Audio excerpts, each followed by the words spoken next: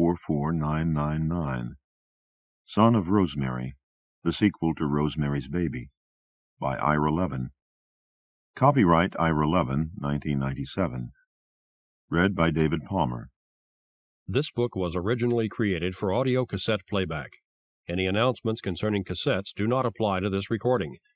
This version contains markers allowing direct access to major portions of the book. Library of Congress annotation. In 1999, when Rosemary wakes from a 27-year coma, her first concern is her son Andy. Now 33 years old, he is a spiritual leader with a worldwide following. But he was raised by the witches' coven, so Rosemary wonders how truthful Andy is. Sequel to Rosemary's Baby, RC 17695. Some strong language. Bestseller, 1997. From the book jacket. Rosemary's Baby chilled us with its startling, darkly brilliant story of the birth of the son of Satan in modern-day Manhattan. With a flawless evocation of the telling details of everyday urban existence, Ira Levin wove an irresistibly suspenseful tale of subtly evolving evil that was as terrifying as it was completely believable. Rosemary's Baby became a classic, as both a novel and a film.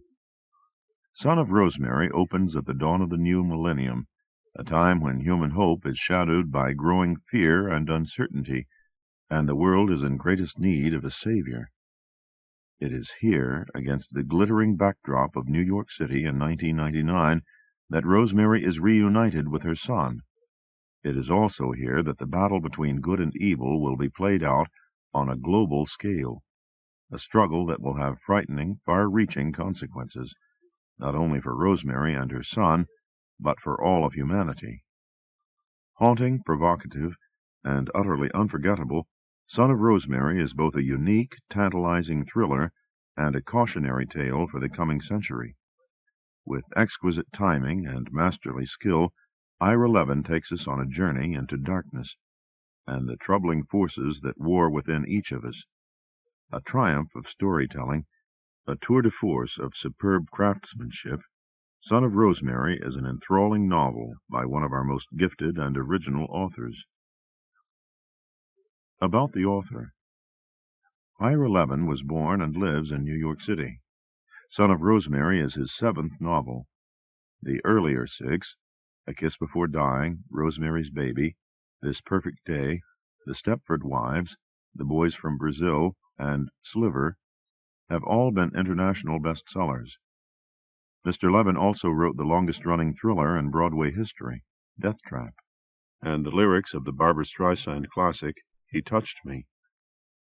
A 2-time winner of the Mystery Writers of America's Edgar Allan Poe Award, he recently received the Horror Writers Association's Bram Stoker Award for lifetime achievement. Other books by Ira Levin.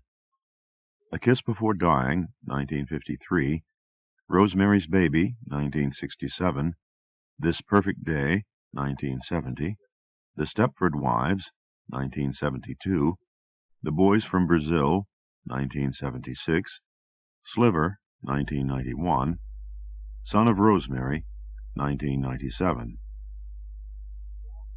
To Mia Farrow. The Bible makes it abundantly clear that Satan is real and that he is very powerful. He is not a myth, nor is he just a projection of our minds as we attempt to explain the mysteries of evil. He is a malevolent spiritual power whose sole goal is to oppose the work of God. Billy Graham, Newsweek, November 13, 1995. There may be trouble ahead, but while there's moonlight and music and love and romance, let's face the music and dance. Before the fiddlers have fled, before they ask us to pay the bill, and while we still have the chance, let's face the music and dance. Irving Berlin, Let's Face the Music and Dance. Follow the Fleet, 1936. 1. In Manhattan on the crisp, clear morning of Tuesday, November 9, 1999, Dr. Stanley Shand, a retired dentist twice divorced, leaves his apartment on Amsterdam Avenue for his daily constitutional. Though 89, he walks vigorously, his plaid-capped head erect, his eyes bright. He is buoyed both by good health and a secret, a glorious secret that warms his every waking moment. He has been a participant, indeed has recently become the last living participant, in a cosmic event 33 years in the making that is now within 2 months of its ultimate fruition.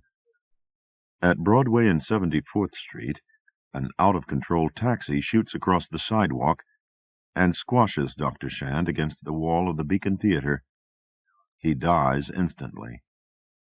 In that same instant, a few seconds after 11:03 a.m., in the Halsey Bodine Nursing Home in Upper Montclair, New Jersey, the eyes of the patient in room 215 open. They have been closed all the years the woman has been at HB, since 1970-something, as long as anyone there can remember. A weazened black nurse massaging the woman's right arm shows extraordinary presence of mind. She gulps, draws breath, and goes on massaging. "Hi, baby," she says softly. "Nice to have you with us." The nameplate on her uniform reads Clarice. Above it hangs an I Love Andy button. Reader's note: the word love is represented by a heart symbol. End of note. Freeing a hand, she gropes for the nightstand, jabs a push-button. The patient's eyes, staring upward, blink. Her lips purse, shiny with salve. She's in her 50s, pale and fine-boned. Her head, its graying auburn hair neatly brushed, rolls toward the side, her blue eyes pleading. "You're going to be fine," Clarice tells her, jabbing the push-button, jabbing again. "Don't you worry. You're getting better now." She lowers the woman's arm to the bed. "I'm going to get the doctor," she says. "Don't you worry. Be right back." The woman watches her leave. "Tiffany, take off them fucking earphones. Get Atkinson. 215 opened her eyes. She's awake. 215's awake." What in God's name had happened? She'd been sitting at the desk by the bedroom window around 7 in the evening, while Andy lay on the floor a few feet away watching TV. She was typing a letter home about moving to San Francisco, trying not to hear Kukla and Ollie and the damned coven chanting up a storm next door at Minnie and Roman's. And here she was in a sunny hospital room with an IV in one arm and a nurse massaging the other. Was Andy hurt too? Oh, God, please not. Had there been some kind of disaster? Why didn't she remember anything? She got the tip of her tongue out, licked her lips. Minty ointment of some kind coated them. How long had she been asleep? A day? 2? Nothing hurt. Yet she couldn't quite move. She worked at getting her throat cleared. The nurse hurried in. "Doctor's coming," she said. "Stay cool." Rosemary whispered, "Is my son here?" "No, just you. Talking. Praise the Lord." The nurse drew a sleeve down Rosemary's arm, squeezed her hand, and moved to the foot of the bed. "Praise Jesus," Rosemary said. "What happened?" "Don't nobody know, baby. You been out like a light." "How long?" Clarice drew a blanket up about Rosemary's shoulders, frowning. She said, "I don't rightly know. I wasn't here when you came in. You ax the doctor." She smiled down at Rosemary. Clarice with an I Love Andy button. "My son's name is Andy," Rosemary said, smiling back up at her. "Does the heart mean love?" Clarice said, "That's right." She touched a finger to the round white button. "I love Andy. They've been doing it for a while now. Different things, like I love New York, anything." Rosemary said, "It's cute. I haven't seen it before." A man in a white jacket excused himself through a few elderly people looking in at the doorway, a large man with ginger hair and a bushy ginger beard. Clarice turned, moving aside, as he came in and closed the door. "She's talking, and she can move her head." "Hello, Miss Fountain," the doctor said, coming to the bed, smiling at her through his ginger beard. He put his bag and a manila folder on a chair alongside. "I'm Dr. Atkinson," he said, turning down the side of the blanket. "This is great news." He took Rosemary's wrist with warm fingers and looked at his raised watch. "What happened to me?" she asked. "How long have I been here?" "In a moment," the doctor said, studying the watch. He looked as if, under the beard, he wasn't much older than she, somewhere in his mid-30s. An ultra-modern stethoscope hung like a slim chrome necktie against his jacket, a Dr. Atkinson nameplate on one side of it, and an I Love Andy button on the other. An Andy on the staff, she guessed, or a favorite patient. She'd try to get one for herself before she left. Dr. Atkinson let go her wrist, smiling down at her. "So far, so good," he said. "Surprisingly so. Bear with me another minute, please. I want to make sure we're not going to lose you again. Then I'll tell you as much as we know. Do you feel any pain?" "No," she said. "Good. Try to relax. I know it won't be easy." It wasn't. As much as we know. Meaning that there were things they didn't know. And the name he had called her, Miss Fountain. An icy hollow grew in her stomach, while the doctor attended to her heart and her eyes and her ears and her blood pressure. She had been there longer than 2 days. She was sure of it. 2 weeks? They had cast a spell on her, Minnie and Roman and the rest of the coven. That was what the heavy chanting was about. They had found out she was taking Andy 3,000 miles away from them, that she had bought the plane tickets. She remembered how they had cast a spell on her old friend Hutch back when she was pregnant, because they were afraid he knew enough about witchcraft, the real kind, to catch on to what they had done to her, and whose child she was carrying. Poor Hutch had been in an inexplicable coma for 3 or 4 months, and then died.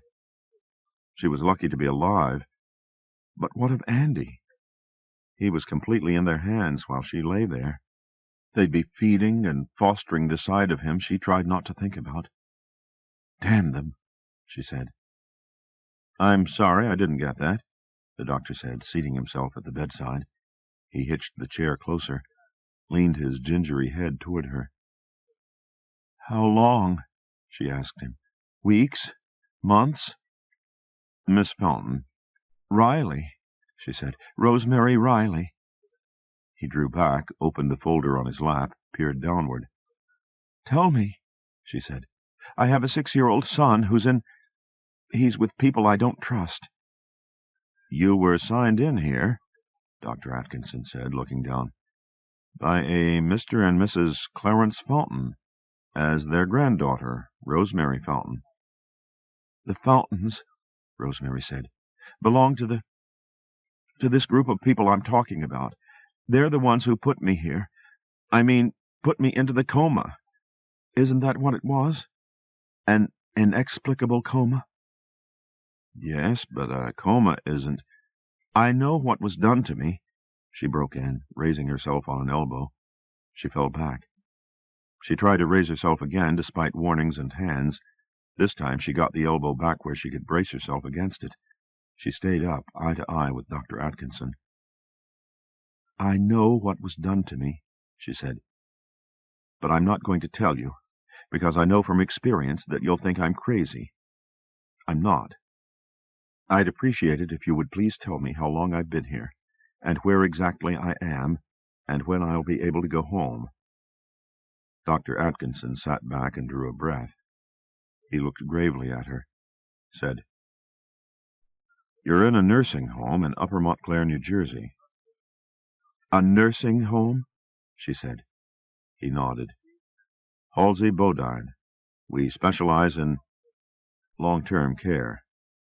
She stared at him, said, "What day is this?" "Tuesday," he said. "November 9th. "November," she said. "It was May last night. Dear God!" She fell back against the pillow, both hands over her mouth, her eyes staring upward, tears welling. May, June, July, August, September, October. 6 months snatched from her life. And Andy in their hands, all those 6 times 30 days and nights. She saw the doctor still looking gravely at her, still keeping a distance. She raised her hands from her mouth, turned them before her eyes. Their backs, the skin of them, was greeny. A brown spot, too. She touched one hand with the fingertips of the other, looked at him. "You've been here a very long time," he said. Now he leaned close, took her hand, and clasped it, held it. Clarice, at the other side of the bed, took hold of her other hand. She looked from one of them to the other, her eyes wide, her lips trembling. "Would you like a sedative?" the doctor asked. She shook her head. "No," she said. "No, I don't want to sleep again. Ever. How old am I? What year is it?" He swallowed, tears in his eyes. "It's 1999, he said. She stared at him. He nodded. Clarice confirmed it, biting her lip, nodding. "You were brought here in September of 1972, Dr. Atkinson said, blinking. "A little over 27 years ago. Before that, you'd been in New York Hospital for 4 months. The Fountains, whoever they were, set up a trust fund that's been paying for your maintenance here ever since." She lay back, shut her eyes, shook her head. Impossible. Impossible. The coven had won. Andy was fully grown. A stranger raised by them and their ways for their purposes. He could be anywhere now, or dead for all she knew. "Oh, Andy, Andy," she cried. Dr. Atkinson, wide-eyed, asked, "How do you know about Andy?" "Her son, she mean," Clarice said, patting Rosemary's hand. "His name's Andy, too." "Oh," Dr. Atkinson said, and took a breath. He leaned closer, patted Rosemary's hand, and stroked her hair as she lay sobbing. Mrs. Riley," he said. "Rosemary, I know it's small comfort when you've lost so many years, but as far as I know, only 2 of the people who've been in such long comas have survived. That you've emerged, and emerged so cleanly, in such relatively sound condition, well, it's a miracle. That's what it is, Rosemary. An absolute miracle." 2. They left her alone for a while, after Clarice had wiped her face with a damp cloth and smoothed her hair, and she had sipped down some water. She had asked for the back of the bed to be raised part way. She leaned against the pillow, looking out a window beyond the IV stand, at November trees fittingly bereft of leaves. She had asked for a mirror, too. Not a good move. She debated, then lifted the plastic handle from the blanket, and took yet another wincing look at Aunt Peg wincing back at her. Weird, the likeness. The main difference was that darlin' Aunt Peg had been around 50 the last time Rosemary had seen her, whereas she herself was 58 plus. She had done 31 plus 27 in her head twice, and got 58 both times. And Andy was 33. The tears started again. She exchanged the mirror for the clump of moist tissue, blotted both eyes. "Get a grip on yourself, old lady. If he's alive, he still needs you." They wouldn't have harmed him physically, of course. They worshipped him. That was the trouble. Being raised by Minnie and Roman Castevet and Company, not to mention the frequent adoring visitors from all over the globe, Andy must have grown up as spoiled and overindulged as the worst of the Roman emperors, and maybe as evil as she hated to think who. The coven must have done everything in their power to open and encourage that darker side of him. She had worked against them, hoping to teach him love by loving him, honesty and responsibility by good example, the enlightened Summerhill creed. Even when he was too young to understand, she had taken him on her lap each evening before. "Mrs. Riley?" She turned her head toward the doorway. An attractive dark-haired woman leaned in, about her own age. Her age before. The woman's navy suit, smart-looking and not very futuristic, had white piping around its peaked lapels and an "I Love Andy" button on one. Smiling, she said, "I'm Tara Seitz, the counselor here. If you'd rather be alone, I'll be on my way, but I've talked with other coma survivors. I think I can be a help to you. Can I come in?" Rosemary nodded. "Yes," she said. "It's Miss, not Mrs. I'm divorced." Tara Seitz came in and sat in the bedside chair, wafting Chanel No. 5. That, at least, was the same. Rosemary drew in a deeper breath of it. Tara Seitz smiled, a model's dimpled smile. "Dr. Atkinson is thrilled with how you're doing, Rosemary," she said. "He and Dr. Bontu, our chief of staff, want to do some tests later. If the results are what Dr. Atkinson expects, you'll be able to start physical therapy tomorrow morning. The sooner you do start, the quicker you'll be out of here. We have a really great therapy team." Rosemary said, "How soon do you—" Tara, a palm raised, smiled and said, "That's not my department. My main message, I'm sorry to tell you, is that however distressed and disoriented you may be feeling now, tomorrow you'll be feeling even worse, much more aware of the time you lost. That's the way it is with shorter comas, and I'm sure yours wasn't basically any different. Don't count on it, Tara." But she went on listening. "But the day after tomorrow," Tara said, "you'll be feeling better than you do today, guaranteed, and better the day after, and so on. Try to remember that tomorrow. It'll be the pits, but it's all uphill from there, truly." Rosemary said, "I'll remember," and smiled at her. "Thanks." "You have a son?" Tara asked. "Yes," Rosemary said, and shook her head, sighing. 33 now. He could be anywhere. We had no family in New York, only neighbors." "No problem," Tara said. "We subscribe to a locator service." From a side pocket she drew what looked like a square black compact. Lifting its lid, she said, "What's his full name?" Wonderingly, Rosemary said, "Andrew John Woodhouse." Tara's dark eyes fixed on her. "What's wrong?" she asked. "You said Riley," Tara said. "That's my maiden name," Rosemary said.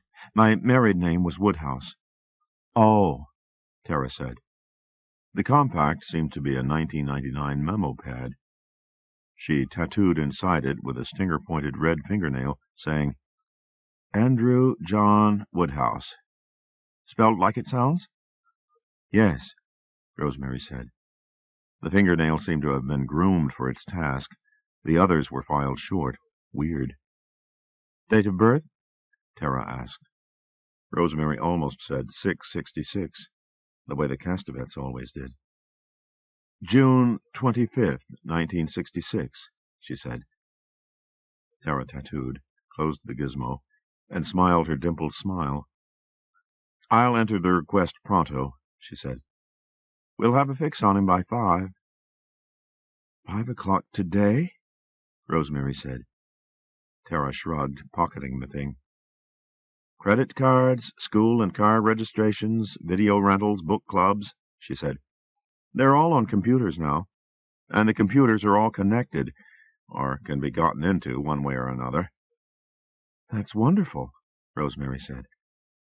"It has its downside," Tara said, standing up. Everybody's kvetching about loss of privacy. Would you like to watch TV? It's the best way I can think of for you to get caught up on things. You're going to see enormous changes. She opened the nightstand drawer.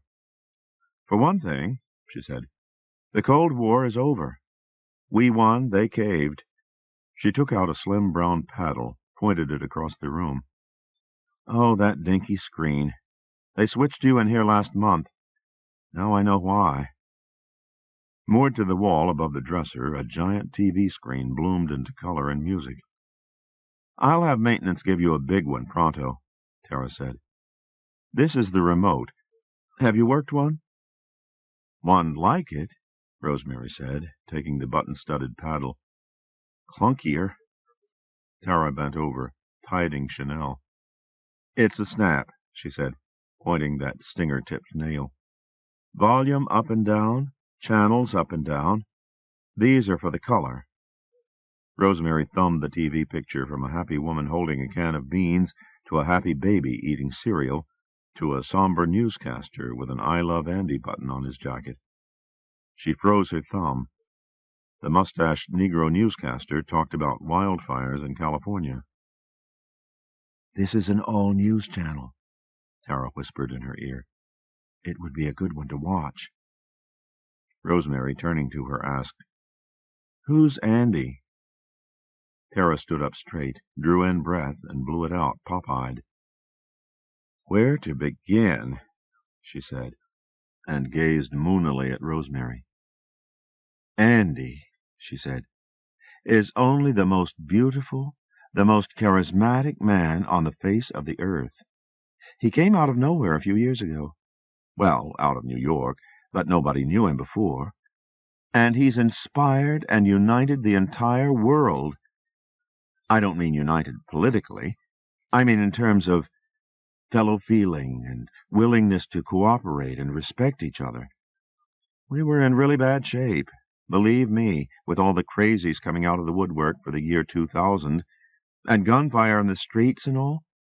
Andy made us, realize that whether we call him God or Allah or Buddha, we're all children of the same one God. He's shepherding us into the year 2000, Andy, I mean, as one humanity, refreshed and renewed. Rosemary, leaning against the pillow, looking at her, said, That's wonderful. Tara sighed, smiling at her, and said, You'll see him any minute, guaranteed. GC runs a ton of commercials all over the world, every language. That's his organization, foundation. Both, I think. I saw him live last June at Radio City Music Hall. Talk about mesmerizing. He doesn't do many live appearances. Mostly it's TV specials. And he spends a lot of his time alone, meditating. He's a very spiritual person, but he's got this fun human side, too. He's just the greatest. Everybody thinks so. The buttons are in every language now, even Braille. She stopped for breath. Rosemary said, What's his full name? Adrian Stephen Castevet, Tara said. But he likes to be called Andy by everybody. Rosemary stayed looking at her. Tara nodded. Whether it's in a homeless shelter or a joint session of Congress, she said, no difference. That's the kind of person he is. The first time he met, There he is, look. Rosemary turned. Jesus! The paddle slipped from her fingers as she stared. He looked like Jesus. The calendar Jesus, not the hook-nosed Semite she had seen in NYU lecture slides. His longish hair and trim beard were tawny, his eyes hazel. His nose was straight, his jaw square. Hazel eyes? Andy? Where were his beautiful tiger eyes that had searched her own eyes so intently? He was wearing contact lenses, or he'd had some kind of operation that had been developed while she was out. Nothing could mask him from her, though. Not the hazel eyes, not the beard, not the 27 years. Andy, Andy, Andy. Oh, phoo, it's the short version, Tara said, as a golden sun-like symbol with GC in it appeared against a sky-blue background. Isn't he a gorgeous person? Isn't he really someone special? Rosemary nodded. "Keep watching," Tara said. "You'll see the long version. Other ones, too. They're the best commercials on TV. Famous directors make them." Rosemary took the paddle in her hand and looked at it as if she had forgotten its purpose. Tara said, "Are you all right?" Rosemary looked at her and asked, "What does GC stand for?" Tara smiled at her. "God's children," she said. "I'll be back later." She turned and headed for the doorway, and turned, pointing her stinger at Rosemary. "We're going to find your Andy," she said. "Guaranteed." She saw the long version of the same commercial and 2 different short ones in the next 5 minutes. Saw Andy at a distance being applauded by an endless carpet of people in Central Park. On the deck of an aircraft carrier, blocks of sailors cheering. She saw Andy close up, looking her straight in the eye, warmly, lovingly, and a little playfully, too. God, he had grown up handsome, the ordinary eyes notwithstanding. And she was being objective about it, not just his mother. She heard him now, his voice strong but gentle, with the same sandy sort of texture that had been there yesterday when he was 6. He didn't ask her to make a big thing about it. He just wanted her to give a little thought to the fact that we all really are descended from the same relatively small group of ancestors, whatever size, shape, and color they happen to be, and we really are all family. Did it make sense for us to be giving each other such bad times so often? Couldn't we all lighten up just a little, and light our candles, and so on? She waited as she was lifted by Clarice and another nurse onto a gurney, as she was wheeled into an examining room, as Doctors Bondu and Atkinson drew blood from her arm and passed electronic sensors over her limbs. Either she had done a really super job of mothering during Andy's early years, or the coven had found a really super disguise for the son of Satan. That's who he was. There was no more trying to look the other way. He was Satan's son, too, not just hers. But wouldn't the coven, all its 13 members, be dead by now? Even the youngest ones, Helen Wees and Stan Shand, had been in their 60s. Whatever Andy was doing with a foundation called God's Children and its flood of commercials, it was his doing, not the coven's. He liked to be called Andy. Wasn't that a good sign? From the very beginning, Roman had wanted to call him Adrian Stephen, his father's name and his own real one, but she had vetoed it. They'd had 27 years to call him Adrian Stephen or anything else they wanted. But he chose Andy. Maybe Summerhill had worked.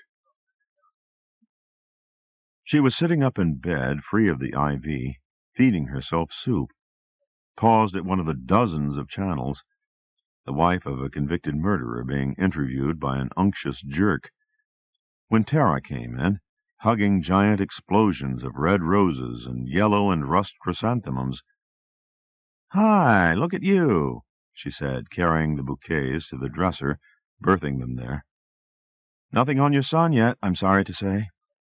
They found 42 Andrew John Woodhouses so far, but only one in Aberdeen, Scotland, is the right age. He's a triplet. I'm sure they'll find yours." "Don't count on it, Tara." "All these interview programs," she said. "When I'm in decent shape, do you think I could get on one?" Turning wide-eyed, Tara said, "Are you kidding? These are from them. This one you're watching now, The Roses, and his arch-enemy, The Mums. Somebody called somebody who, etc. Even as we speak, Channel 5 is setting up across from the driveway." Rosemary peered at her. "You're famous," Tara said. "Haven't you caught the news? You're the woman who came out of a 27-and-a-half-year coma this morning, and is now sitting up watching TV and eating soup. You're going to be in the Guinness Book of Records. Did they have that back then?" Rosemary nodded. "When you're ready," Tara said, "you can be on any program you want to be on." "Good," Rosemary said. "And I have sisters and brothers who should still be living, probably in Omaha. Would you get your locator service after then?"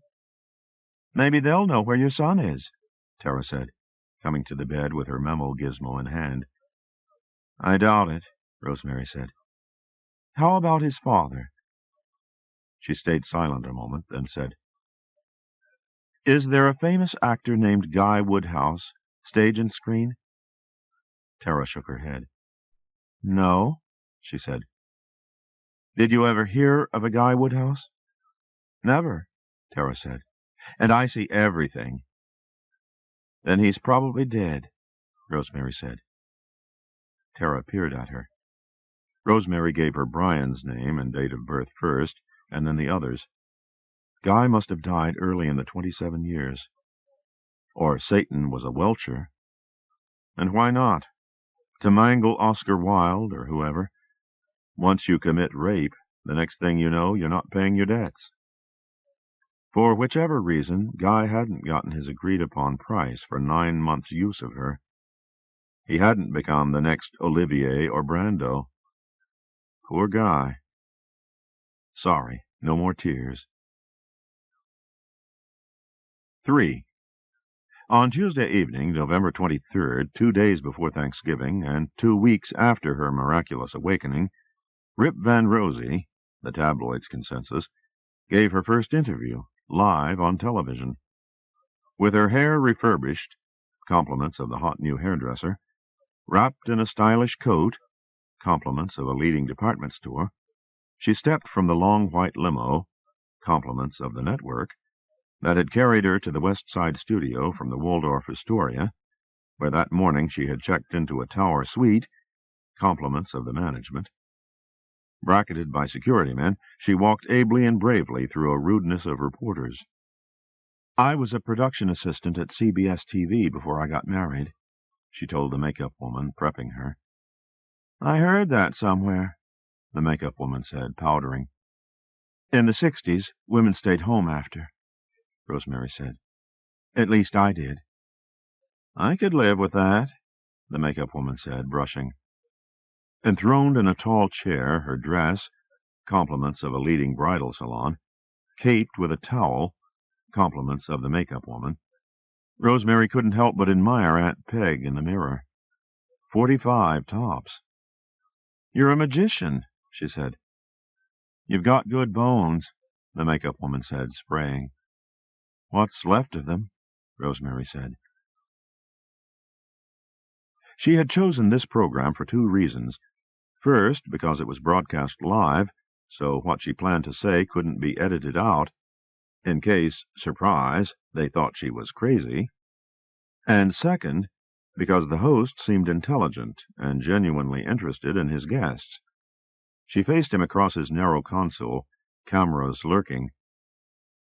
"Tell us, Rosemary," he said, leaning forward over his folded arms, "what was your very first thought when you came to?" He wore his customary shirt-sleeves, suspenders, and an I Love Andy button. Rosemary smiled. Home free. "My first thought was of my son, Andy," she said.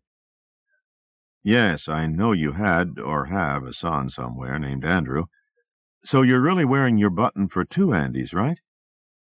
She took a breath. Bless the man. And smiled down at her I Love Andy button. "No," she said, touching it, and looked up.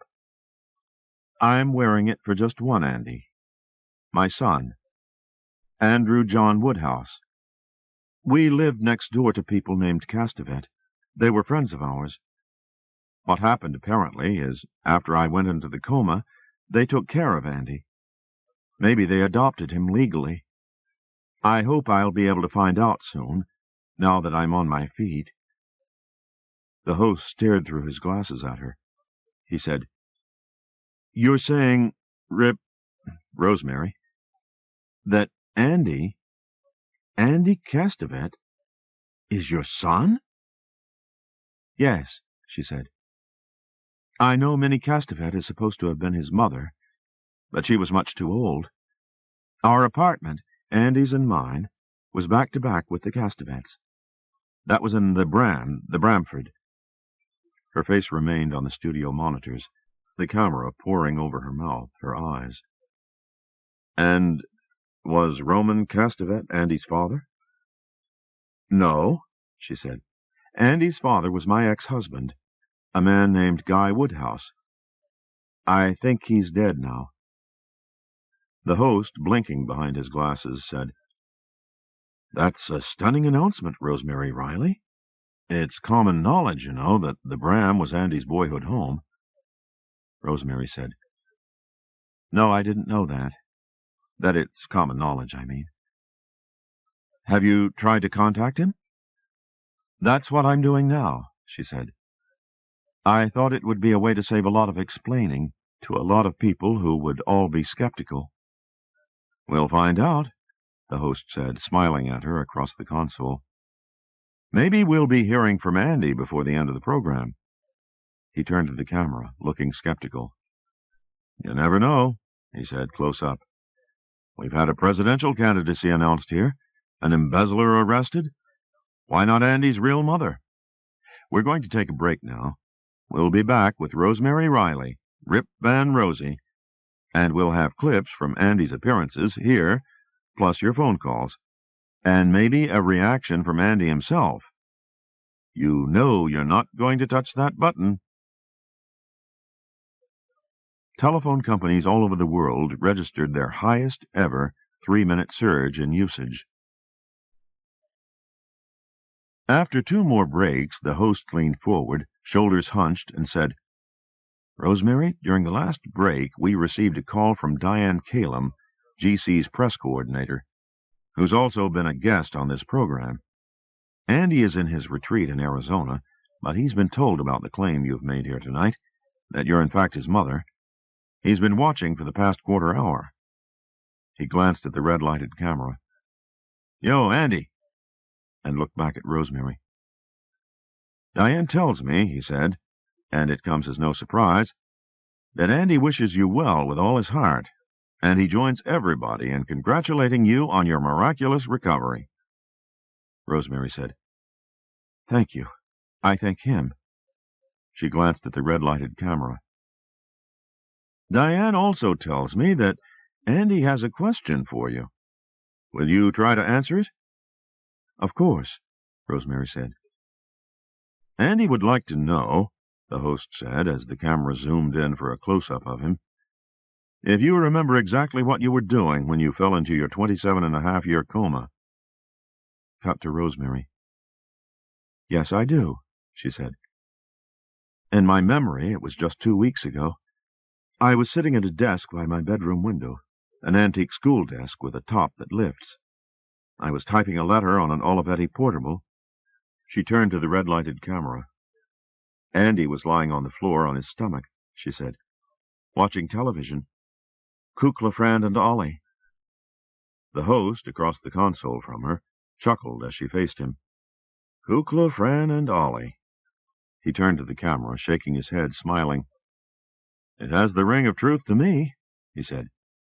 We'll wait to hear Andy's reaction. You never know what's coming next here. Malma, Sweden, you're on. Andy asked for privacy, so another break was taken, and Rosemary was shown into someone's empty office where the phone on the desk blinked red. She sat down, took a deep breath, and lifted the handset, put it to her ear, said, Andy? Tears are running down my face. Her tears welled. They told me you died.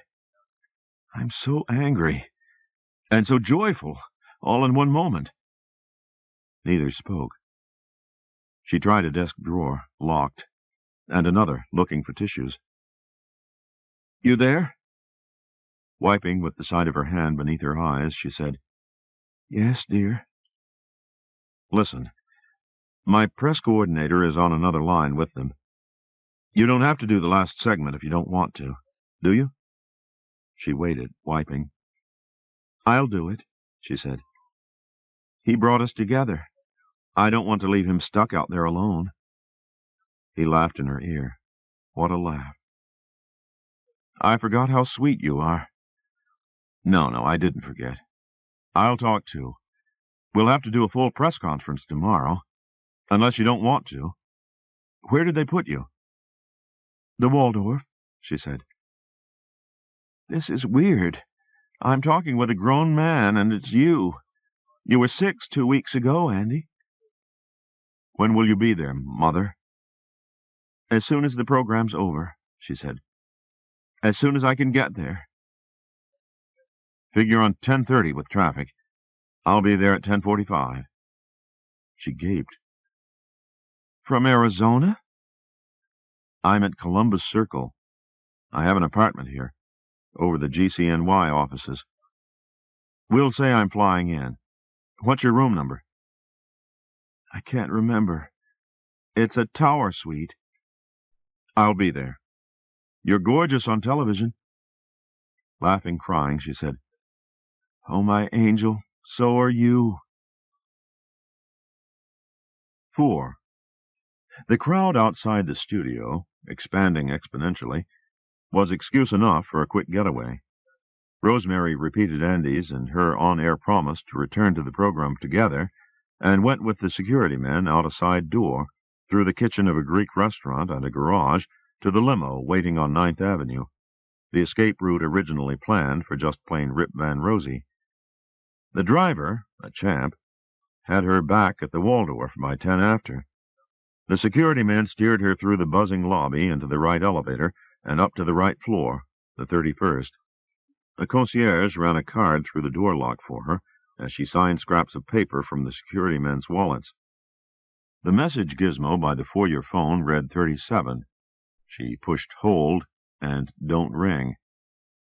By 20 of 11, she had showered, touched up the well-disguised old face, it still really sickened her, and was standing before the bedroom mirror, pinning her I Love Andy button to the least bizarre at-home garment among the mountains of stuff the stores had sent, a cobalt-blue velour caftan, sort of. A knock at the outer door stopped her heart. Room service. Restarted it. She had ordered platters of shrimp and cheese. A white-haired waiter wheeled a table alongside the doorway, his face almost as red as his gilt-buttoned, I Love Andy buttoned jacket. In the living room, ma'am? He asked. Yes, please, she said, and followed after him and his dozen-domed table. I only ordered shrimp and cheese. Compliments of the management, ma'am. Shall I open the bar? Please, she said. She turned the mammoth TV on, while the waiter sprang table wings and rearranged dome dishes, silverware, napkins. The news was into sports already. She turned the thing off. Isn't there a bill I can sign for the tip? She asked. No, ma'am, most certainly not. He unfolded teak screens from a small mirrored bar. I'd be honored, however. She signed a cocktail napkin for him. She stood looking down through parted draperies at white and red lanes of car lights far below, lanes reaching up Park Avenue's separate sides and coming together blocks and blocks away. What would she say after the hugs and kisses? How would she frame the questions she had to ask? And, more importantly, how could she be sure of the truth of Andy's answers? It was fine calling him her angel. It was how she felt, and it was good for his self-esteem. She had done it often, and often he had been angelic. But he was her half-devil, too. She shouldn't let herself forget it, especially not tonight. He had lied to her before, believably, and more than once. Just a few months ago, make that almost 28 years ago, he had broken a small piece off Minnie and Roman's marble mantel, and totally convinced the three of them not only that he— A knock at the door. She turned, starting toward the foyer, but— Room service, came in. Another red-jacketed waiter, shouldering a wine cooler and glasses on a tray. Champagne, compliments of the management. Stopping, sighing, she said, Thanks, that's great. Would you put it on the bar, please? She returned to the window. 5.5-year-old Andy had totally convinced all three of them not only, "Do I at least get a hug before I open it?" She spun. He stood by the bar, beaming at her. "Andy!" Jesus handsome, combing his hair back with both hands, his bearded face flushed, his eyes shining. "I didn't want to attract attention," he said, coming toward her, and his gilt-buttoned "I Love Andy" buttoned red jacket, springing one side of his black bow tie, undoing his shirt collar, opening his arms. After the hugs and kisses, the sighs and caresses and tears and tissues, he wrapped the champagne in a napkin, uncaged the cork and popped it, all with the panache of a union member. Giggling, she said, "Where did you get all this stuff?" "Downstairs in the bar," he said, laughing with her. "I swore a waiter to secrecy. You have no idea how glad everyone is to help me." He tipped the wrapped bottle, pouring foam into her crystal tulip, filled it to the brim, filled his own. They gazed at each other over the glasses, he taller than she, as the foam fizzed down into pale gold wine. He shook his head. "Words can't say it," he said to her. Eyes locked, they clinked glasses, sipped. "Contacts?" she asked him. "Old-fashioned black magic," he said. "They're beautiful," she said. "It's a real improvement." Chuckling, he leaned and kissed her cheek. "And here I thought you were honest," he said. "Let's sit down, Mom. There's a lot I have to explain to you." "God's children," Andy said, "was meant to be a trap, a death trap, a way to wipe out all human life." He was finally going to win. Instant Armageddon. His eyes blazed, so intensely she could almost see his tiger eyes again. "Now," he said, "when I learned about this, that he let them do it to you and never gave me a clue about it." He drew in a long, deep breath. "Now more than ever, I'm glad I fucked him. Excuse the language, but that's what I did, Mom. I screwed up his master plan, 33 years in the making." They sat close together, facing each other, clasping hands, on a dark cloud of sofa, each with a leg tucked under. "It was why he came up when he did," he told her. "Covens are always summoning him. Real witches, fakes who think they're real, the whole range." He laughs. "But he needed a child here who would be the right age by the year 2000. So when the Bramford Coven called in '65, with you on the altar, he answered." She looked away. "I'm sorry," he said, bending, kissing her hands. "That was really brilliant of me. I'm sorry. It must have been an awful experience." She drew breath, looked at him, said, "Go on. How was the plan supposed to work?" She watched him as he took a sip of champagne. "Well," he said, licking his lips, setting the glass back on the coffee table, "first of all, there would be a charismatic leader, a great communicator." He smiled at her, with normal-looking human eyes. He would be the age Jesus was during his ministry. He might even brush up the resemblance a little. Lifting his bearded chin, he brushed fingers beneath it. "Enough to lure the Christians," he said, smiling. "Not enough to scare the Muslims and Buddhists and Jews. Being who he was, he'd have the connections and funds to launch the best and biggest media campaign in world history." He stopped smiling, looked away, drew a troubled breath. She watched him. He looked back at her. "When it peaked," he said, "when everyone on Earth trusted him, except a handful of PAs, paranoid atheists, he would betray them. The best and biggest betrayal in world history. Biochemicals. You don't want to know." She winced. Biochemicals sounded deadly, whatever they were. He leaned closer to her, squeezing her hands. "That's what I was bred for, Mother," he said. "By him and by the Coven. But when the strong members died, Minnie and Roman and Abe, I began to ask questions. I was in my teens then.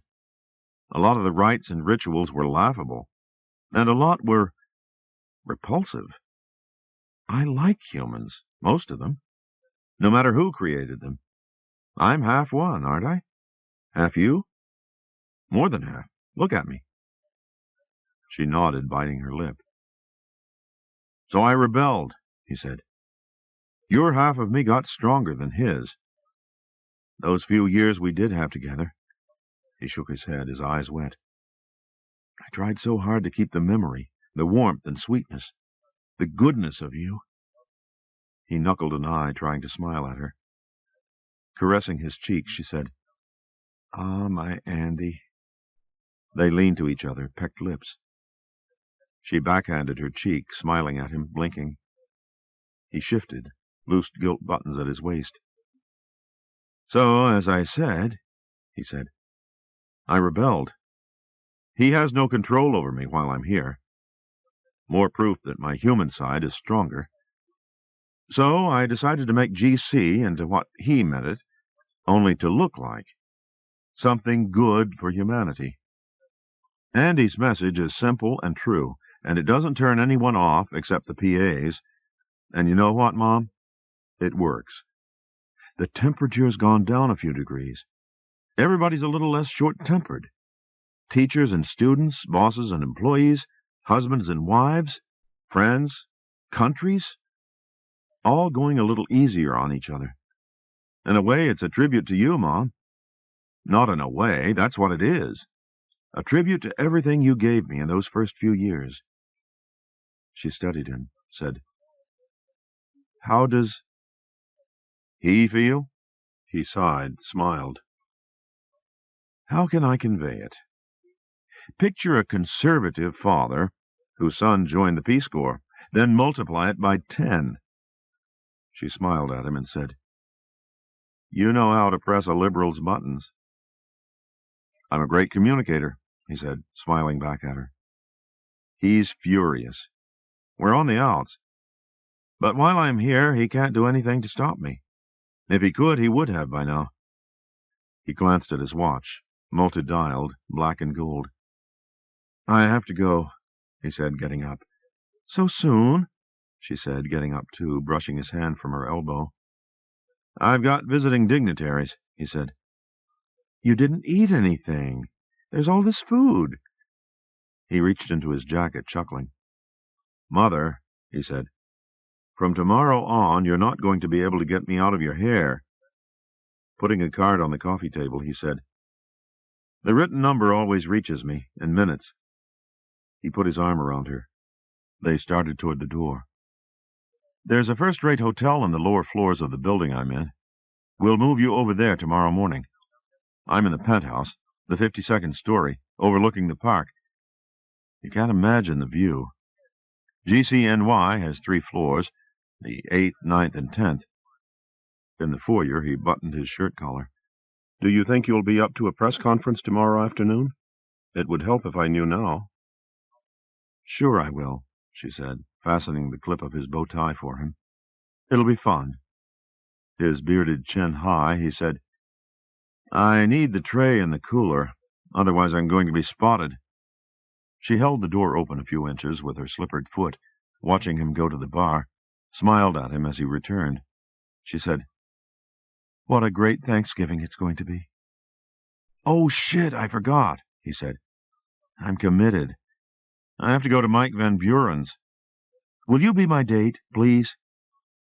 He stood before her, the tray at his shoulder. I've got to go, he said. Half the Republican right wing is going to be there. I slept over at the White House Saturday night, and it's important I stay even-handed with the primaries beginning. Well, it's not exactly my crowd, she said, buttoning his jacket for him. But of course, my darling. They're going to flip over you, he said, smiling at her. She stepped closer, looking up into his eyes. Andy, she asked him, holding on to one of his gilt buttons, have you been totally honest with me? His hazel eyes, which were nice now that she was getting used to them, gazed earnestly, unswervingly, into hers. "I swear I have, Mom," he said. "I know I lied when I was little, and I do now, plenty. But never again to you, Mom. Never. I owe you too much. I love you too much. Believe me." Caressing his cheek, she said, "I do, my baby." "Oh, please," he said. They pecked, and she watched him go out with the cooler on his shoulder. She closed the door, frowning. 5. Andy's mom is at the Waldorf, and you can bet Andy's there, too. He jetted in from Arizona last night. It was on the news. And there's going to be a press conference at GCNY headquarters at 3 this afternoon. That's at Columbus Circle. Residents of the tri-state area added together the available information, factored in a large sunny H extending over the entire region, plus a 4-day holiday starting tomorrow, and got into their cars, buses, Amtraks, LIRRs, B-trains, D-trains, rollerblades, and strollers, and out of their midtown offices. By 11 o'clock, people of all sizes and descriptions packed every square foot of sidewalk on the logical route between Point A and Point B, 9 blocks north on Park Avenue, and 5 blocks west, 3 of them double-length, on East 59th Street and Central Park South. Members of the NYPD, already burdened with preparations for the Thanksgiving Day parade, might well have been expected to show a degree of surliness as they braced themselves against creaking barriers, but smiles and good spirits prevailed. Wasn't this all for Andy? And Andy's mom, for Christ's sake? In the foyer of the suite, Andy and Rosemary hugged each other, he in a GC zipper jacket, jeans, and sneakers, she in a designer suit, her I Love Andy button, and heels. He presented the group he had brought with him, his press coordinator, Diane, his buddy and driver, Joe, the secretary, Judy, who would get those 429 messages transferred to GC's computer and prioritized, and Mohammed and Kevin, already in the bedroom assembling corrugated cartons for her clothes. They had driven over in an unmarked van, through the park at 65th Street and down 2nd Avenue to avoid the crowds. "Have you seen what's going on out there?" Diane asked. "I can't believe it," Rosemary said. "It's like when the Pope was here, and President Kennedy." Diane nodded. Her feathered hair was gray, her eyes violet. She was late 60ish. A gold GC logo hung on the bosom of her dark queen-sized dress. "All those patient people," she said in a diva's deep contralto, "waiting and praying for a glimpse of the mother of your son. From what I saw last night, I knew you wouldn't want to fly past them in a limousine with tinted windows. You're a gracious, warm-hearted woman. So I took it upon myself—" She clapped a hand to her bosom, sending velveteen shock waves. "Andy had nothing to do with it. It was my idea. But he's agreeable if you are." Reclining side by side on patched fake leather upholstery, their hands, his right, her left, meshed between them, they clip-clopped up Park Avenue in a horse-drawn open carriage, waving and smiling and nodding at the barrier-bound crowds, clapping on both sides, at the homemade I Love Andy and I Love Andy's Mom signs, at the hands waving from office building windows. A rolling police car led the way. Security men walked alongside. Another sat high in front with the top-hatted driver. Every block or so, Andy hugged Rosemary and kissed her cheek. The crowd cheered. He leaned to speak in her ear. "Makes you feel like an idiot after a while, doesn't it?" And the crowd cheered louder. News choppers wanged away at the sky. When the slow procession below took its westward turn at 59th Street, police car, horse and carriage, police car, Park Avenue's left lanes were cobbled with cars all the way up through the 60s and 70s.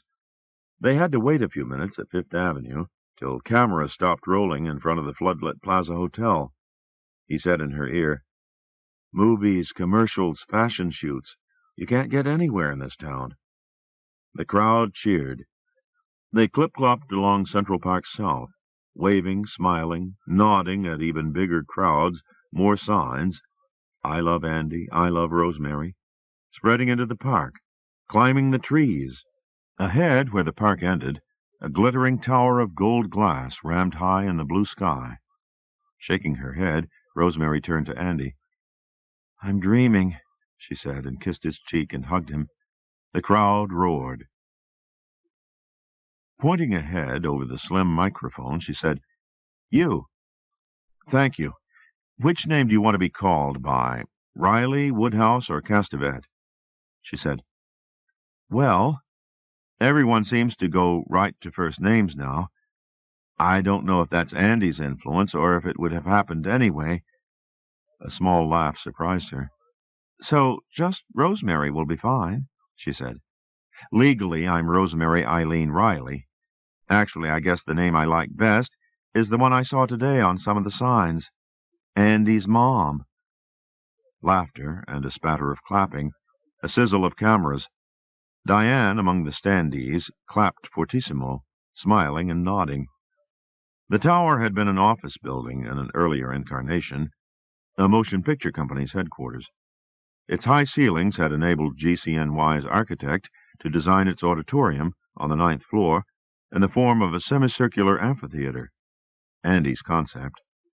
5 steep steps, carpeted in forest green, like every square inch of the place, held 60 or so people. Another 20 stood at the sides. On the half-moon stage, Andy and Rosemary sat at a table draped with sky blue and hung with a gilded GC logo. A trio of black video cameras clung to ceiling rods, turning beaked heads this way and that, pausing, turning. Mohammed and Kevin roamed with fishbowl mics. Rosemary, smiling as the clapping petered out, pointed to her left and said, "You. No, you. Yes." "Rosemary, how do you feel about having missed out on Andy's whole growing up?" "Awful," she said. "That's definitely the worst part of the experience. But I'm glad," she smiled at Andy, squeezed his hand, "that he managed so well without me." He leaned close. "I didn't," he said. "I didn't, and Mom didn't miss the whole thing. I told her last night, or early this morning, I should say, that she was with me during the most important years, 1 to 6. She's the one who set my feet in the path I'm following today." He kissed her cheek. Clapping, cameras. "Rosemary! Rosemary!" She pointed. "You." "Rosemary, so far no one's been able to locate Andy's real father, or find any information about him since the summer of 1966. Can you explain why that is?" "No, I can't," she said. "Guy went out to California then, and we divorced and lost touch." "Would you tell us more about him?" She stayed silent, cleared her throat, said, "He was a very good actor, as I said last night. He was in 3 Broadway plays, Luther, Nobody Loves an Albatross, and Gunpoint. We had our differences, obviously, but he was, or is, a fine person, very thoughtful, unselfish." "There are still areas," Andy said, his hand on her arm, "where Mom's memory hasn't fully returned. Please, could we have a different question? John?" She wanted to speak to him alone, but when they got to her 7th-floor suite, the living room was occupied by a dozen men and women, the inner circle of GCNY. A waiter offered hors d'oeuvres. A bartender poured wine. Diane presented William, the legal director, and Sandy, the publications director, and before Rosemary had even gotten on a last-name basis with them, still on her first Gibson, Andy was touching her shoulder with a sorry-got-to-go-now look and those really beautiful hazel eyes. He apologized to William and Sandy, drawing her aside. "I'm sorry, Mom, I have to go now," he said. "Some public health officials from Louisiana are coming to see me. It was set up last week, and I'm not sure what it's about or how long it's going to take. If you need anything or want to see a show tonight, ask Diane or Judy or Joe. Van Buren's farm is in Pennsylvania. We'll be driving, leaving at noon. He tipped his tawny head toward the window. Joe will call for you. He kissed her cheek and left. Joe stood by the window some 20 feet away, holding a glass at his lips, looking at someone or something down in the park, or just thinking, big and solid-looking, in a tan corduroy jacket and jeans. Men seemed to be wearing jeans everywhere now. His hair was graying, but he was oddly attractive for an old man. Sexy, in a way. She hadn't felt that in a while. A really old man. Her age +2, maybe. He turned, saw her looking. She smiled. "Rosemary?" Diane clamped her shoulder, turning her. "Jay, our financial director, wants to meet you." "Such an honor, Rosemary," Jay said. "Such a blessing. And that ride. Diane, you're a genius."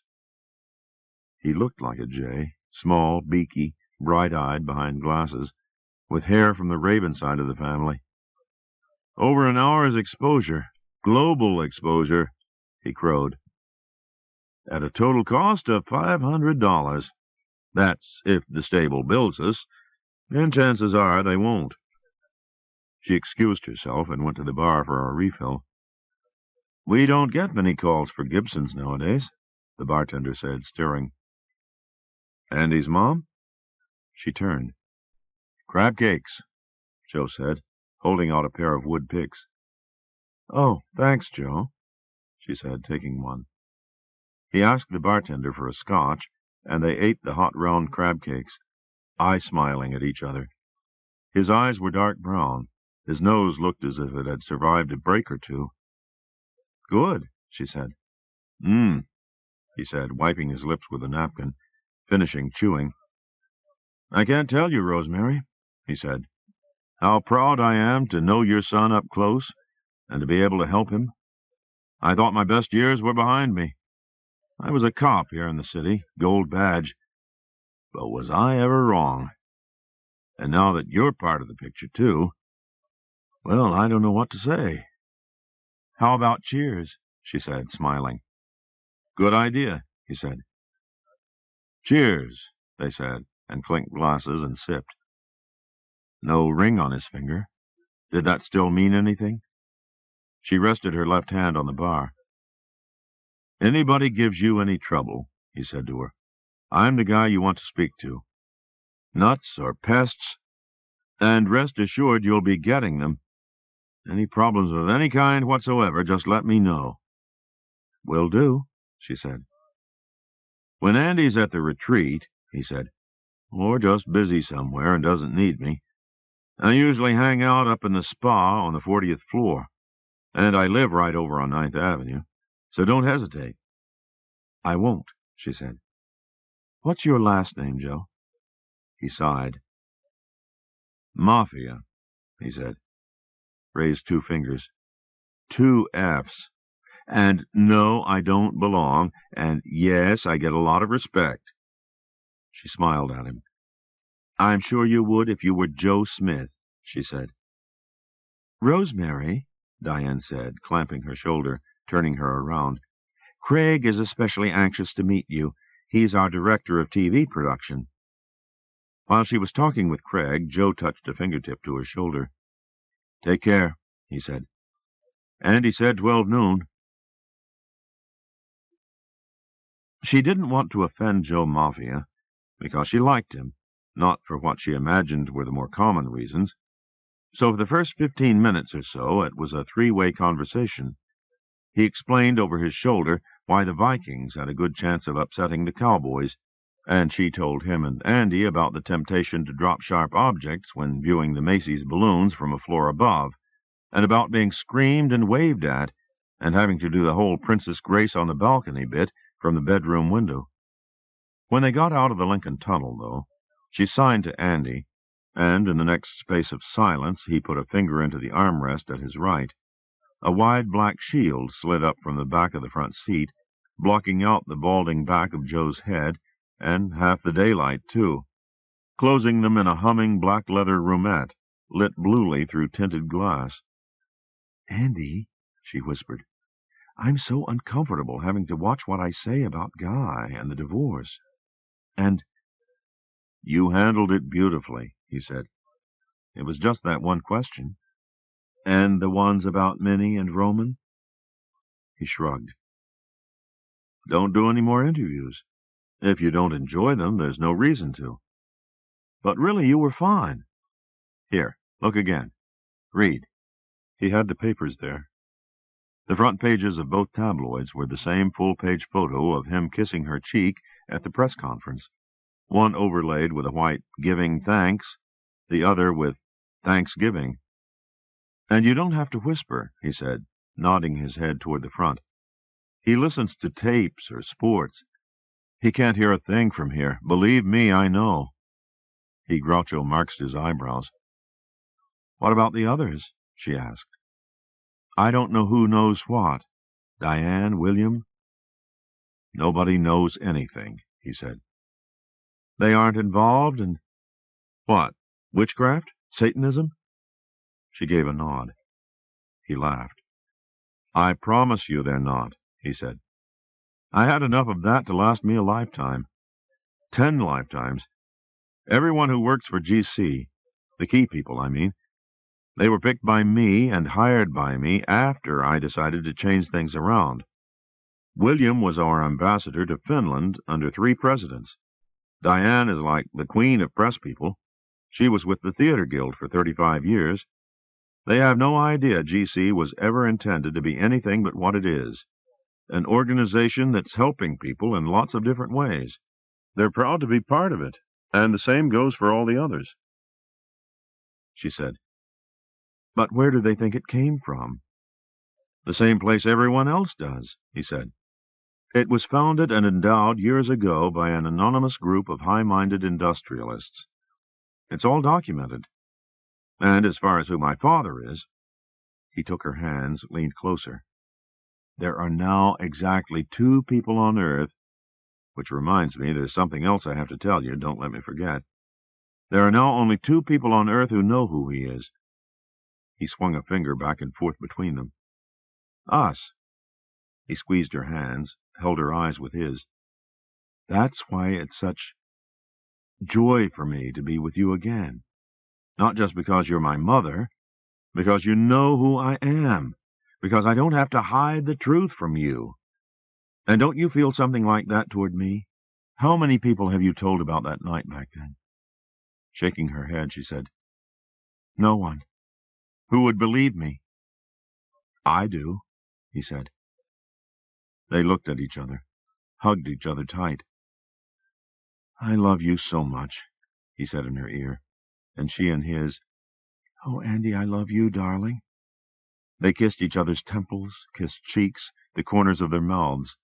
She pushed, they let each other go, turned, sat apart, breathing. He finger-combed his hair back, turned to the window, looked out, touched the armrest. The window tops on both sides dropped half an inch. She looked out her window at a shopping mall swinging past. Brown Hills. Stan Shand died November 9th. She turned. At the same time you woke up, he said. Just after 11. A cab hit him in front of the Beacon Theater. She winced, drew breath. It can't possibly be a coincidence, he said. He was the last one alive of the coven, the 13th. Roman said there were spells that went on forever, and spells that stopped when the last caster died. He left me one of his engravings, Stan. That's how I found out. He's the one who taught me art and music, and the right way to floss. He showed his teeth. She smiled, sighed. I wish he had died a few years sooner, she said. It wouldn't have helped you much. Leah Fountain only died a couple of months ago. She was over 100. The leather roomette took a wide right turn. Andy, listen, Rosemary said. Once I got going with the physical therapists, I conked out whenever I hit the pillow. Tuesday and yesterday were crazy. And last night I was reading an almanac I got at the newsstand, but I'm not up to date yet. Is Mike Van Buren the TV evangelist who's also the head of the Christian Consortium? No, Andy said. That's Rob Patterson. Mike Van Buren is the former TV commentator who's bolted the Republicans and is running as a third-party candidate. I hope I don't get them mixed up, Rosemary said. 6. Mike Van Buren, in a red tie, white shirt, blue suit, and gold I Love Andy button, a carving knife in one hand and a two-pronged fork in the other, stepped back from the head of the table to allow his sister and campaign manager, Brooke, in a white apron over a blue dress, to set down a large succulent turkey, bedded in parsley, on a white china platter. The guests clapped, 12 on each side of the table, their faces bright with light bouncing from white damask, white china, silver, and glass. Brooke moved aside, shaking her hands and blowing at them, as Mike stepped forward. "It's just beautiful, Brooke," he said. "Compliments to Dinah." Another hand for Dinah, in the kitchen, presumably, and not alone. Rosemary, seated at Van Buren's left, scanned the opposite team as she clapped. Could you believe it? Every man, from Andy across from her, down to Joe, and the men on her side of the table, too. She leaned forward and looked past Rob Patterson, clapping. Yes, every last man at the table had on a basically red tie, a white shirt, and a blue suit. All wore plain or fancy I Love Andy buttons, except, of course, the great communicator himself. At least his suit had a pinstripe, and of course he looked fabulous, dressed decently for a change. "Folks," Van Buren said. He stood behind the turkey with his arms at his sides, waiting for silence. "Before we go any further," he turned to his right and smiled. "Andy, will you do us the honor of saying grace?" "No, sir," Andy said, smiling back at him. "Not when Rob Patterson is at the table." Murmurs of approval hummed. Mark Meade, the executive director of Patterson's Christian Consortium, leaned clear of the woman at his left and smiled at Andy. "Well spoken, Andy," he said. Patterson himself, standing up beside Rosemary, said, "Thank you, Andy. I have never been more flattered in my life. If you'll bow your heads." Rosemary stole a peek across the table. Andy winked at her and rubbed at his eye, as if something had gotten into it. When the relatively brief sermon was over, Van Buren started carving. He was good at it. You had to give him credit. Leaning over the turkey, operating on its outer side with knife, fork, and occasional shears, he sliced off leaf after unbroken leaf of dark meat and light, talking all the while. "As a former broadcaster myself, Rosemary, I can tell you with a fair degree of authority that you acquitted yourself magnificently yesterday." "Thank you," she said. "You radiate candor and sincerity. Those are admirable qualities in a woman." "And not in a man?" she asked. "And a ready wit." Van Buren cast a pixie smile at her, slicing away. "That's something I value highly." "Rosemary, my dear," she turned to Rob Patterson. "That was so gracious of Andy," he said. "So typical of his boundless generosity. It's a moment I'll treasure the rest of my life." Smiling at him, she said, "You're too kind." "Sometimes, Rosemary," Rob Patterson said, touching her wrist, "I feel that Andy himself is a mite too kind, and too generous, and too forbearing. I'm thinking in particular about PAs in connection with the candles. I hope you don't share your son's tolerant position. I feel Mike is dead right on this one. Something has to be done about them. They're going to spoil it for the rest of us." She knew that PAs were paranoid atheists, and one of the GC commercials she had seen early on had something to do with candles, but she had no idea what the man was talking about. She looked for help, but the great communicator was communicating with the great slicer. The woman beyond Patterson rescued her, slapping his arm with gusto. "Now, Rob, don't you start bawling about PAs again. This is the day we count our blessings, not our curses. Isn't that so, Rosemary? Andy says a few candles, more or less, won't matter a snip, and that's good enough for me." Rosemary, you must be popping out of your skin with pride. Merle and I, we celebrate if the boys stay 2 years in the same school. Andy, Mark Meade said, leaning clear of the woman on his left, smiling, would you mind passing me the celery? Joe, down at the end of the table, caught her eyes, waggled fingers at her. She smiled, waggled back. He, too, looked good and Republican, sitting there with his head on his hand, listening to Mrs. Lush Rambo. Yow! Jesus! Van Buren dropped the knife and clutched his hand, red blood dripping on white turkey breast. Gasping, Rosemary thrust her napkin at him. As soon as Andy climbed into the back of the limo after her, she collapsed against his shoulder, moaning. Ye gods! What a... yuck! Yow! He hugged her as their black roomette rolled forward. Ah, poor baby, he said, raining kisses on her head. Thank you, thank you. The corn fritters were good, weren't they? She mumbled something in his coat and squirmed her head around to look up at him. Am I crazy? She asked. Or was the table set to look like the Norman Rockwell painting? He smacked his forehead. Yes, he said. That's it. I kept feeling déjà vu. That's what it was. All the white stuff, and the plain glasses. And Brooke's dress and apron.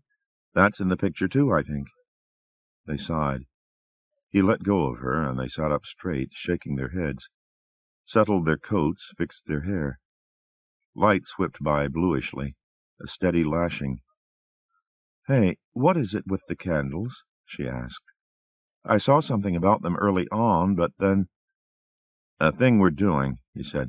Tell you later. You think Mark Meade is gay? The possibility crossed my mind, she said. I think he was coming on to me. Van Buren was coming on to me, she said. I radiate candor and sincerity. Well, you do, he said, poking at her hair. Yeah, she said, especially when I'm lying to the entire world on TV. We said no more interviews, unless you want to. How about conversations with people? They looked out their windows. A slower lashing began, amber lights. You know why he was, don't you? Why who was what? She asked, turning. Why Van Buren was coming on to you, he said. I radiate candor and sincerity, she told him. And I have a ready wit. And a charming innocence, he said. You also radiate signatures on petitions. One date with you, and he's on the ballot in every state. She leaned away, peering at him. Go on with you, she said. He smiled at her. You've got clout, Ma, he said. People heart Andy's mom even more than they heart Andy. Oh, go on, she said, giving him a poke. He chuckled. She sat back, settled herself against his shoulder. Pink lights, slow and steady. What was Saturday night at the White House like? He told her for 15 miles or so. Wow, she said. He sighed. Democrats are more fun, he said. There's no getting around it. The only exits, he said, are at the garage levels, the lobby, on 8, 9, and 10, and my apartment. It's the highest speed elevator allowed by law, only 6 of them in the city. 2,000 feet per minute. That comes down to... Spare me the details, she said. They stood face to bearded chin in a cylindrical cab, not much wider than a phone booth, rocketing upward faster, far faster than she liked. The thing was like a lipstick turned inside out. Red leather to shoulder height, her shoulders, and brass, or solid gold for all she knew, from there up to the glowing ceiling. He put this in just for you? He owes me. They waggled their jaws till their ears popped. I've scored a few times in here. Spare me those details, too, Andy. Here we are. Brace yourself for the mother of all views, mother of all mothers. A red 52 pinged a light above his head as they slowed. The cab split open behind him. He backed out through widening space, taking her hand, leading her out, his other hand slapping wall, into a softly lit, black-floored art movie house lounge kind of space, sparely but handsomely furnished and brass-trimmed black, its far wall a cinerama of city and stars and three-quarter moon, moving lights of planes. "Oh, Andy," she said, and gasped, biting her lip. He led her forward, lifting her coat away, dropping it, shedding his own as they passed between sofas. She swayed, at an open plain door a good few minutes from touchdown. The park below was dark carpet, lightly salted. The east side and miles beyond, a glittering World's Fair display. The white moon above washed stars from the cobalt sky. "A perfect night," he said behind her, harnessing her between his elbows, holding her shoulders from the front. She leaned back against him, sighed. "I ordered a full moon," he said, his cheek at her temple, "and they sent that. What are you going to do?" She smiled, scanning the glittering diorama, caressing his hand on her shoulder. He reached his other arm out, pointing. "That's the Whitestone Bridge, and that's Queen's, the whole shooting match." "It's incredible," she said. His arm dropped. He held her at waist and shoulder, kissed her ear. "I had a 27-year hold, too," he said, his breath hot. "Only I was awake through mine." "Andy." "You weren't around when I learned about women, and in my teens and all. So now, at the same time, we have this tremendous bond between us. You're someone who just came into my life. Older, sure, but more beautiful than any other woman on this whole planet." He turned her around and mouthed her mouth, clamped her head and waist, rammed hard at her middle, tongued her tongue. She fought free. He drew back, tiger eyes fading to hazel, taking his arms, his hands from her, breathing hard. She backhanded her mouth, staring at him, quivering, doubly shocked by what she had seen and what he had done to her. She said, "Your old eyes." He drew breath, put a hand up for time out, swallowed, drew breath, looked at her, hazel-eyed, nodded. "They're still there," he said. "It's a way of willing them to look different. I lost control a little." She stared at him. "A little?"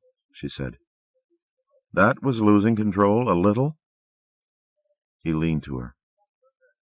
"You're the only woman, the only person I can be myself with."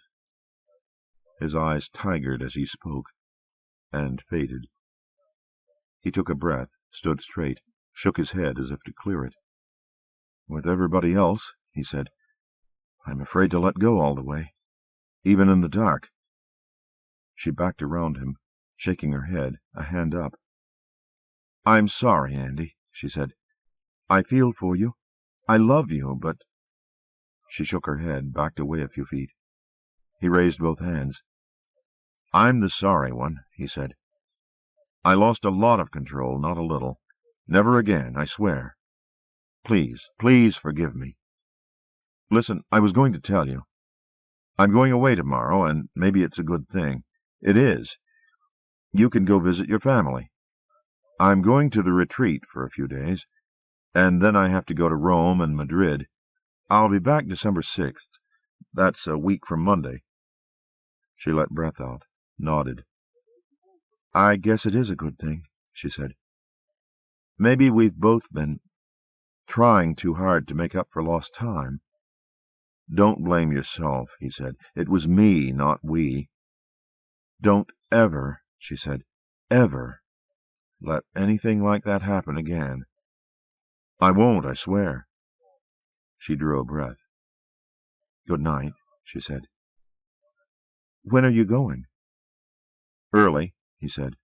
"Joe's driving me to the airport, but then he'll be around if you need him. Everybody else, too. Whatever you want, just ask. And you've got the number I gave you. It works everywhere." She said, "Thank you," and turned and picked up her coat, and turned again. Have a good trip, she said. He half smiled. You too. Do you think you'll go? Probably, she said.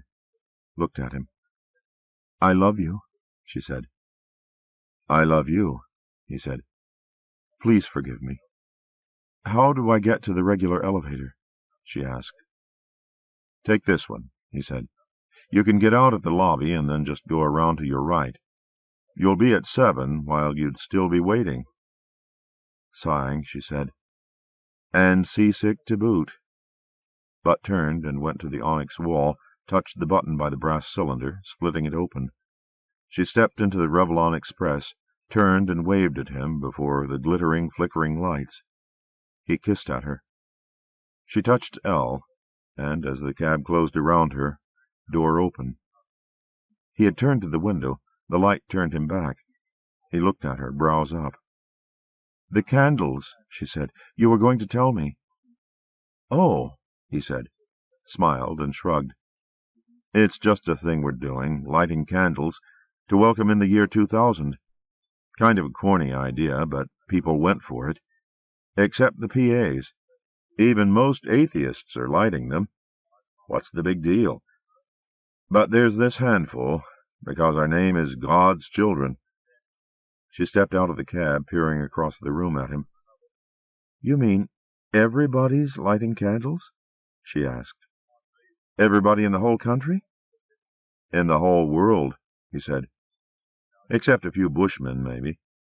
Out in the streets and parks and homes, stores, schools, churches, mosques, synagogues, cat houses, you name it.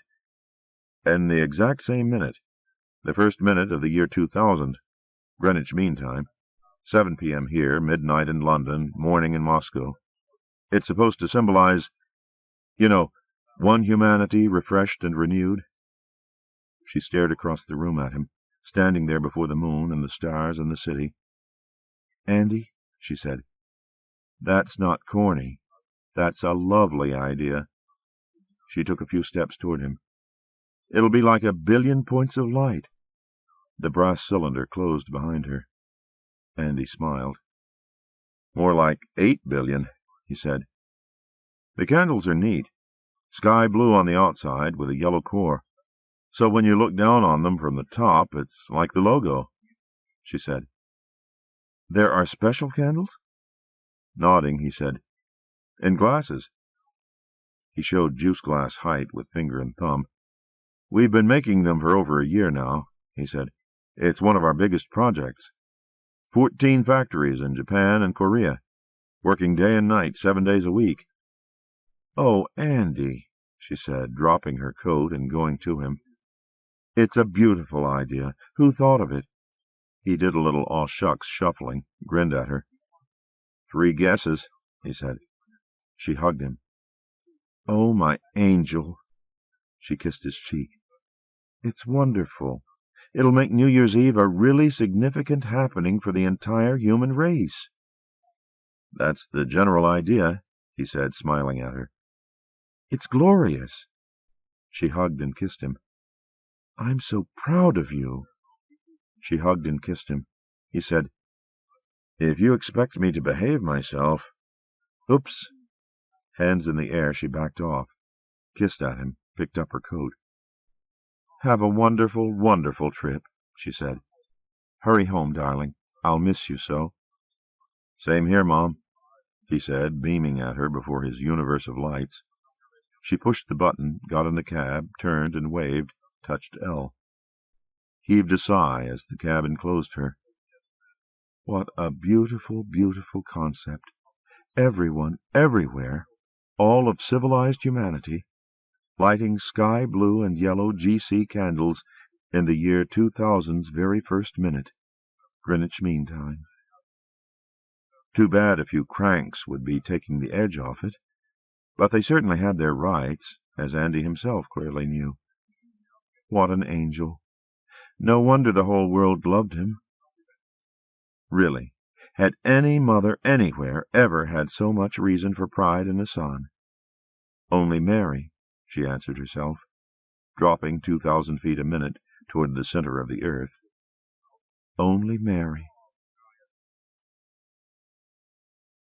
2. 7. She decided to put off visiting Omaha till after New Year's. Of her 5 sisters and brothers, all older than she, 3 were alive, a sister and 2 brothers. She had spoken on the phone with each of them twice, once as Rip Van Rosie, and once as Andy's mom, which was probably 1 time more than she had spoken with them in the whole year before the coven zapped her. Brian, the one she loved best, who had joined AA, thank God, and been dry since '82, was leaving Monday with his wife Dodie on a 35th anniversary round-the-world cruise. They'd be lighting their candles in Auckland, New Zealand. And Eddie, the one she loved least, sounded unchanged by time.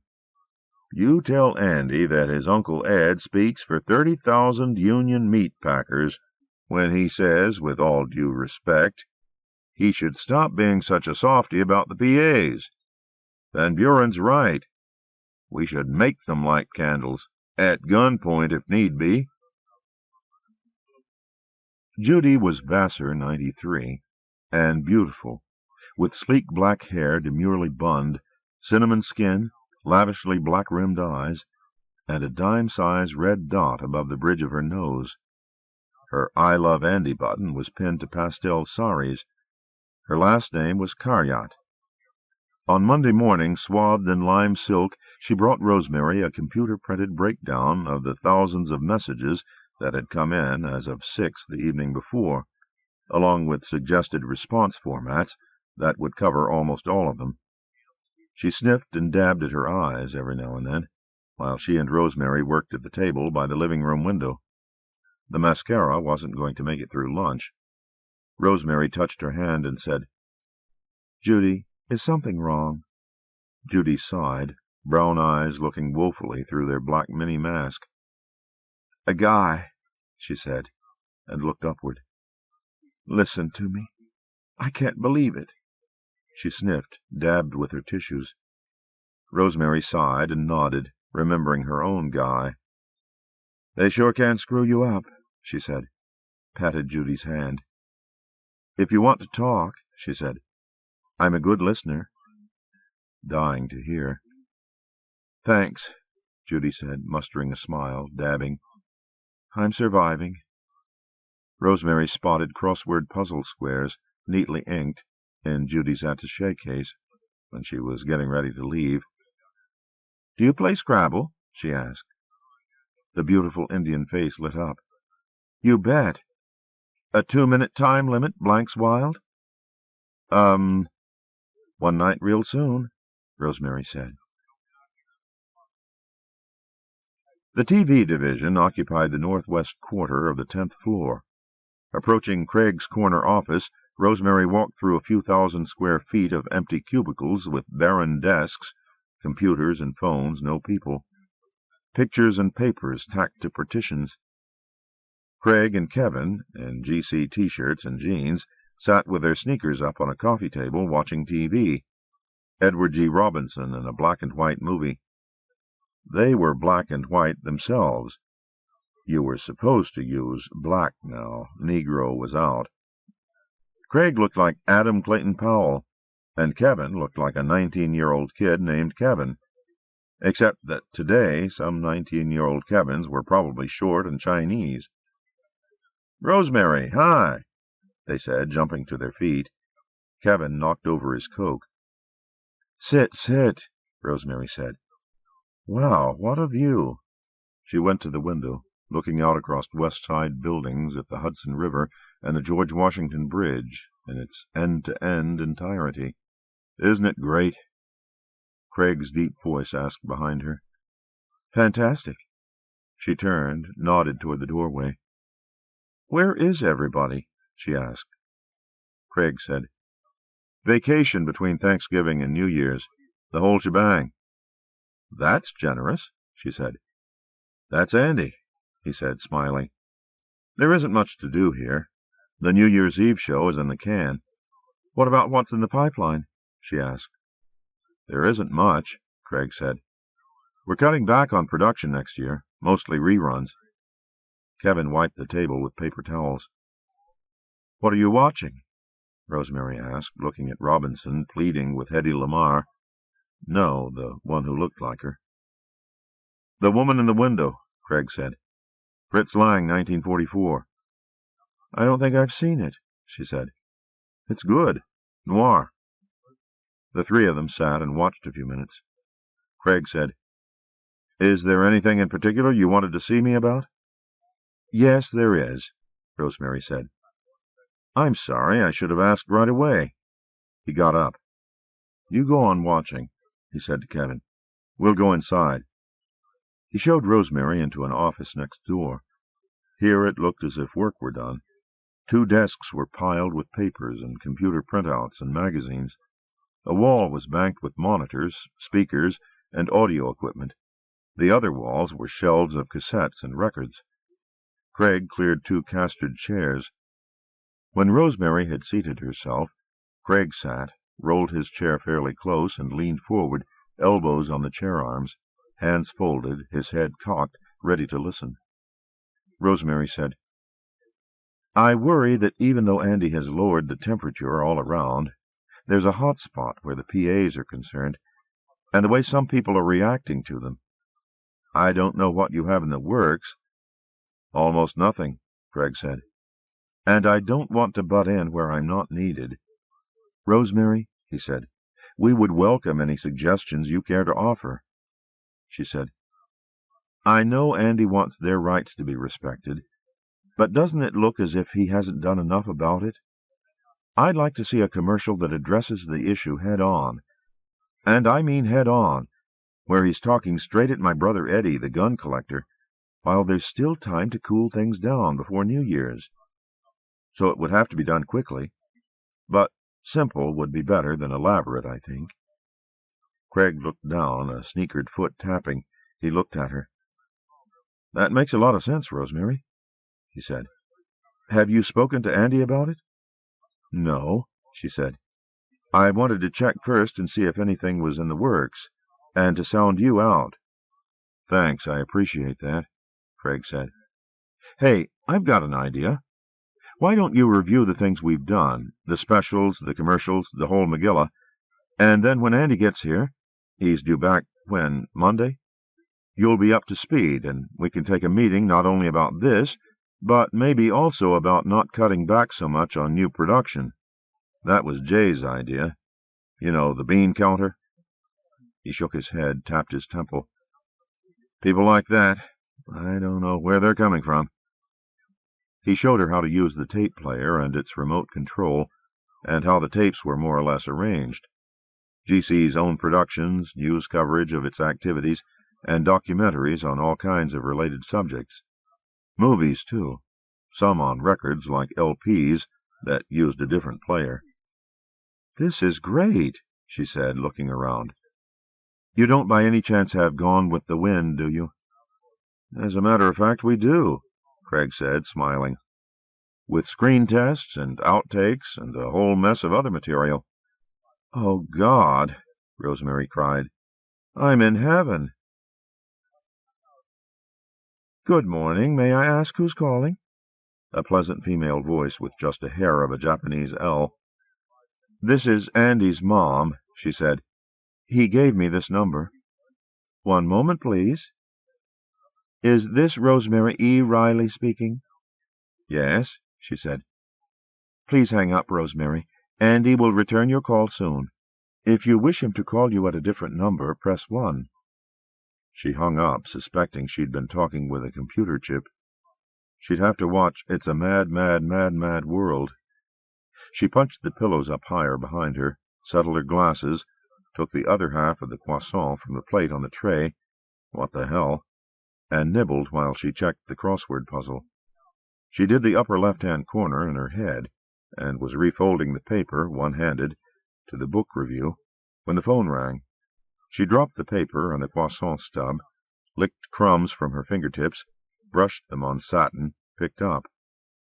Hello? Hi, Mom. Everything okay? Couldn't be better, she said. Breakfast in bed. I feel like I'm in an MGM movie. The old MGM. Norma Shearer, Garbo. She swooned on the satin. He chuckled in her ear. "I think you'd make the cut." Smiling, taking her glasses off, she said, "Where are you, Angel?" "In Rome. Just the right place for one." "You sound as if you're right around the corner." "Wish I were. What's up?" She said, "I don't mean to be pushy, but if it's about Craig and the commercial, I called him about something else, and he mentioned it. I think it's a great idea." She said, "You do?" "Absolutely. Talk about someone coming to something with fresh eyes. Who could possibly have fresher eyes than Rip Van Rosie? Not just about the commercials, but about everything that's going on. You've put your finger on something I should have seen for myself weeks ago. We'll get right to work on it, you included. I'm sorry, but I'm really in the middle of something. I'm coming back Saturday." "Saturday?" she said. "I canceled Madrid." A beat. "I never missed anyone before." She watched a whole batch of GC commercials and specials, the medium's best undoubtedly. Handsomely produced, stirringly written and visualized, all featuring Andy. Sometimes when he was talking to her, about lightening up, lighting her candle, and so on, she could almost see a flicker of his old eyes in the new ones. She rewound, froze, and stepped the picture forward frame by frame a few times. But no, there was nothing. Just his hazel eyes and her memory, seeing his beautiful tiger eyes in the wake of the kiss. The wicked, shocking kiss. But really, could anyone blame him? Poor, lonely Angel. And it wasn't as if she looked like his old mom. Every newspaper and magazine article and TV talking head, well, it was vain even to think about what they had to say on that subject. She watched, 5 or 6 times, a 10-second spot where he was his absolute Jesus best, strong and loving and just plain gorgeous, reminding her to pick up her candles at the supermarket or wherever, and put them out of reach of the kids, and to wait and open the shrink wrap, along with everyone else in the world, just before the lighting. After that, as a break, she watched screen tests and outtakes from Gone with the Wind. 8. She was edgy Friday, thinking about Andy being 30,000 feet in the air tomorrow afternoon, and down on the ground tomorrow evening. Around mid-afternoon she called Joe to arrange to go to the airport with him. "The spa, the fitness center, whatever," she said. "It's co-ed all the time, isn't it?" "Unisex. Sure. When you thinking of going?" "Now," she said. "I want to loosen up. I'm a little tense with Andy flying tomorrow." "Give me 20 minutes. I'll show you around and introduce the guys and make sure nobody pesters you." She said, "I don't want anybody being shut out, Joe. It's just a question of cluing people in on how to behave, that's all. Don't worry." "That's great," she said. "Thanks. Whenever you're ready, don't rush." They pedaled exercise bikes side by side. He told her about his ex after 20 years, Veronica, in real estate now in Little Neck, and his daughter, Mary Elizabeth, going for her master's in economics at Loyola. She told him about the proposed commercial, and how pleased she was to be getting actively involved in GC. Both ideas sounded good to him. She jumped rope, atrociously, while he punched a punching bag, awesomely. "I used to box," he said, dancing in and out, rat-a-tat-tatting. "Golden Gloves middleweight." "I used to jump rope," she said, untangling the damn thing from around her ankle. "Omaha Junior High School Championship team, 2 years running." "I can tell by your form," he said, rat-a-tat-tatting. They strode along on side-by-side treadmills. "Great place, isn't it?" "Oh, terrific," she said. "A real morale booster." A floodlit photo shoot was going on across the equipment-filled room. Small swimsuits on large young women. Joe sneered and looked away, striding along. "Not my style," he said. "Ronnie was a fashion model when we started going together. The first time she turned sideways, I called missing persons. He smiled at her. My mother was a broomstick. You know how it is with us guys. I want a girl just like the girl that married dear old Dad. Striding along in place, Rosemary nodded. Yeah, I know how it is, she said. I know. She was still edgy when she got back to the suite. She called Judy, who was home, sounding teary. She jumped at the invite. She arrived on the dot of 8, in a kerchief and a wool coat with damp shoulders, holding a big brown Bloomingdale's shopping bag. Under the coat, the sari was peach. Out of the bag came a plastic Scrabble board with a built-in turntable and molded nests for the tiles, a beaded drawstring bag, 2 black racks, a miniature silver-caged hourglass, and, naturally, a scorekeeping gizmo. They sat up on the table by the window. Light snow was falling, powdering the park's treetops, hazing Fifth Avenue's cliff of lights half a mile away. Rosemary won first move. She looked through her glasses at Jetty IR on the rack, trying not to think of ice forming on wings and the damned timer at the side of the table, sand running out, and lifted the tiles in clusters. She fed them into the nests across the board as jittery. Double on the J, she said.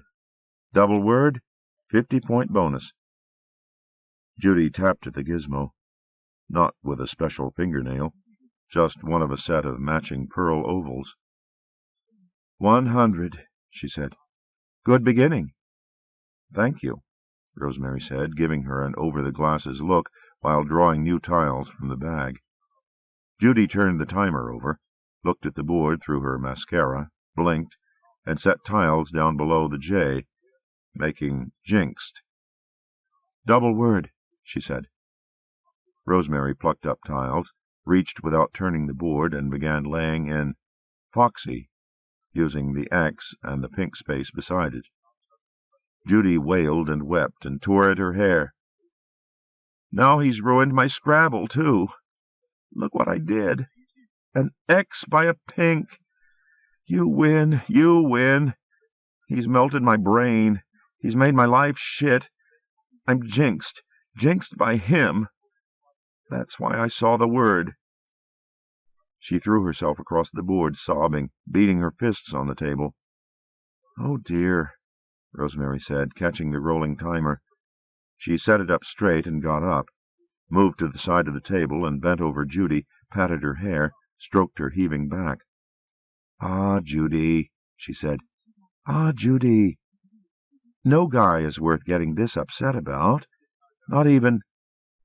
Oh, geez, it's Andy, isn't it? Isn't it, Andy? It is, isn't it? Yeses snuffled in among the sobs, yeses and Andys. Rosemary nodded, sighed.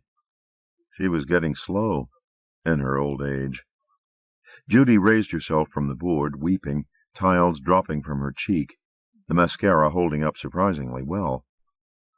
I hate Andy, she cried, tearing her button away, tearing silk, flinging the button against the window.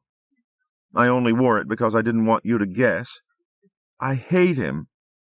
I'll make my own button to say how I really feel. Oh, Rosemary, if you knew the whole story, if you knew what goes on up on the 9th... Shh, shh. Rosemary hugged and soothed her. Shh, calm down, dear, she said. Shh. Take a good deep breath. That's it. Atta girl. There. That's a little better. Now, why don't you go pat some cool water on your face, and then we'll have a good long talk. Would you like something to drink? There's room service, so if you're hungry, just say so. They sat on the sofa. He spoke at a benefit for Indian flood relief, Judy said, dabbing. Last summer at Madison Square Garden. I brought a proposal I had written for improving methods of food distribution, and was able to hand it to him personally. Right then there was a little spark between us. Rosemary nodded, listening. A few days later, Judy said, He called me here to his office and invited me to join GC as a secretary at first, but with the prospect, the promise, of going higher. We began a relationship, as equals, but within days, nights I should say, he gained complete mastery of me. You can't begin to imagine what an incredible lover he is. No, Rosemary said. No, of course not, being his mother. No, I certainly can't. No. I meant that in a general sense, Judy said. She leaned closer to Rosemary. In my culture, she said, women readily confide in one another about intimate matters. I have 2 married sisters, and my roommates at Vassar like nothing better than to discuss their sexual activities.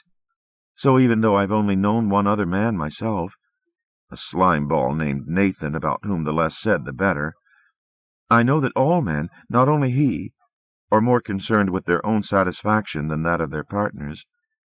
And in truth, as the climax approaches, women are too, n'est-ce pas? Don't we all ultimately become involved solely with our own mounting excitement? Rosemary nodded. Not Andy, Judy said and sighed. It's as if a part of him is always in control, always aware of me and my needs and my feelings. And now it's her needs he's aware of, her wretched feelings. I can't bear it. She grabbed at her hair. Rosemary caught her wrists. Whose? She asked. Who? The woman he's in Rome with, Judy cried, and going to Madrid with. His new beloved.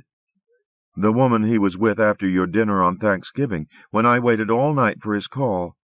The one he took to the retreat for the weekend instead of me. There has to be someone. Why else not a word, Rosemary? Not a single word in 8 days and nights? Why else? Rosemary stayed silent a moment, shrugged, said, I don't know. And if only that were the worst of it. Judy drew a breath, shook her head, cast a sidelong look at Rosemary. He led me into practices I didn't even know were— Stop right here, Rosemary said, pressing a hand on Judy's arm. I really don't want to hear details. You're upset for no reason. He isn't going to Madrid. He's cutting the trip short because there's someone here he misses very much. He told me so yesterday morning. He did? Judy stared at her. Rosemary nodded. Yes, she said. He's coming back tomorrow. I'm absolutely certain he'll be calling you. I'll bet on it. And I'm sure he'll have a good reason for not having called you. I'll bet on that, too. Oh, Rosemary, do you really mean it? Judy asked. Are you sure you're not saying this just so I'll feel better? Rosemary smiled at her. Judy, she said, I'm Andy's mom. Would I lie to you? Judy shook her head, smiling. No, she said. No. Thank you, Rosemary. Thank you. She dabbed at her eyes, sighed, shook her head. Look at me, she said. I was an intelligent, capable woman with a meaningful job to do. And he has me completely derailed, a blubbering ninny who puts an X by a pink. Patting her hand, getting up from the sofa, Rosemary said, Come on, we'll start over. No, Judy said, getting up, going after her. It wouldn't be fair. You had 100. It's easy to put back. You were jittery. I was jinxed. You were foxy. Rosemary, sitting at the table, shook her head. No, dear, a new game. I insist on it. Okay, but you go first. As they gathered tiles, Judy asked, Are you good at anagrams, too? Rosemary recalled the time, weeks before giving birth, when she had shifted tiles back and forth between Stephen Marcato and Roman Castevet, realizing that the neighbor who had befriended them was the son of Adrian Marcato, the 19th-century Satanist who had lived at the Bramford. Pretty good, she said. Thanksgiving night, Judy said, while I was waiting for Andy's call, I finally solved the all-time killer anagram. After more than a year of working at it in trains and buses and waiting rooms. She sighed, smoothing her hair down. Quite minuscule compensation, in truth. It sounds like a killer, Rosemary said, drawing tiles from the bag. That was an observation, Judy said. The anagram is roast mules. Roast mules? R-O-A-S-T, Judy said, turning the timer over, M-U-L-E-S. They can be made into one common 10-letter English word, so common that even children of 5 and 6 use it. Switching tiles around on the rack, Rosemary said, I'll get on it later. Don't come begging for the answer, Judy said, drawing tiles from the bag. You'll be wasting your breath. I'm unyielding, and no fair using a computer.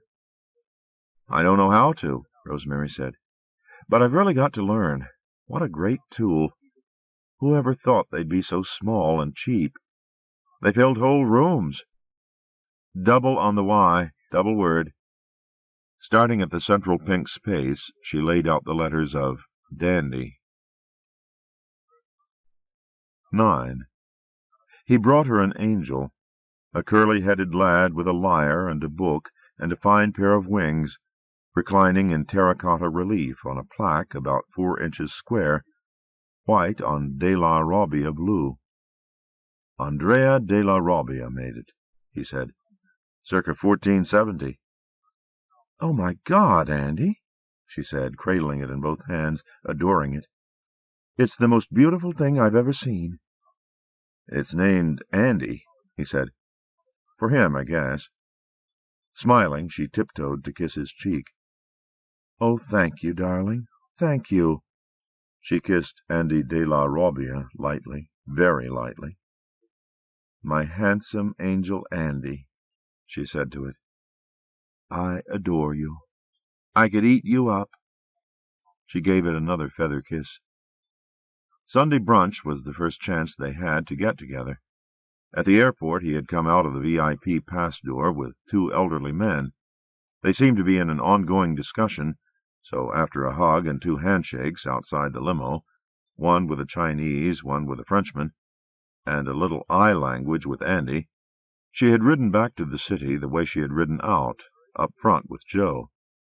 They listened to tapes of 50s big band music, chatted about the musicians, and admired the billboards that had begun going up December 1st, Andy beaming at them over the lines of copy.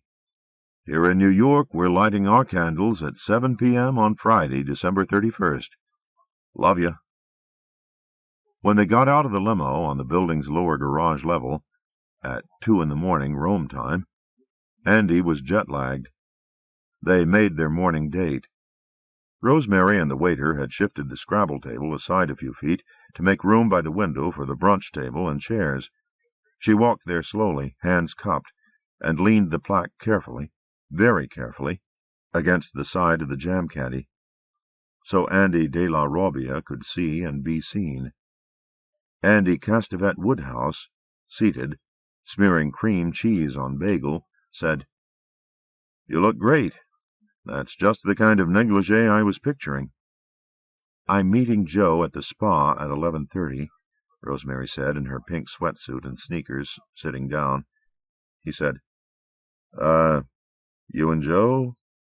Enjoy each other's company, she said, unfolding her napkin. I would tell you to mind your own business, but I played Scrabble with Judy the other night, so I'm not in a position to talk. Indian women sure do. At least the heartbroken, maltreated ones. He groaned, filling her cup with steaming coffee. You really ought to be ashamed of yourself, she said, shaking a packet of sweetener at him. She's such a nice girl. And what a champ! She beat me twice, and I'm good. I'm not used to a 2-minute limit. Not that that's an excuse. We're having a rematch tomorrow, or Tuesday. She tore a corner from the packet. She no longer appeals to me, he said, lifting a slice of salmon on the tines of a silvery fork. What do you want me to do? Fake something I don't feel? You could at least have spoken to her face-to-face about it.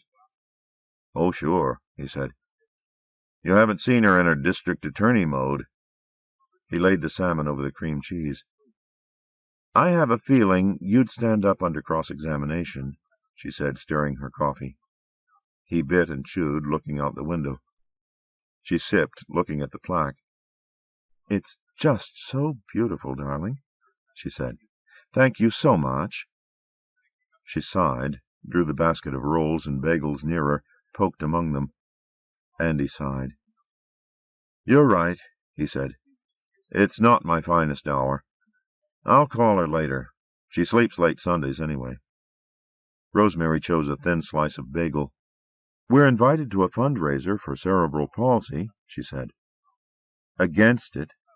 You know, in the ballroom, Wednesday, black tie. I'm going with Joe. He says he's a great dancer, is he?" Andy shrugged. "Pretty good," he said. Took a bite. "I thought maybe you and Judy—" "Mom," he said, chewing. "She doesn't appeal to me anymore. I can't help it, okay? I wish I could." She spread a thin layer of cheese onto her bagel slice, squinting at it. "Bring someone else," she said. "Does Vanessa have a steady?" "I don't know," he said. She took a small bite and chewed. "I did a little trading in the Bergdorf boutique," she said. 6 old lady outfits for a satin sheath right off Ginger Rogers' back. I figure if Joe thinks he's a stare, I'll humor him. I hope I didn't go overboard." She took a larger bite and chewed, peering out the window at something of interest. Watching her, Andy smiled. "Aren't you the foxy one?" he said. "You win. We're a foursome. But after New Year's, we're going on a little vacation alone, just the two of us. We're going to need it. We're going to be really busy all month." He wound the fork's tines around a sliver of salmon on his plate, frowning. "There's a real danger of the timing getting screwed up," he said. "We just got polls showing 11% of seniors worldwide still think the lighting's at midnight everywhere. Can you believe it? We're going to have to do something more. And there's the PA commercial. I'd like to meet on it tomorrow at 3. Is that all right with you? Craig, Diane, and Hank. Maybe Sandy, too. She comes up with good ideas. You know everybody. I don't." He raised the forked curl of salmon and put it into his mouth, ate it facing her as she sipped. She lowered the cup. "Don't do that," she said. "Do what?" "Just stick with the hazel, Mr. Wise Guy," she said. "I mean it, Andy. And don't tell me it was my imagination, either." Specific information on representative PA groups might be useful at the meeting, Rosemary realized, so she eased past Monday morning's Film Society meeting with a whispered, "Hi, everybody," to Craig, Kevin, Vanessa, Polly, and Lon Chaney, Jr., sprouting face hair, and went right on into what she had begun to think of as her office. Craig's assistant Suzanne would be reclaiming it the Monday after New Year's, but maybe they could share it, as long as there were 2 desks. She searched among the news and documentary tapes, and was about to recruit a computer-literate research assistant when she found a tape of a year-old PBS production called Auntie Andy. Watching it, she had some doubts about its overall objectivity. The narrator, a charming, if loquacious Southerner, was wearing a large I Love Andy button, but the footage he eventually got around to showing spoke concisely for itself, ranging from the foolish to the frightening. The likeliest winner in the foolish division was the Ayn Rand Brigade, whose half-dozen sallow crew-cut members wore large dollar signs painted on their T-shirts, and small ones tattooed below their sweatbands. They opposed tax exemptions for religious institutions, and supported "In Reason We Trust" on paper money, everybody's, not just the United States. They had hijacked a freight train in Pittsburgh, tied banners to both sides of the engine reading, "Pay your taxes, Andy and all witch doctors," and driven it cross-country with their one female member at the throttle, a piece of symbolism based on one of Rand's novels, but by and large meaningless to the general public. The train had been abandoned in Montana, where the brigade was believed to have found refuge in an enclave of laissez-faire capitalists. The middle ground of anti-Andy protesters was best represented by the ACLU, still around and still fighting the good fight. Their spokesman made it plain that he loved Andy and admired everything he had done to improve race relations, ease the abortion conflict, settle the Irish troubles, and get the Arabs and Israelis back yet again to the negotiating table. Good grief, wasn't he wearing 2 I Love Andy buttons? He just felt that as long as Andy was addressing groups like the Joint Chiefs of Staff and the governors of all the states, then GC should be renamed WC for World's Children, and if that was a problem in Europe, then EC for Earth's Children. And did Andy really have to lean quite so heavily on his resemblance to Jesus Christ? Sheer rudeness. She was surprised at the ACLU. The frightening anti-Andy group, the Smith brothers, were frightening only to her. They had been joke fodder for late-night comedians. The Southerners showed samples. Poor mountain men, more wildly bearded than their cough-drop namesakes, the Smith brothers had holed up in a Tennessee cabin with the latest in military hardware, bullhorning to the world that Andy was the son of Satan, the Antichrist, and they weren't giving up without a fight. The FBI had waited them out, and they were now in a federal hospital, shaven, medicated, and undergoing psychiatric evaluation. The meeting was hugely productive, and over almost before it began. 7 took part: Andy, Judy, with Memo Gizmo, Diane, Craig, Sandy, Hank, and Rosemary. In Andy's office, looking out at the buildings of Central Park South and Midtown. The coffee table was stocked with veggies and nuts. They sat around it on a black leather sofa and chairs, Hank in his motorized wheelchair. "You were right, Rosemary," Judy had whispered on the way in, radiant in a buttercup sari, I Love Andy'd. "A joyous reunion last night." Rosemary was joyous for her. And for Andy, too, the lying weasel. "Mom, she doesn't appeal to me any more. I can't help it. I wish I could." She smiled at him, taking a carrot stick from the bowl he offered, smiling at her. Everyone agreed about simple being better than elaborate, for both effectiveness and fast production, and from there it was a hop, skip, and jump to a unanimous decision to use the same technique that had produced 4 of Andy's top 10 commercials, which meant that he and Diane would sit in a couple of easy chairs on the stage of the amphitheater, down on the floor below, the 9th floor, and schmooze about the PAs and their rights for a couple of hours, while Muhammad and Kevin worked the handheld cameras. Diane would then be edited out, and the footage pared down, and paired and paired and paired. Except that this time, Diane suggested, Rosemary should do the schmoozing, her feelings on the subject obviously being stronger than Diane's. The PAs could all be shipped to the South Pole, as far as she was concerned.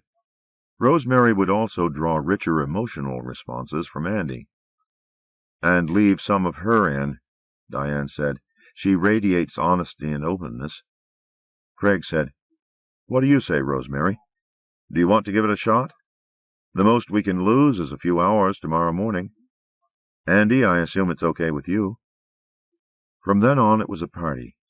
Andy opened a bottle of wine, and William and Vanessa came in with another bottle. William, our ambassador to Finland under 3 presidents, was handsome and white-haired, red tie, white shirt, blue suit. A fun guy, though, judging from his hand on Vanessa's mini-skirted rump. Eureka and Polly came in. Rosemary had hardly spoken a word with either of them, and Muhammad and Kevin, fiddling with one of the cameras. Then Jay swooped in, and the whole GCNY inner circle was there. All the varied team that was holding the fort, or just hanging out during the generous year-end vacation, all 13 of them. Plus Rosemary. Sipping ginger ale, talking with Hank and Sandy about the Broadway season, such as it was, she saw Judy nearby, eyeing her sadly, but then radiant again, holding onto Andy's arm and smiling at him as he spoke with Jay. all aflutter about notes coming due in January. Rosemary had to smile, too, as Andy smoothed Jay's feathers, giving him his solemn word, right hand raised, that sufficient funds would be in place by the first business day of January to meet all of G.C.'s legal obligations. Diane called downstairs and ordered crab cakes and the little potato pancakes for 14. Rosemary talked with Vanessa about motivational psychology, with Eureka about computers, with Sandy and Polly about skin cream.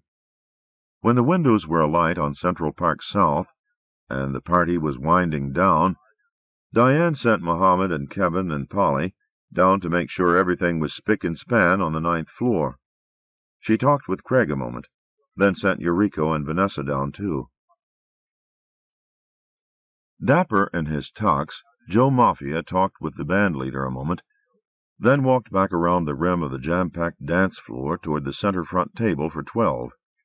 The cha-cha ended sooner than was generally expected, and by the time Joe took Rosemary's hand and Andy stood up and took Judy's, the musicians had changed books and some of their instruments, and the band leader was cueing them into an Irving Berlin medley. When Andy and Judy and Rosemary and Joe walked onto the floor, everyone else backed off, clapping warmly but not excessively, forming an admiring circle within which the two couples orbited to "Let's face the music and dance," like in a movie. Smiling at Joe, Rosemary said through her teeth, "Oh, God, look at them. They're looking. I can't stand this." "Just relax," Joe said, dipping her low. "I do all the work." He lifted her. "You got a real winner in this dress, Rosemary. It's perfect for ballroom. I only wish I'd worn my tails." She relaxed. What choice? The glass of champagne she'd had helped, and Joe's arm and hand were surprisingly light. "See what I mean?" "Hey, Joe, you are great." "Ronnie and I went to Roseland twice a week," he said, easing up on the flash. "You want to go sometime? You could wear shades. Plenty of people do." "Let me work up to it." "You're there." Andy was a good dancer, too, whirling white sari Judy around with elegance and style. And what man doesn't look his absolute best in black tie? "I give him lessons now and then," Joe said, looking with her. "He had 2 left feet when we started." "Last one in is a rotten egg," Andy shouted over Judy's shoulder. The onlookers laughed, and hustled back onto the floor, jamming it again as the lights dimmed a point or two, and the band segued into change partners. Rosemary breathed a sigh. "Sometimes I'm glad I had him," she said. Joe, smiling, said, "He sure has a knack for saying the right thing at the right time, doesn't he? You think it's because he's the son of an actor?" She drew a breath. "Who knows?" "I didn't mean you didn't contribute, too," he said. "You know, I'm surprised they haven't turned up anything on your ex since whatever year it was. It's like he—" Andy tapped Joe's shoulder. "Change partners," he said. "Orders from Irving Berlin." Rosemary and Judy smiled at each other as the 4 obeyed. Andy favored a tighter hold and the lyrics in the ear. "Can't you see I'm longing to be in his place? Won't you change partners and dance with me?" Crooning? It comes under the heading of great communication. So does the dress. "Back off. Are you nuts?" He backed off, danced her angelically, devilishly grinning at her, nodded at dancers alongside, said, "Love ya." She caught her breath, gave him a look as he turned her. He said, "Craig's going crazy trying to decide what to cut. Of you. He's already edited out all of me. Really, just about. We're going to call it the Andy's Mom commercial." "Love you both," a girl of 8 or 9 called to them, dancing by on Dad's shoes. "We're lighting our candles at Colonial Williamsburg." "Love you, darling," Rosemary called after her. "Love you, sweetheart," Andy called. He smiled at Rosemary. "You want to do another one?" He dipped her low. "About when to light the candle and which time zone?" lifted her. "I'd love to," she said. "In fact, I'm thinking about starting a whole career." "Don't," he said, smiled at her. "Why not?" she asked him. "I'm the great radiator, aren't I? Wasn't I radiating yesterday? My New Year's resolution is to start radiating independent income with some kind of interview program. Every network has invited me to lunch. I'm going to start accepting." Looking at her, turning with her, he said, "You don't want to give too much weight to those guys. One day they're hot, the next day they're cold." She drew back and squinted at him. His shoulder shrugged under her hand. He said, "I just don't want you getting your hopes up too high, that's all." He looked away. "Oh, come on," she said. "Get real, Andrew. They'll be panting the minute I say I'm interested, and they won't cool down either. You know that's the truth." He looked back at her, nodded. "I guess," he said. "Guess?"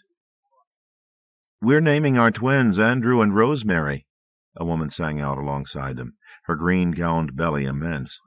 Her man chimed in with, "Love you both." The band launched into Blue Skies. "Oh, bless you," Rosemary said, swaying with Andy. "Bless them. Love you." She tugged the hair at Andy's nape. He looked at the couple, said, "Love ya," and watched them as they were borne away among other dancers. Rosemary sighed, smoothed his hair down, rested her cheek on his shoulder, sang softly as they turned together, "Nothing but blue skies from now on. Never saw the sun shining so bright." Andy looked out over her head, shook his own head as if to clear it, smiled at the people dancing around them. Outside the door of Rosemary's suite, Joe's palms hovered this close to her bare shoulders. "Andy's mom," he said. "I can hardly believe it." The concierge was absent from his desk down the hall. Perhaps he had been clued in that it was a good time to go take a leak. "Joe," Rosemary said, "sometimes I lose sight of it myself, but Andy's not Jesus, and I'm not Mary. I'm Rosemary Riley from Omaha. The men in the family work for Hormel, or used to." He took a breath. "Gotcha," he said, and grabbed her shoulders and kissed her mouth. She kissed him back, holding him. They smiled at each other, and she got the card from her bag and unlocked the door. They went in. She let him go ahead of her, bolted the door behind her. Why bandy? She was randy, he was handy. They got snifters and 2 miniatures of Remy Martin from the bar, and sat on the sofa with the lights down low, hugged and kissed each other. A lot. "I have to tell you something," Joe said, caressing her cheek. "I haven't exactly been celibate since Ronnie and I split, so considering all the crap around, I think I'd better get myself checked out before we get into, anything risky. But I've got a suggestion I'd like to make." "What's that?" she asked. "Well, I'm thinking about New Year's Eve," he said. "I know we're all going to light our candles together, either at the ceremony in the park or at Gracie Mansion or someplace, but I thought that maybe later, at midnight, you and I could light candles, just the 2 of us. I've got extras." She smiled at him and said, "That's a great idea, Joe." They kissed each other. He took the snifters from the coffee table and gave her hers. "I figure we can start the year off with a bang," he said, smiling. "That's a pun that's intended." He sipped his brandy, watching her. She smiled, sipped hers, said, "If not at the beginning of the year 2000, when?" He smiled at her, nodded. "When you stop to think about it," he said, "I'll bet you a higher percentage of people are going to be screwing around right after the lighting than at any other time in all human history." "You're right," she said. "The year 1000? Forget it." They chuckled. "Dullsville," he said. They pecked each other's lips. "Geez," he said, shaking his head. This is something I really didn't anticipate. I did, she said. The first good look I got at you, I thought. Old, but sexy. Thanks a heap, Rosemary. I was 31 in my head, she said. I still am, sometimes, he said. You're about 18 in your mouth. They got rid of the snifters. 10. She woke up bright and early, feeling fully recharged, despite the smooching till midnight. Or because of it, more likely. She'd damn near forgotten how exciting two-party sex could be, even with Joe's sensible and admirable limitations. Her first real contact with a man in almost 7 years her time. Add 27 for reality. Ye gods. The kiss didn't count, of course. She looked forward to New Year's Eve with Joe. Today was what? Thursday the 9th? She'd have to speak to him. How long did it take to get checked out? And exactly how romantic did they have to be, time-wise? Her New Year's resolution would have to wait for its proper season. More important things came first, like helping make sure everyone got the lighting right, time-wise.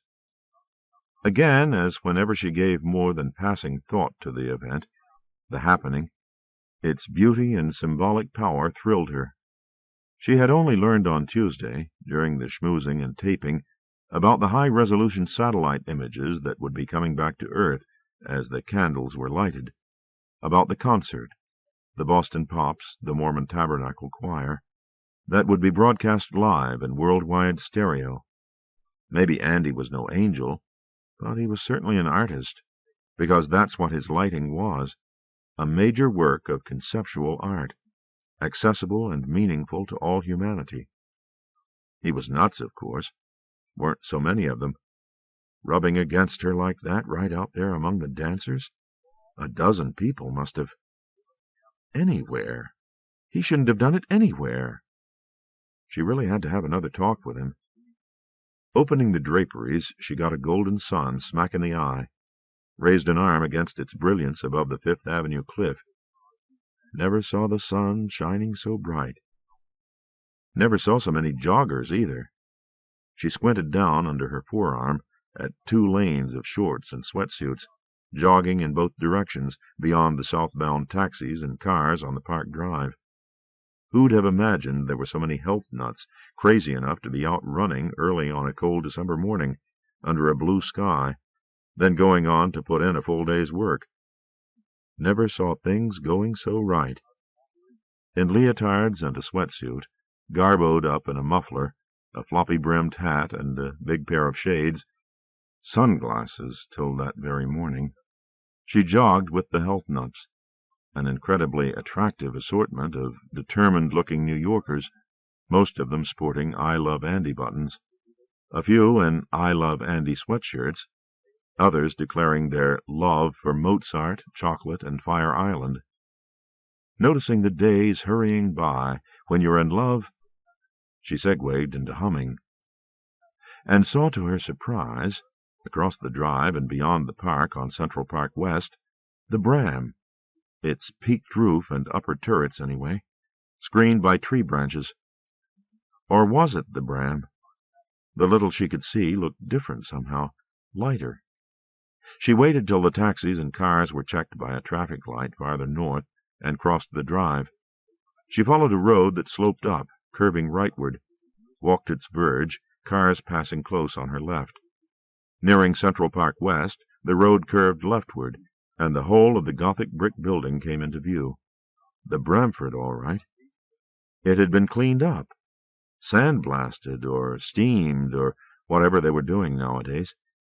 Black Bramford had become pale peach Bramford.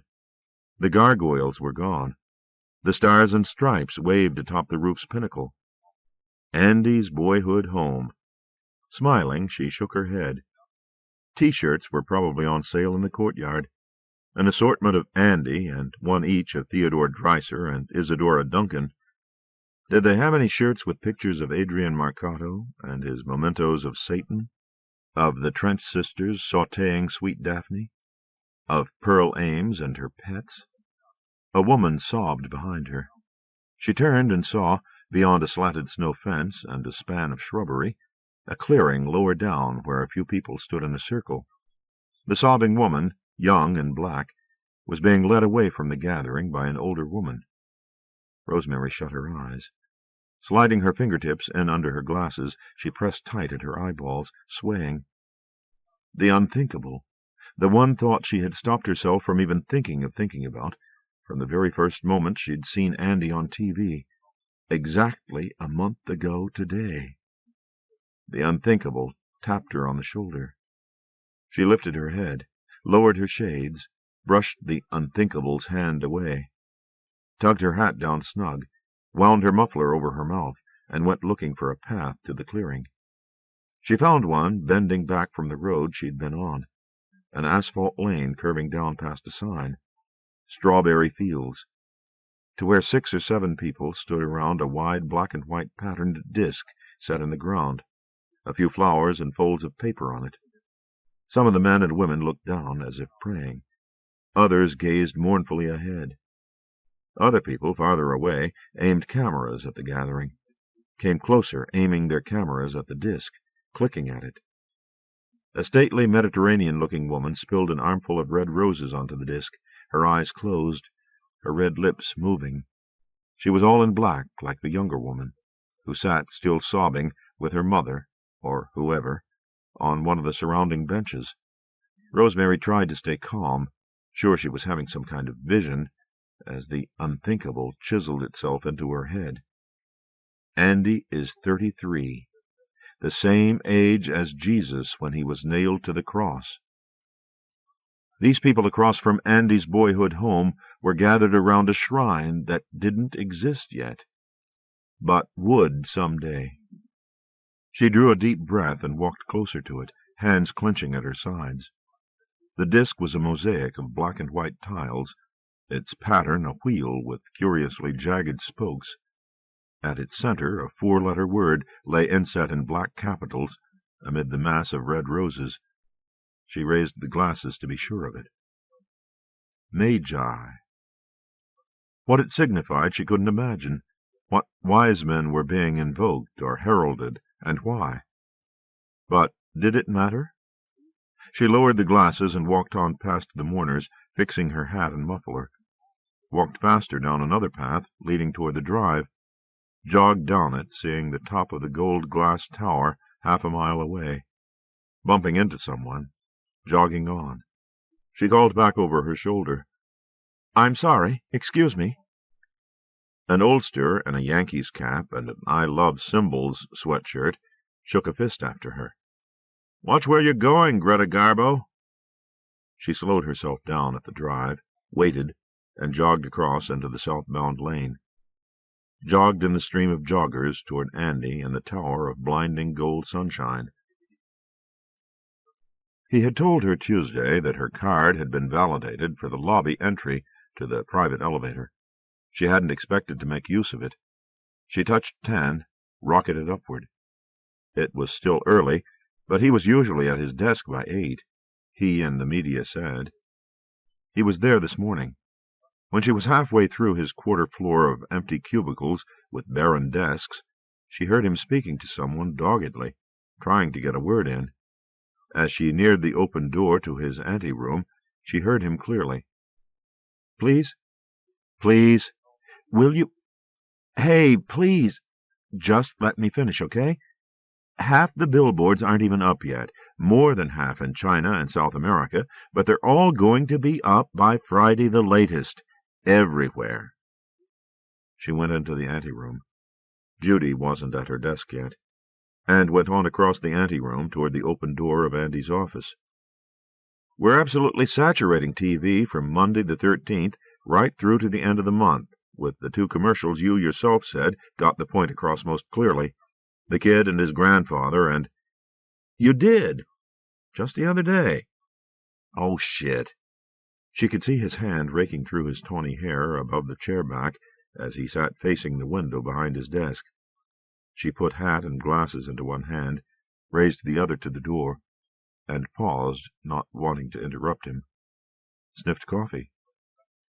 The numbers are going to get better, I promise you. I honestly don't think it's necessary or practical, and it just doesn't seem like the right thing to do. Well, of course she'll want to, I know that. His chair turned around, and he looked at her. She stepped into the office, turning her hands out apologetically. He smiled, beckoned. "Renee," he said to the phone, standing up in a GC sweatshirt and jeans. Excuse me. Renee, my mother just came in. Could we cut it short, please?" He came around to the side of the desk as she came farther into the office. "Yes," he said. "I will." He said to her, "He says bonjour. The airport." "Oh," she said, recalling the elderly Frenchman whose hand she had shaken. She waggled fingers. "Mom says bonjour back," he said, eye smiling at her. "We'll talk when you're home, okay? Have a good flight. And please thank Simone for the generous offer, and tell her I wish there were time to schedule a dozen more concerts. Ciao to the lovely granddaughters." He put the phone down. "Phew," he said, coming to her, wiping his hands back over his brow and hair. "Thanks for rescuing me. He's one of our main supporters, and a sweet old guy, but what a worrier." He wiped his hands on his jeans. "And his wife is the world's worst soprano." He held her shoulders, kissed her cheek. She leaned against him, her cheek against his shoulder, held him, listened to his heart beating as his arms enclosed her. He said, "You're cold. Were you running outside?" "Mm-hmm," she said, staying close against him. "With Joe?" "Alone." "And nobody bothered you?" She raised the hand with the hat and glasses. He drew back, looked down at her. "What's wrong?" he asked. She said, "I've been worrying about you," looked up at him. "I'm afraid something awful might happen to you." He sighed, nodded. "It's possible," he said. "Awful things happen to awful people all the time. Look at Stan Shand. Kersplat." "Oh, don't," she said, hitting his arm. He said, "Did you have something particular in mind?" "No," she said. "I just got scared. Up across from the Bram." She looked at him. "Did you see what they did to it?" he asked. She nodded. "I feel guilty about it," he said. "That isn't what scared you. What did? I can see you're upset." He stroked her back. She said, "I saw—" "What?" he asked, stroking, looking down at her. She shrugged, sighed. "Just a man with an Anti-Andy sign." "An original Son of Liberty?" he said. "They're a joke, like the Ayn Rand Brigade. Don't worry, I'm as safe or unsafe as the next guy. Safer. Everybody loves me, remember?" "If people found out—" She looked at him. "Don't tell," he said. "I won't. Want some coffee? I just got a pot. Nice and fresh."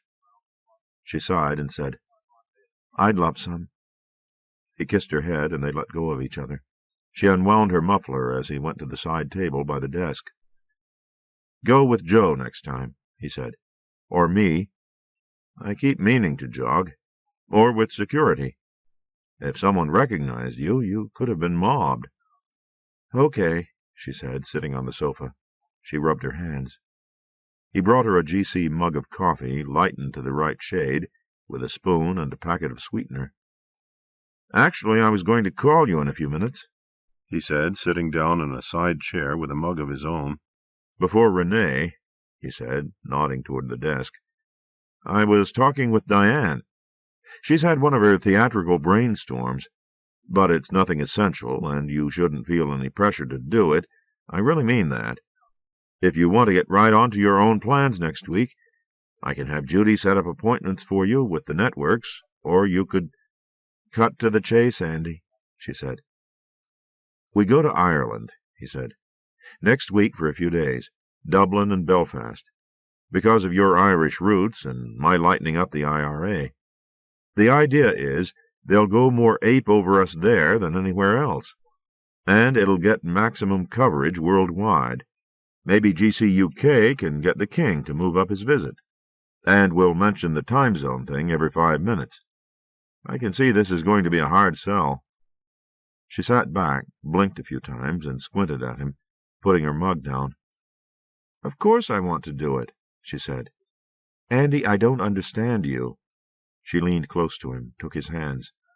"You act as if we're selling cigarettes," she said. "We're promoting a wonderful, beautiful event that's going to stir and excite the entire world. Don't minimize it.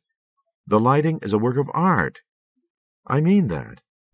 We had lots of artist friends, Guy and I, and some of them created happenings, public events that people participated in and were enriched by. So I know what I'm talking about. The lighting is going to be the greatest happening ever." Andy sighed. "Okay, Mom," he said. "I'll stop minimizing it." "Of course we'll go to Ireland," she said. "I always meant to, someday." She shook her head. "How I wish Brian and Dodie weren't on that cruise." "It'll just be the two of us," he said. She looked at him. He smiled at her. "That was the champagne last night," he said. "Otherwise I never would have rubbed against you like that. I'll behave, really." He tiger-flashed. "My angel Andy," she said, and thought a moment while he waited, watching her. "No," she said, "I'm definitely going to need a secretary at my side, preferably someone I know and have a rapport with. Any suggestions?" He sighed and said, "Not off the top of my head, but I'll try to think of someone." "Good," she said. "And my boyfriend comes too." He looked at her, said, "Your boyfriend?" She nodded. "That's the way we big stars travel." She smiled, batting her lashes at him. He didn't seem amused. 11. On Monday morning, December 20th, the day after they got back from Ireland, Judy hitched up the skirt of her sari, said, "Excuse me, gotta run," and cut in front of Hank's wheelchair to chase after Rosemary down the 10th floor center hallway. She caught up with her outside the ladies' room and pulled her in. "Rosemary, I've got to talk to you," she said, closing the door. She crouched, checked under stall doors, and stood up, catching her breath, smoothing her sari. "My gosh, Judy," Rosemary said, rubbing her arm. "From I walked with a zombie to this? I'm glad you've recovered." "I'm sorry," Judy said, "about the way I behaved. It was all I could do to get through the trip. And for hurting you now. I'm so anxious to get out of here. I'm leaving. Please, can we get together this evening? We must." "Leaving?" Rosemary said. Judy nodded. "Leaving GC. Leaving New York." "Oh, Judy, I know you and Andy have problems." "Had," Judy said. "It's over. I knew it the second night in Dublin. Remember? That was the night he had the fever, after you and he got caught in the rain. Where was it, in the park?" Rosemary nodded. Judy sighed. "He used to like it when I had to play nurse or mommy. All men do, or so I hear. But that night Oh, I'll tell you later. Please, you have to make time. There's too much to tell you now, and I have to tell you before I go. And I want your counsel, too, about certain things."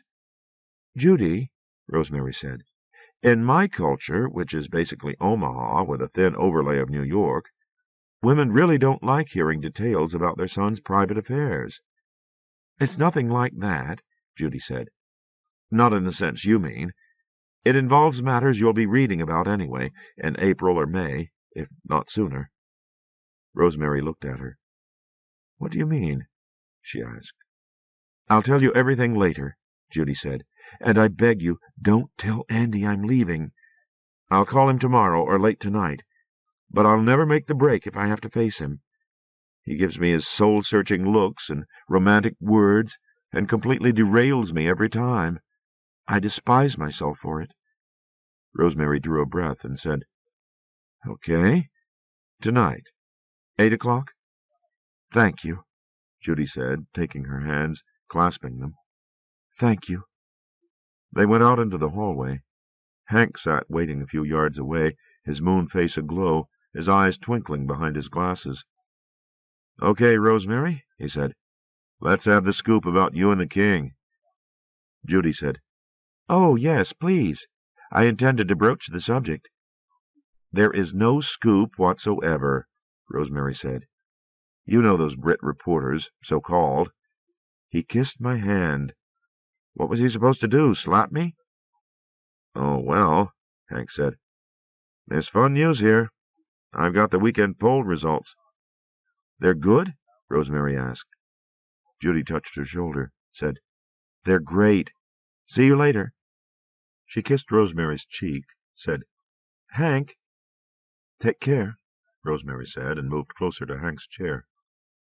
"For the first full week the commercial's been running," Hank said. "Make Them Light Candles is down from an average of 22% to 13%. Look." "I don't believe it," Rosemary said, bending to read printouts. She whistled, read. Hank smiled, watching her. He leaned his head sideways, said, "Hi." Rosemary turned, standing straight, and said, "Hi," to Sandy in the ladies' room doorway. Serene and blonde and high-collared beige, even more Tippy Hedren and the birds than usual. She must have been in one of the farthest stalls. Too far away, surely, to have overheard what Judy had said.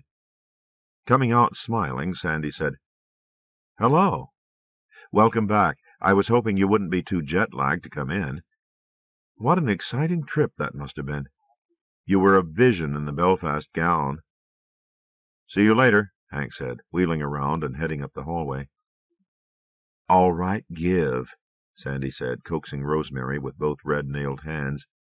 "What's with His Majesty?" "Absolutely nothing," Rosemary said. "You know those Brit reporters, so-called." They followed after Hank's chair, their heads close together. Craig came down the hallway.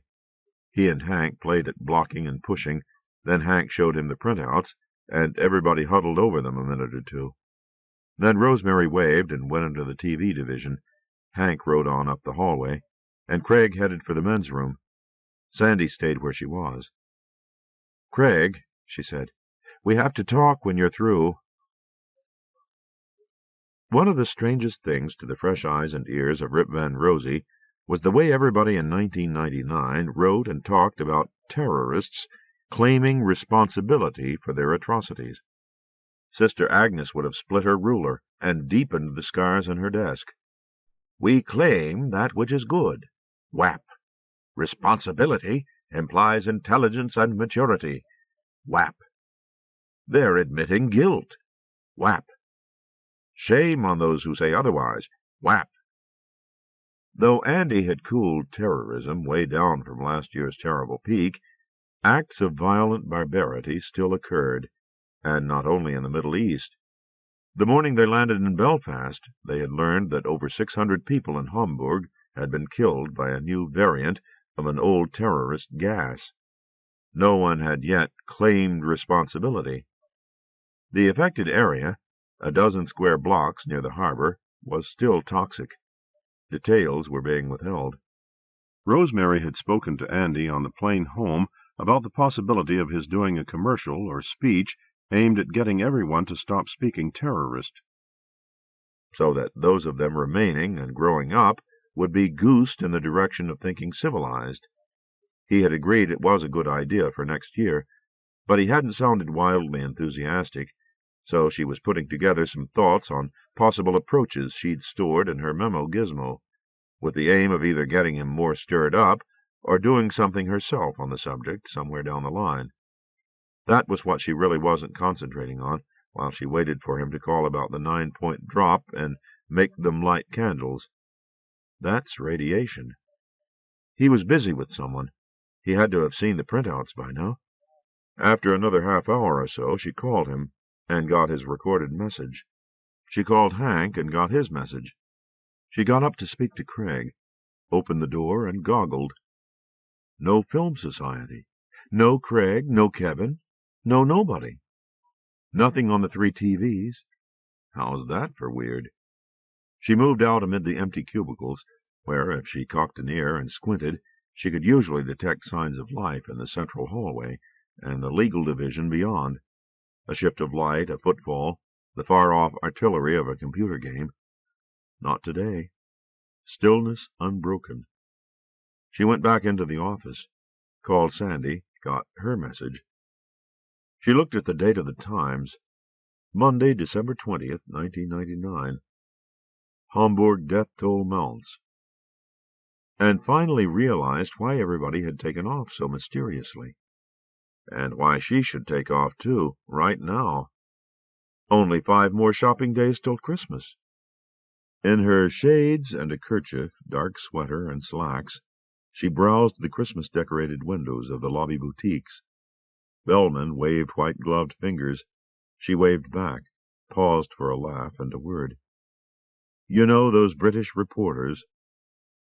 She had sent sweaters from Dublin to her whole list of siblings-in-law, nephews, and nieces, but still that left everyone here to find gifts for.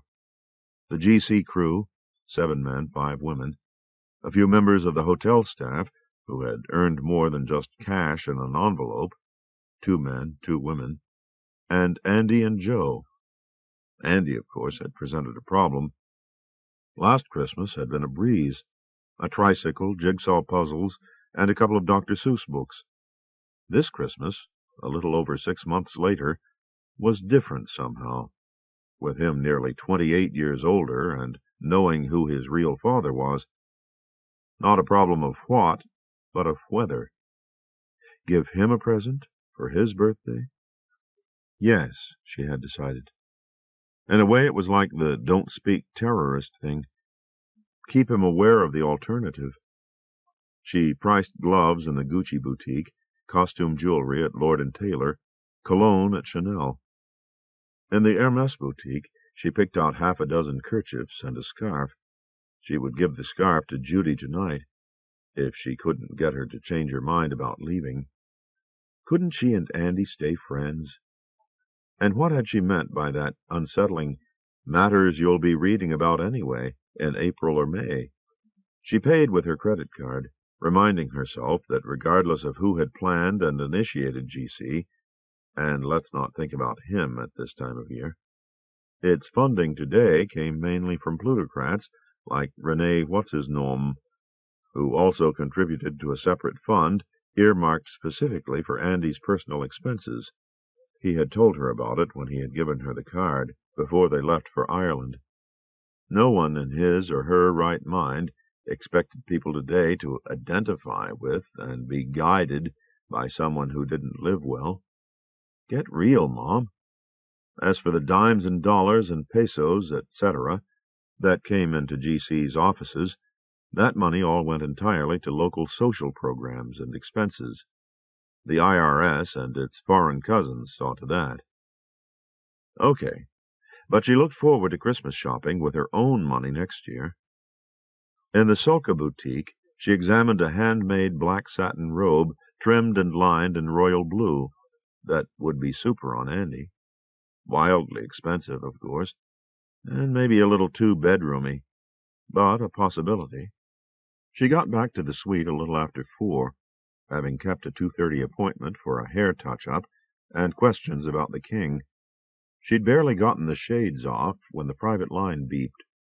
Andy had been trying to reach her. Hi, I wasn't going to bother you with this, but then I remembered. Wasn't Luther one of the plays Andy's father was in on Broadway? Diane, an assumer you know the voice. Rosemary said, Yes. I thought so. You may want to give these kids a hand. They're doing a revival of it off Broadway. Just started rehearsals. It turns out the owner of the space is a Lutheran.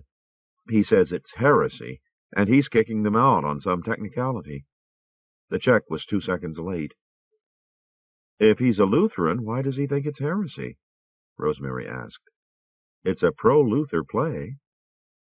Do I know what's in the man's head? All I know is they've got 2 days before they're out on the sidewalk. They're having some kind of rally, and the director is the granddaughter of an old friend. If you could give them 5 minutes on freedom of speech, it would get them on the news and in the papers and save the day. That's the theory. Frankly, I don't think the landlord will budge. He's pulled crap like this before and gotten away with it. Rosemary said, "Where and when is this rally?" She called Judy at her apartment, got her message, and held on. After the beep, she said, "Judy, this is Rosemary. Could we possibly—" "I'm here, Rosemary. What is it?" "Hi," she said. "Could we possibly make it a little later tonight? There's this rally for some kids who are putting on a show," she explained. "Yes, of course. Help them. What a terrible thing when people try to stop the expression of ideas. Although, if the check was late and the man owns the property—" "I'll be back by 9, according to Diane," Rosemary said. "But it's on Carmine Street in the village, so let's say 9:30 to be safe." "That's fine for me. I'm packing. I can use the time." "Don't be in such a hurry," she said. "Let's talk a little." "My mind is made up." "Speak well. What do they say? Break a leg?" She called Diane, said only a low-pitched, "Okay." "Oh, good. It just may work. Wouldn't that be nice? I'll arrange for a car. 7:30? I'm going to call Joe," she said. "If he wants to go, he may want to give his own car a workout. I'll call back. Have you seen Andy today?" "I haven't seen anyone except my maid. I'm in bed with sciatica." "Oh, I'm sorry, Diane." She called Joe at his apartment. "Yeah, sure. We can use my car. Will he be there?" "Andy?" "The Lutheran."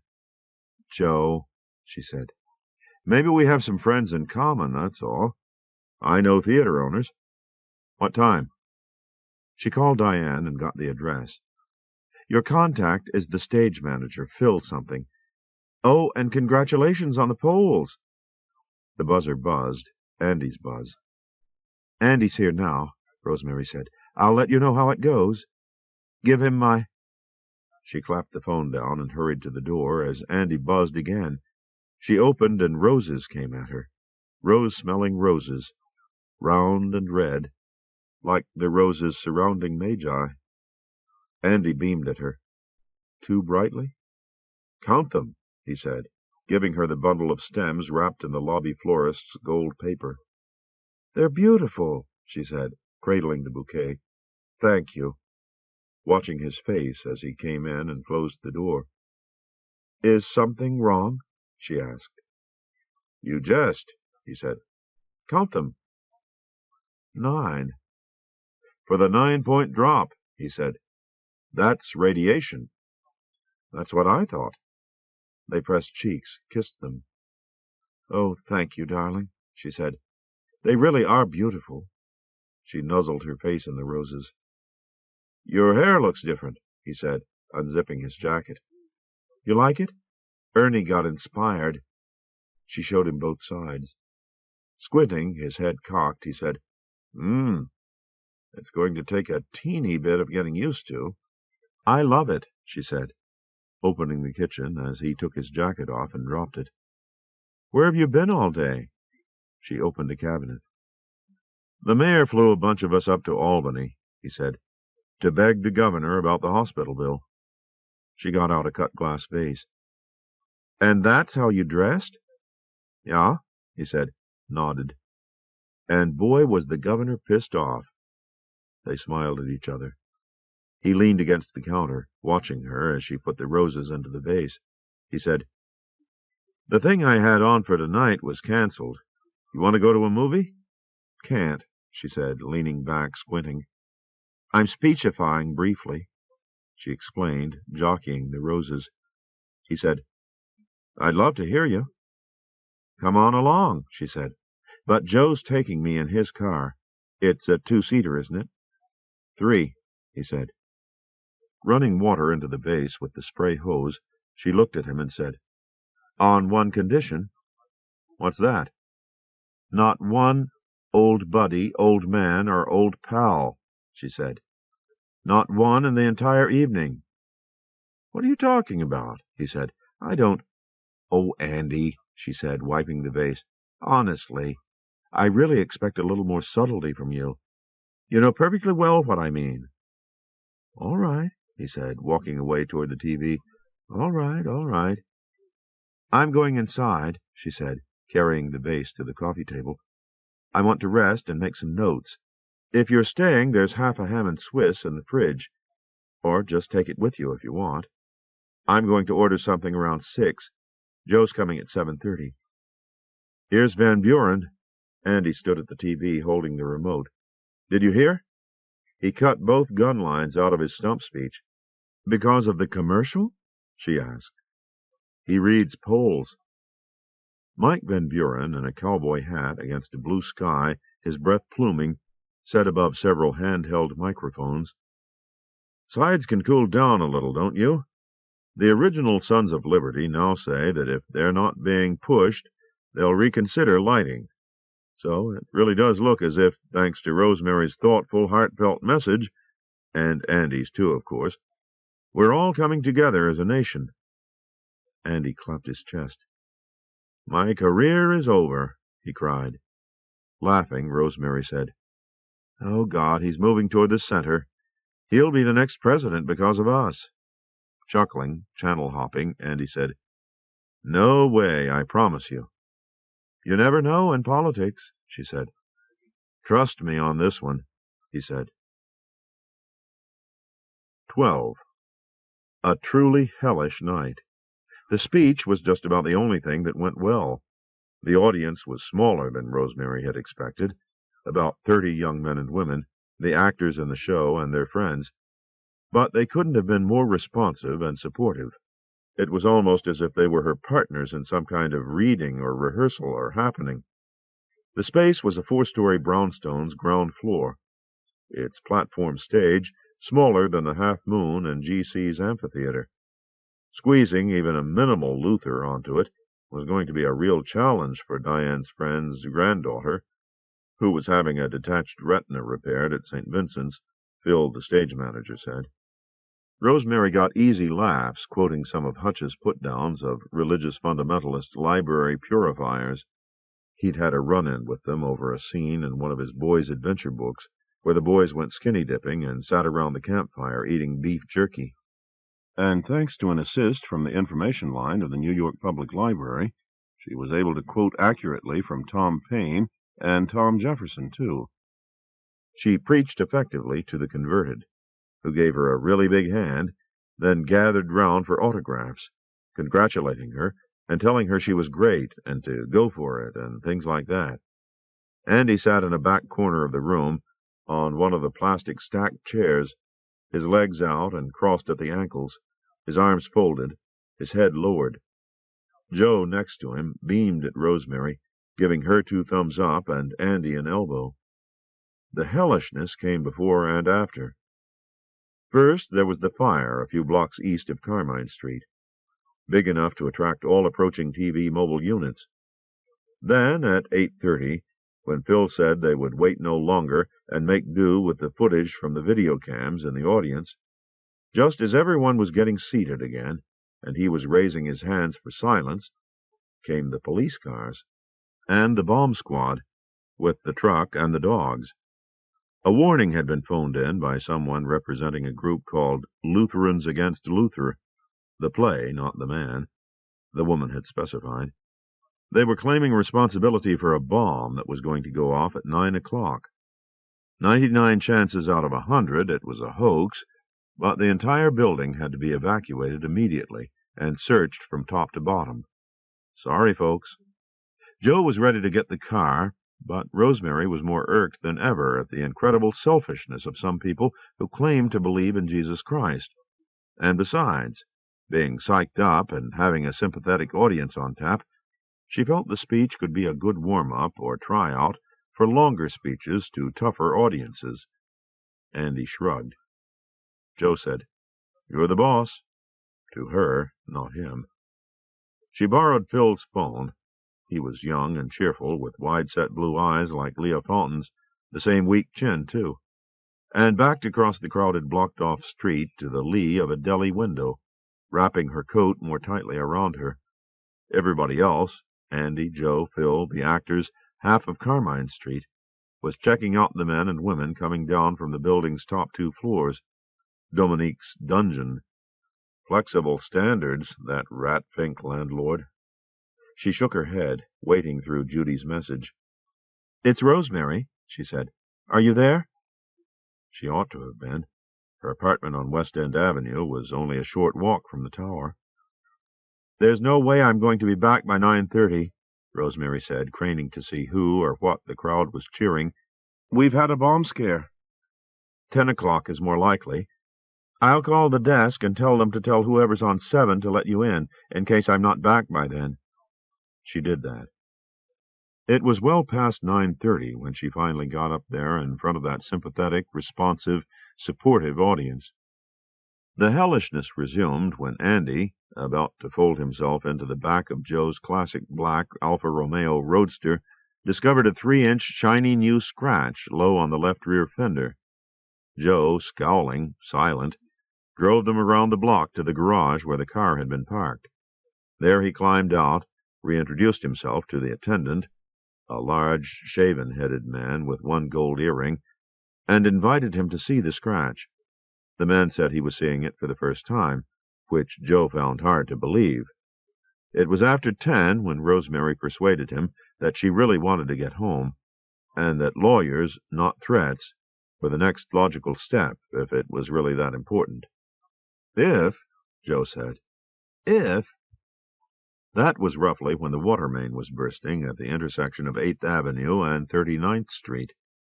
"I'm telling you, Rosie, you couldn't have been better," Joe said as they sat locked in traffic between 32nd and 33rd Streets.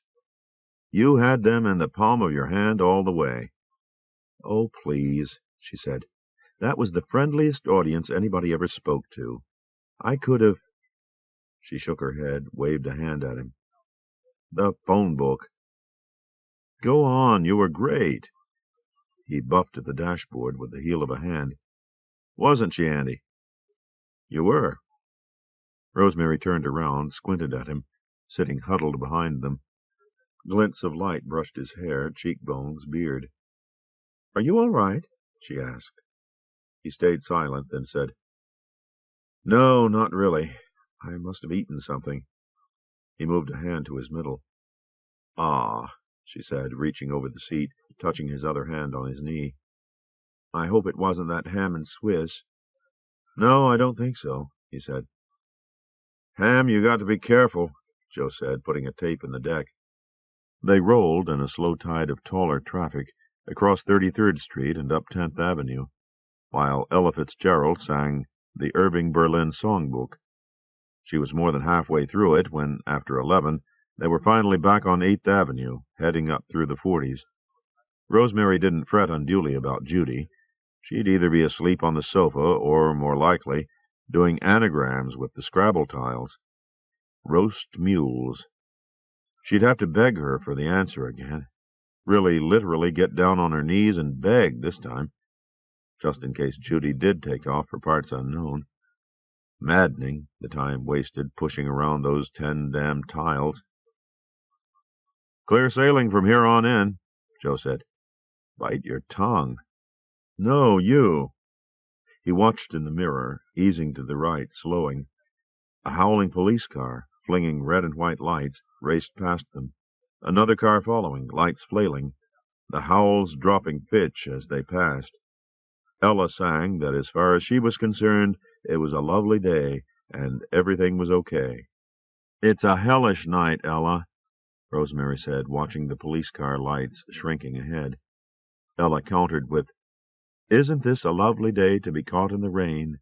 You were going on your way, now you've got to remain." "Get the news," Rosemary said. "I like this." "Me too," Joe said, looking in the mirror, easing right and slowing again. Rosemary jabbed at the dash, pushed buttons. "Ooh," Joe said. "Okay, middle button. Take it easy." An ambulance screamed past them. "Oh ho," he said, smiling at her, his brows raised. "We've got our Irish up."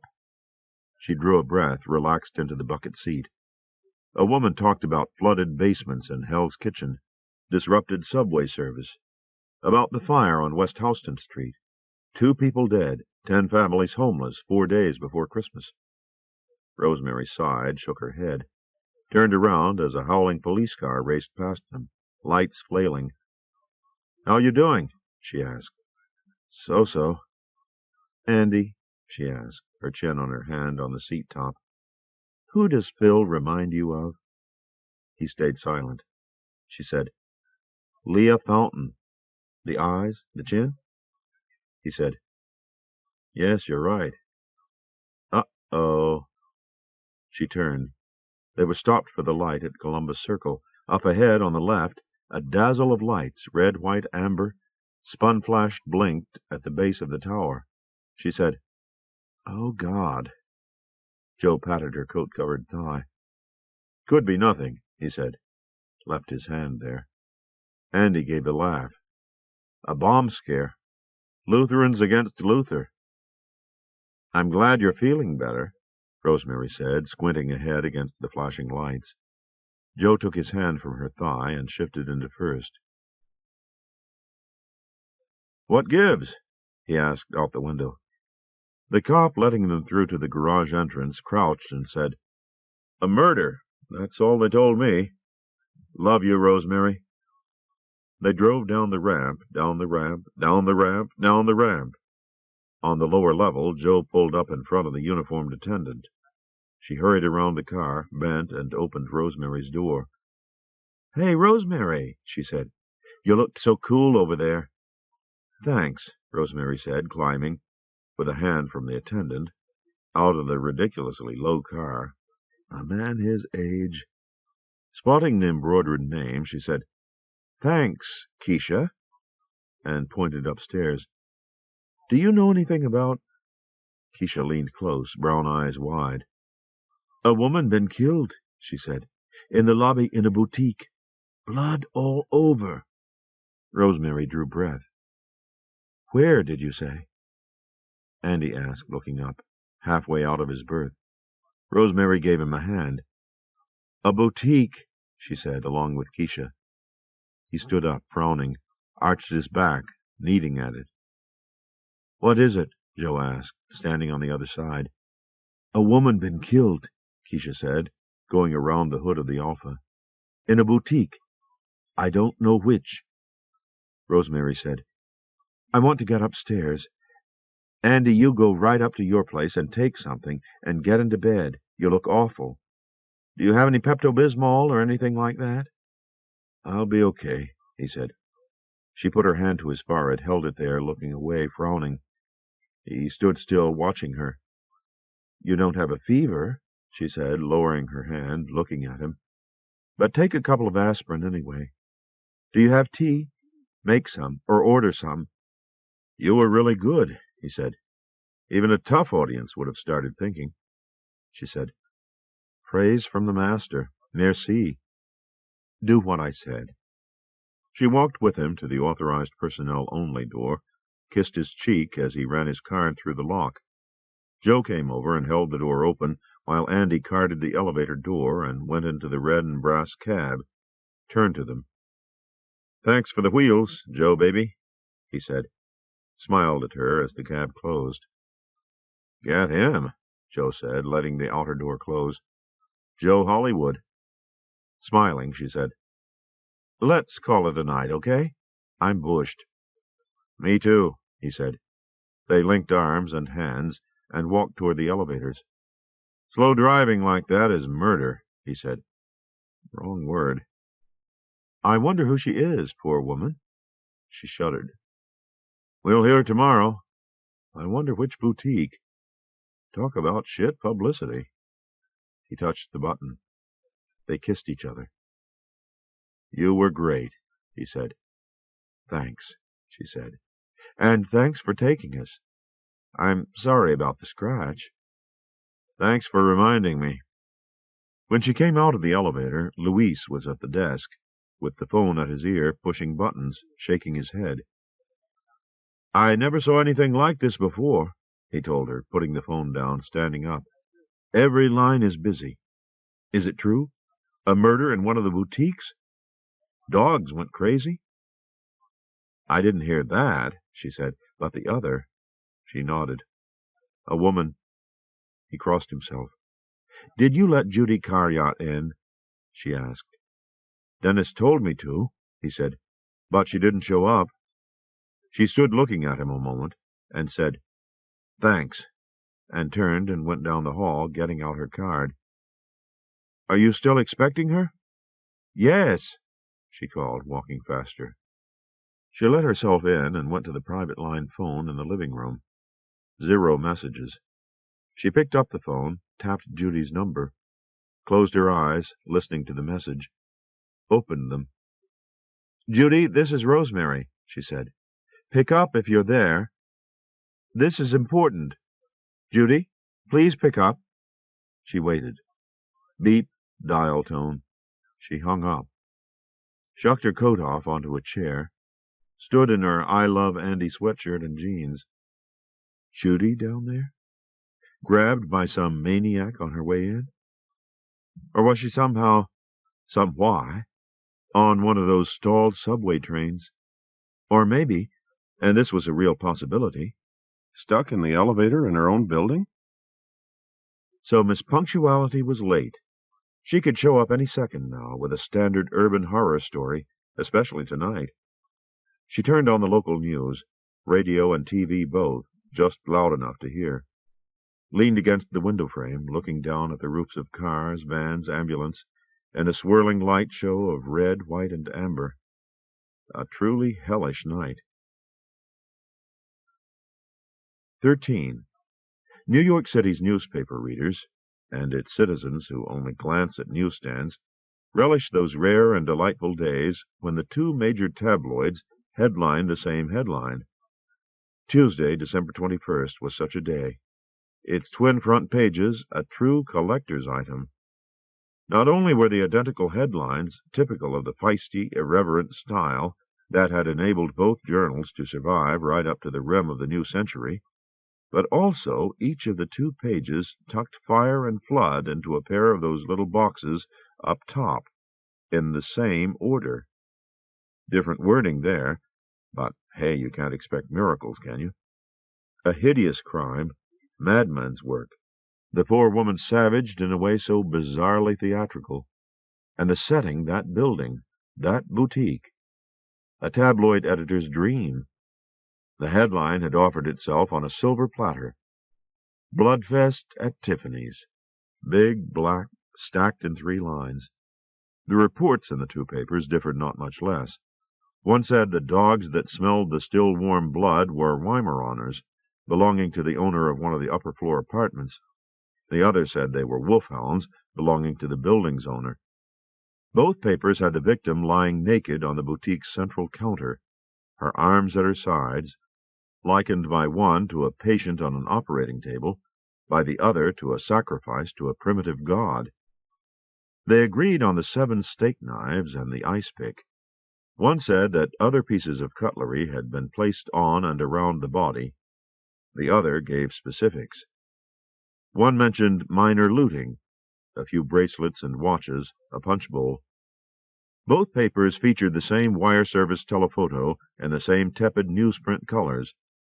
A side view of the victim, blurred where you expected, lying on the glass counter filled with touched-up sparkling riches, festooned with ribbons of reddish blood. The silver handles of the ice pick and 3 knives were circled in white. A few spoons and forks could be seen, and in the background, holly branches. According to both papers, the luckless victim remained unidentified as of press time. She appeared to be in her late 20s and a Hindu. The ice pick had been driven through the dime-size red dot on her forehead. Luckless, all right. Jinxed, you might even say. It was only when the coroner's men began readying the body for removal that someone wondered if she might possibly be Andy's Indian dish. You couldn't be sure, even the bellman couldn't, the way she pulled the veil across her face in public most of the time, and Indian women with the dot aren't so unusual in New York City, especially in a hotel with an international clientele. But still, Andy's got a penthouse apartment, and she's the right age. Shouldn't somebody maybe give him a call? When Rosemary called down to the desk at midnight to ask the nightman if the woman had been identified, he told her to sit tight. Andy was on his way up. Hellishness 2. Or was it 3? Andy had been hyper, on second wind, and distraught. Beyond distraught, enraged, furious, at the lunatic killer or killers. He filled her in on what little was known at that time, an inside job beyond a doubt. The killer or killers had not only known how to disable the boutique's security system and fail-safe backup system, they had known the out-of-the-way location of the control box for the window shades, had known even, though this may only have been a matter of luck, that the boutique's staff had left en masse, minutes after the 8 o'clock closing, to attend a wake for one of their number who had died that afternoon. Questioning of building and boutique staffs, hotel guests, office workers and apartment owners and their guests would begin in the morning. Thousands of people would have to be interviewed.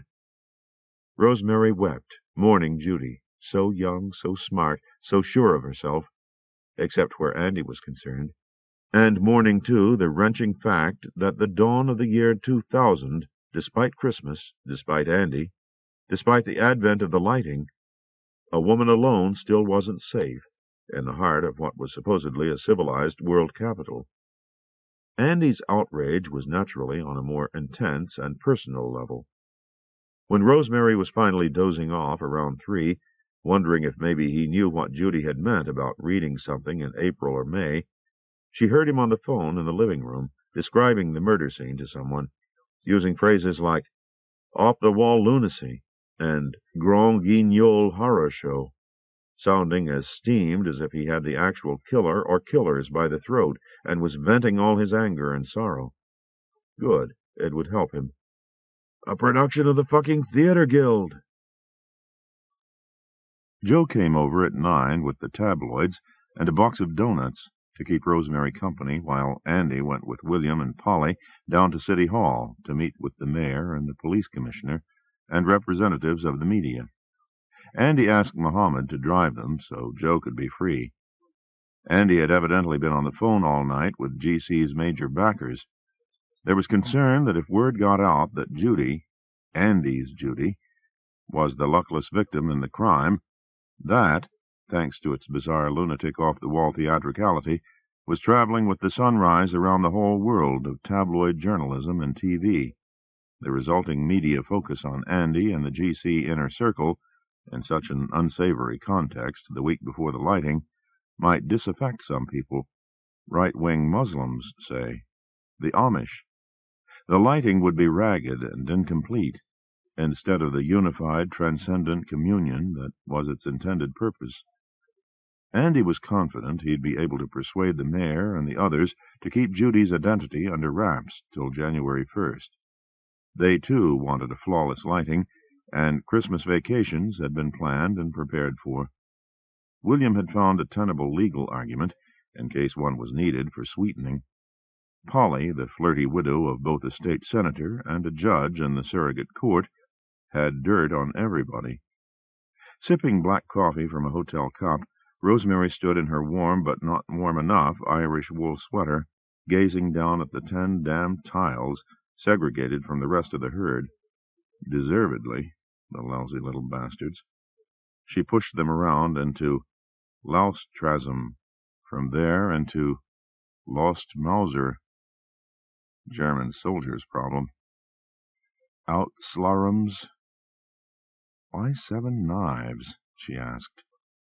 When they find him, they'll ask him, Joe said, sitting on the sofa with a tabloid on a crossed leg, reading through half-glasses, an arm on the sofa back, Andy's face smiling from his sweatshirt. Rosemary turned and paced slowly back toward the foyer, holding the cup with both hands, frowning over it. Over his glasses, Joe watched her going by. "Sit a while," he said. She stopped, looked down at the other tabloid on the coffee table, shook her head. "They think they're so clever," she said. "They're sick, disgusting jackals who ought to be ashamed of themselves. They're a disgrace to their profession. Tiffany's agrees, he said. She paced on toward the foyer, turned and stopped there. Why Tiffany's, really? She asked him. Prime location, heaviest traffic, best likelihood of passing hound dogs. Why not one of the smaller boutiques on the other side? Why a boutique at all, in fact? Sweetheart, he said, turning a page, we don't ask reasonable questions of this kind of pervert, or perverts. He sighed, read on through the glasses.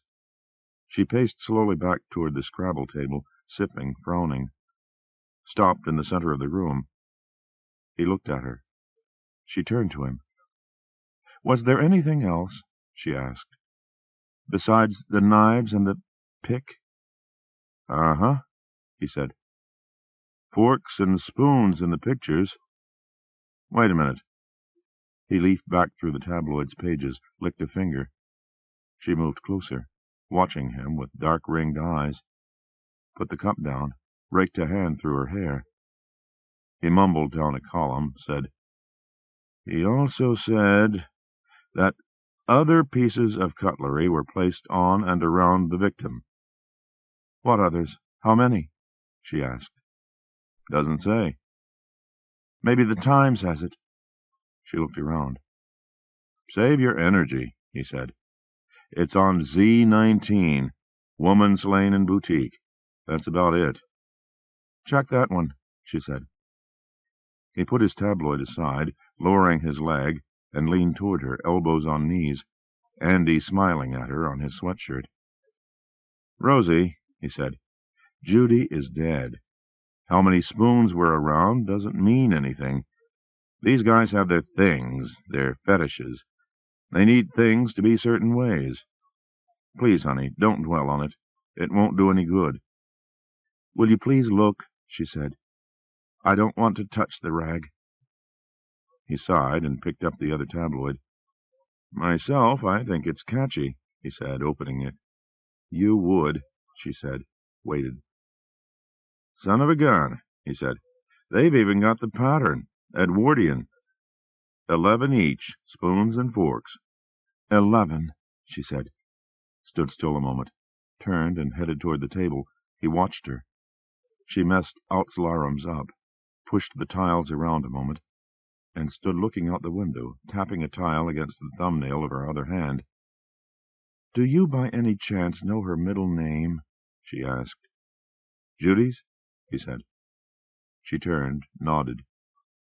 I don't even know if she had one, he said.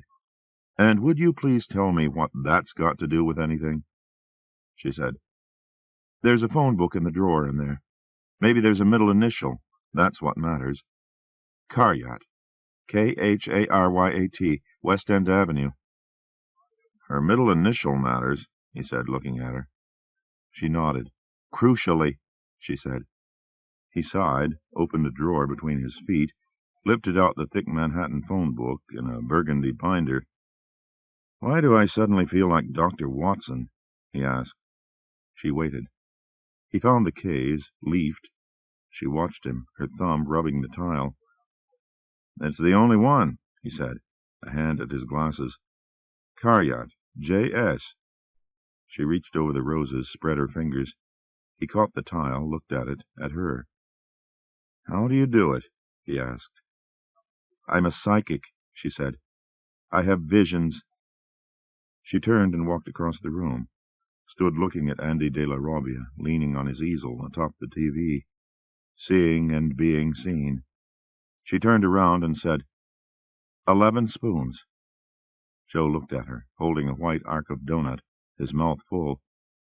11 forks, she said. 7 steak knives. Drew breath. 1 ice pick. What are they? He swallowed, said, What are they? In Tiffany's, she said. There's something different somewhere else? He asked. Maybe, she said. Somewhere else they could be stainless steel or aluminum. In Tiffany's there's silver. She raked both hands back through her hair, clutched it. 30 pieces, she said, dark-ringed eyes staring at him. 30 pieces of silver. His mouth opened, crumbs dropping. She stepped closer to him. 30 pieces of silver, she said, in and on the body of Judith S. Cariat. He blinked at her, putting the donut down. She stepped closer. Judith Iscariot. Leaned over the roses and brushed it. Judith Iscariot. Judas Iscariot? He asked. She nodded. They stared at each other. I have a feeling, she said. It's not the name she was born with. She stood straight, closed her eyes, put a hand across her forehead, turned, started pacing a slow, wide circle. Watching her, he said, Do you have visions? Sometimes, she said, pacing, holding her forehead, eyes closed. He watched her, backhanding his mouth. She stopped and faced him, drew breath. She needed a name that sounded Indian, she said. Vassar Indian. For when she got noticeably un-Hindu, I guess. She was a smart one, God bless her. And she liked word games and puzzles. She stood a moment blinking, lips tight, hands clasped tight together. She came on to Andy, she said, planning to dig up dirt on him and GC, to expose it as a scam, and him as, I don't know, a con man, a charlatan. We all know who he looks like. So she called herself Judith S. Cariat. Judy Cariat. She must have figured it would sail right past everybody, which it did, and she probably didn't plan to be here for more than a month or so anyway, if that. But Andy cast his magic spell. She cleared her throat. And she fell in love with him. She was stuck with the role. He derailed her, she said. I should have made the connection right then. Made what connection? Joe asked, peering at her. I'll bet you anything you want, she said, bending, choosing a donut, that she was really Alice Rosenbaum. It's a perfect interlock. The medical examiner, or whoever is doing the autopsy, ought to know by now. What are you talking about? Joe asked. Who's Alice Rosenbaum? I never even heard the name before. You probably did a few years ago and forgot, Rosemary said, eating a donut, holding her elbow. I heard it in the PBS docu I watched a couple of weeks ago. One of my brothers dated an Alice Rosenbaum in high school and had fights with my father about it, so I noticed the name. The PBS Alice Rosenbaum was the female member of the Ayn Rand Brigade, the woman at the throttle of that train they hijacked. I guess trains were significant for her. Using derailed, I mean. Joe said, Judy was that PA? Rosemary nodded. I'm sure, she said. It has to be. She ate some more. The name can't be real, she said, and no other woman would have had to do the Indian bit in the first place. What do you mean? I don't get it, Joe said, standing up. She had to be an Indian? Why? Why wouldn't a wig and glasses and Alice J. Smith or Jones have been enough? Rosemary tapped a fingertip at the center of her forehead. Her tattoo, she said. They have tattoos on their foreheads. What was she going to do? Wear a Band-Aid for a month? Count on cover mark? She needed the dot to hide the $sign. Joe stared open-mouthed at her. She finished the donut, brushed sugar from her lips and fingers, licked them. He held his forehead, shaking his head. Geez, I'm all at sea here, he said. So whoever gave her the 30 pieces of silver, he lowered his hand, looking at her, was saying that that's what she was, a Judas? Betraying Andy? She turned away. How? Joe asked. She loved him, like you said. Sure, you could see they had a little tiff or something last week, but there's no way he could have. If you could even imagine such a... He was with us the whole time. She turned around, aimed her dark-ringed eyes at him. The others weren't, she said. The buzzer buzzed, Andy's buzz. They stayed looking at each other a moment. and she let breath out and walked away, slowing as she reached the foyer.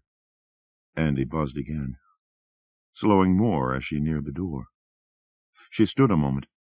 Joe moved out from behind the coffee table, watching. She opened the door. Andy nodded. "Mission accomplished," he said. "Oh, good," she said. They hugged each other. He said, "How you doing?" kissing her temple, smoothing her hair back. "Okay," she said, kissed his cheek. "You're back so soon." His eyes shone. "Wait," he said, closing the door behind him. They went arm in arm into the living room. "Joe," he said. "Andy?" Joe said, looking at him. "Sit down, both of you," he said, taking his arm from around her. "I'm going to tell you something that's going to absolutely knock your socks off." He unzipped his jacket. They looked at each other. "I mean it," he said, shedding the jacket, looking back and forth between them. "Sit down or fall down, take your choice." He straightened his sweatshirt. Navy, no message. Joe said, "Is this maybe about a tattoo?" Andy stared at him, swallowed. "Who called?" he asked. "I've got to know who leaked it." "Your mother figured it out," Joe said, nodding at her. Andy turned and stared. "That Judy was Alice Rosenbaum?" Rosemary nodded. "How?" Looking at him, she said, "The 30 pieces of silver, and the name." "The name?" he said. She said, "Judith S. Caryat." "Say it fast," Joe said. Andy's lips moved. He stared, at her, at him, and clapped the side of his head. "They even thought of that," he said. "A name that reinforces everything. I never put it together. She told me her middle name was this long Indian—" He spun a hand, looking at Rosemary, stopped the hand.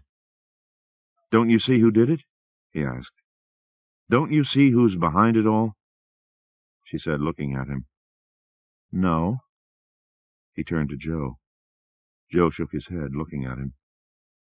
"The rest of the brigade," he said. "The 5 guys. Or some of them. The commish got word who she was just as we got there. I realized right away what the story was, what it meant. They had planted her here to spy on us. They were getting even with her for, I guess you'd say, switching teams. And at the same time, they were messing up the lighting by making it look as if she was killed for betraying me somehow. Because I look the way I do. And the 30 pieces of silver, which that name only reinforces. That's why they killed her in such an attention-getting way. Really, who, except someone looking for absolute maximum worldwide publicity, would?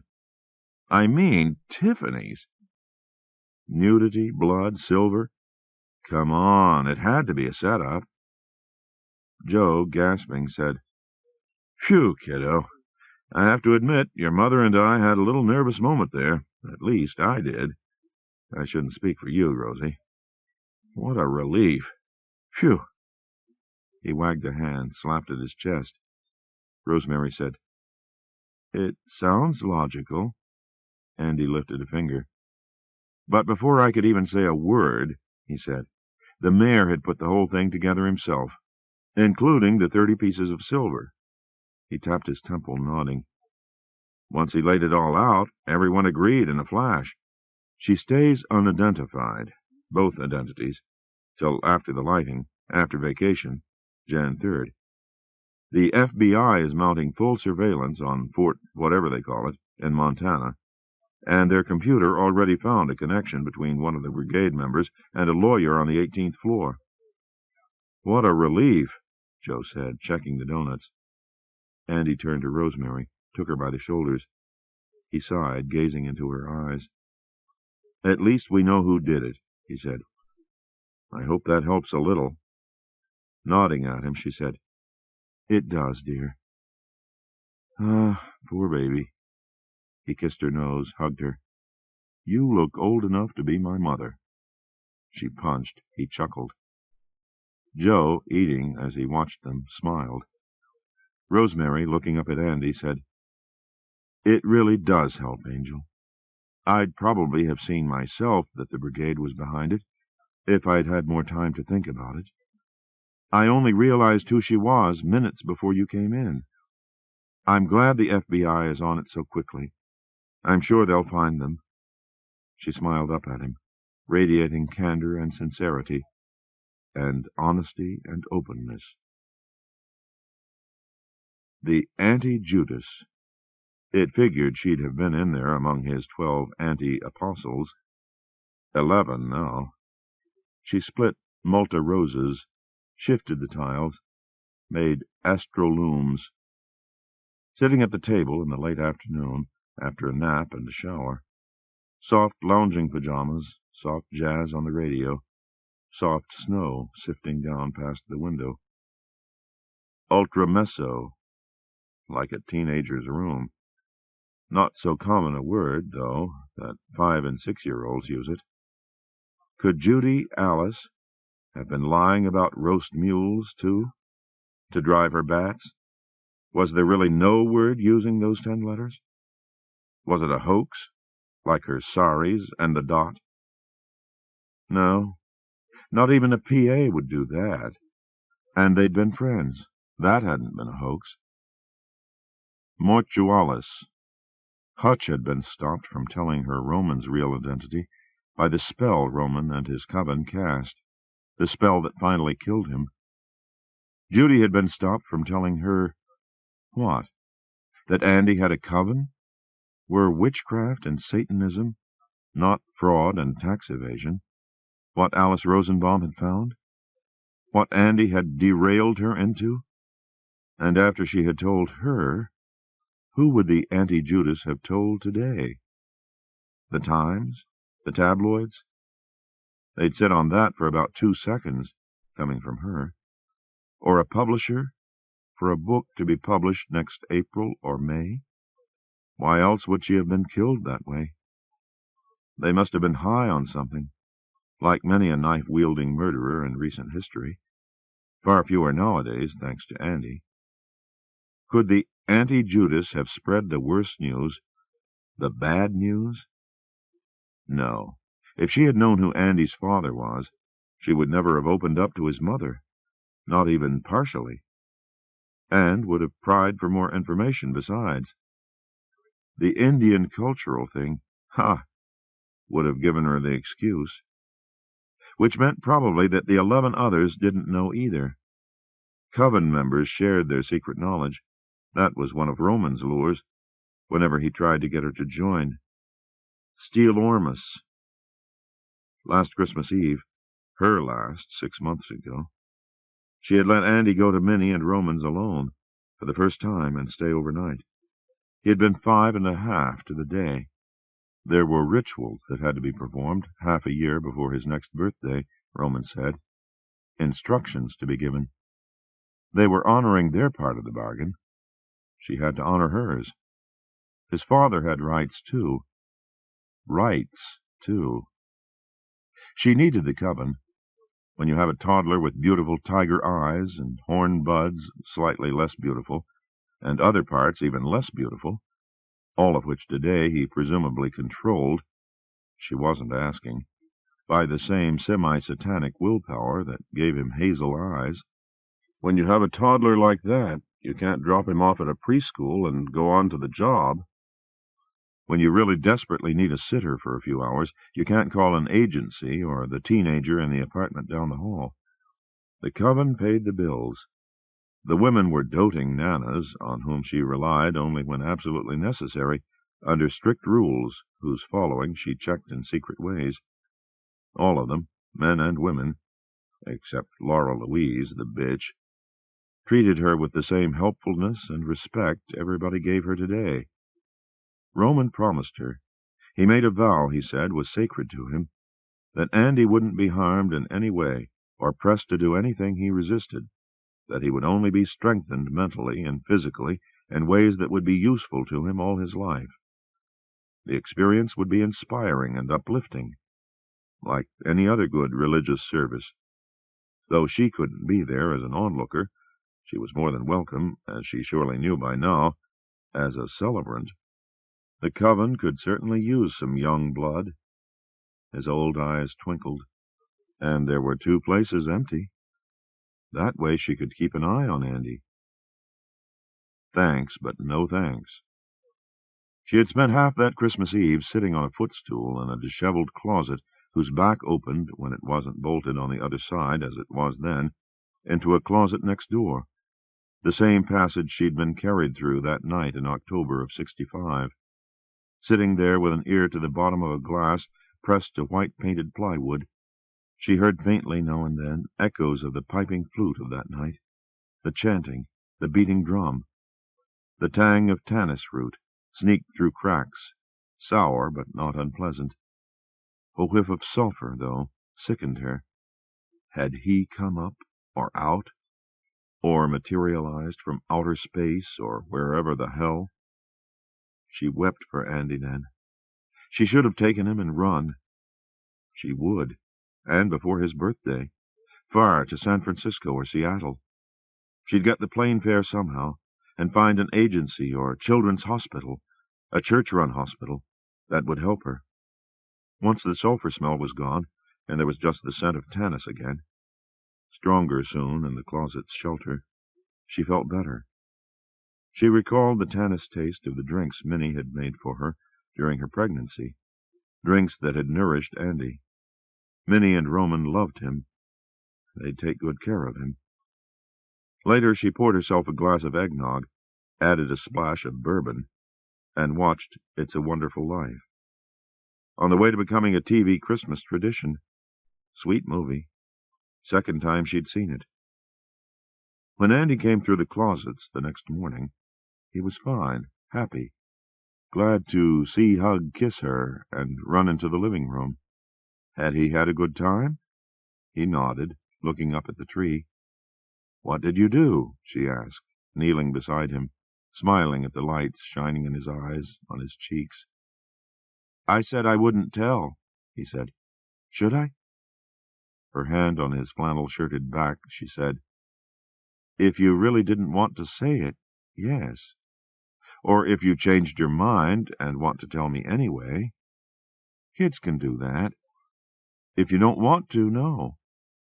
I gave permission. I said you could go." He chose not to tell. Her last Christmas. He'd had 27 since, or this would be the 27th.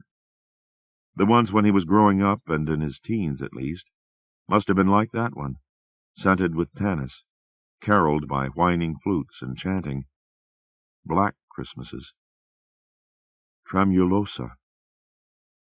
He had told her he was through with Satanism, after looking her in the eye and saying he would never lie to her again. If he had lied, Friday night could be just the time to find out. He had said on the plane that he and Judy had plans for Christmas Eve, that they would exchange presents with her and Joe on Christmas Day in the morning. And Judy had started saying something the first time they played Scrabble, about goings-on the 9th floor. Not a bad space. The amphitheater and its dressing rooms and green room, the conference rooms, all carpeted, soundproofed by floors of empty offices above and below. Not a bad space at all for a black mass. Better than Minnie and Roman's living room, for sure. 5 people to get it spick and span? Didn't the cleaning crew hit 9? Ultra Meso? Soul Master. Snow strummed the window, falling faster now, wind-swept swabs of white, whipping down out of darkening sky. Score 1 for the forecasters. 4 inches by midnight, they had said. 2 to 4 more by morning. Wind gusts up to 40 miles an hour. Snow was probably coming down at the radio station, too. Bing Crosby had begun dreaming of a white Christmas, just like the ones he used to know. 3. 14. The blizzard of '99, lasting 2.5 days and dumping 2 to 5 feet of the white stuff all the way up the eastern seaboard from Cape Hatteras to Cape Cod, was far and away the peak, the pinnacle, the Everest of the century's blizzards, and the paramount headache of them all. New York City was lucky, only 23.8 inches. God got thanks for that. Boston, it was said, would never dig out, and Mother Nature, God and drag, took the rap for the rest of it. The buried commuter trains, the collapsed roofs of supermarkets, the empty theaters and stores, the stranded travelers, the homebound everyone else except children with sleds and cross-country skiers. The last flakes fell and the sun came out early Friday morning, as if in direct obedience to the feisty, irreverent order of only one of the tabloids.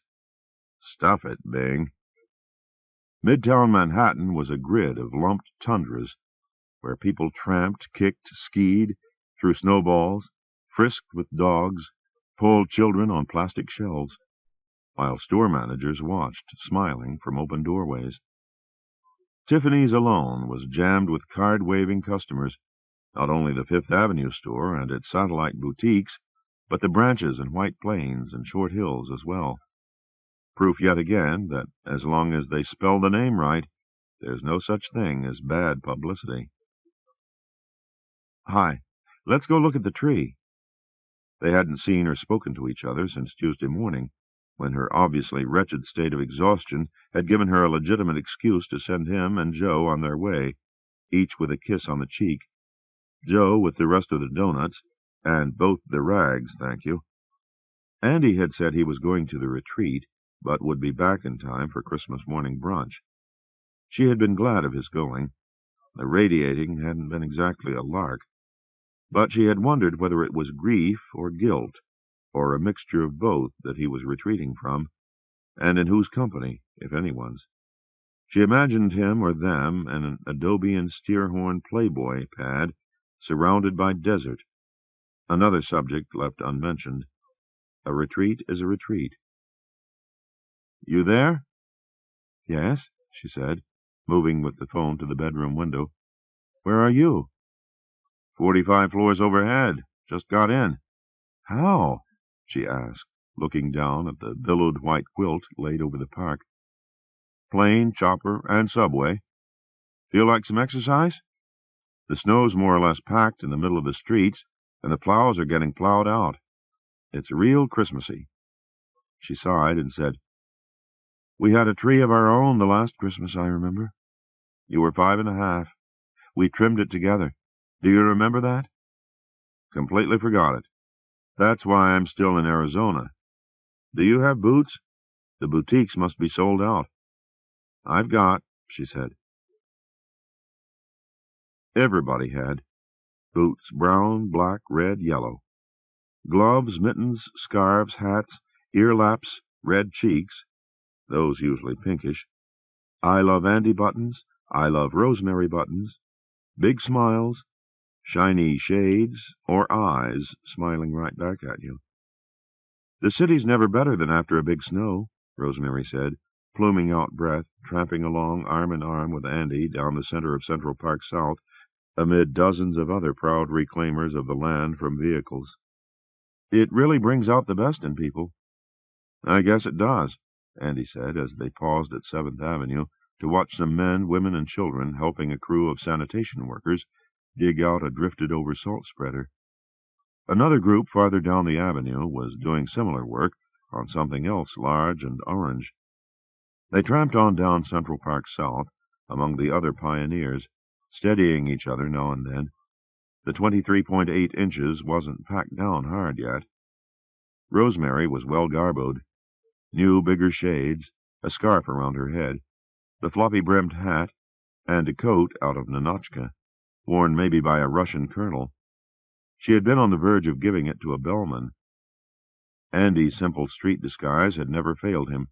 Shades and a jumbo I Love Andy button, transforming him instantly into one of the city's, the planet's, legions of Andy wannabes. One of the better ones. A cop in shades, coming toward them, gave him a gloved thumb up. Yo, Andy, he grinned. Great. Numero uno. They smiled back at him. Andy said, Thanks, love you, as they passed.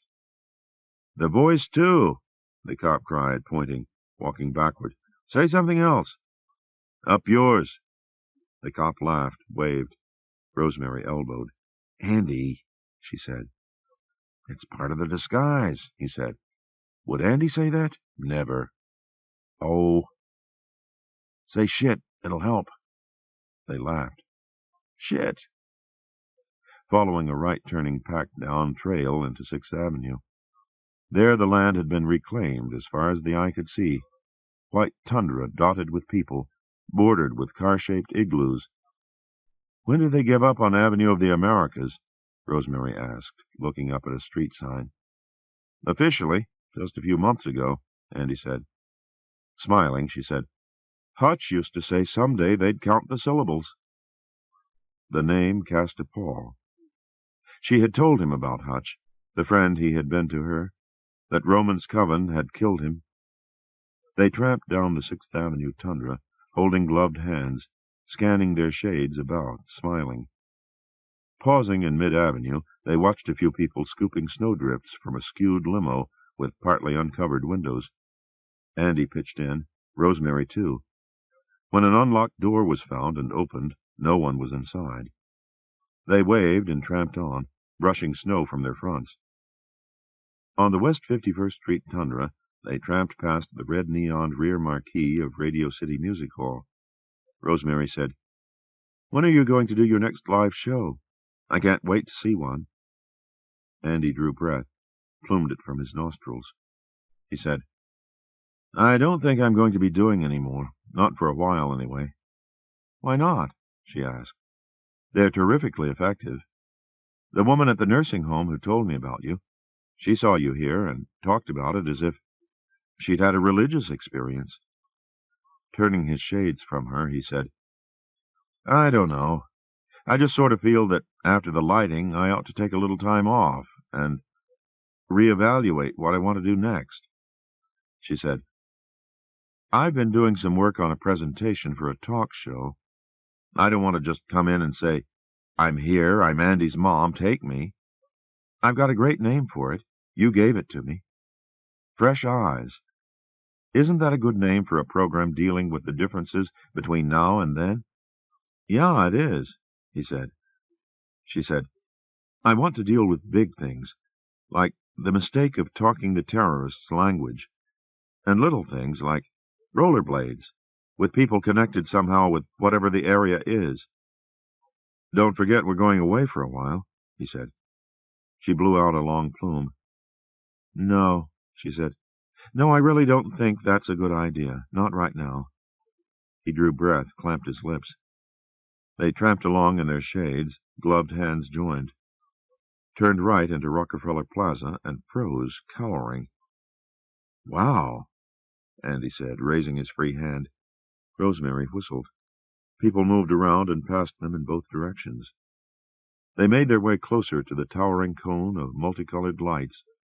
Rosemary said, "I'll tell you one thing Fresh Eyes see right off the bat. Too much. It used to be you could see there was a tree holding everything up. That's just a gigantic cone of lights and baubles. It could have styrofoam inside it." "Actually, they cut back from last year," Andy said. "People started complaining."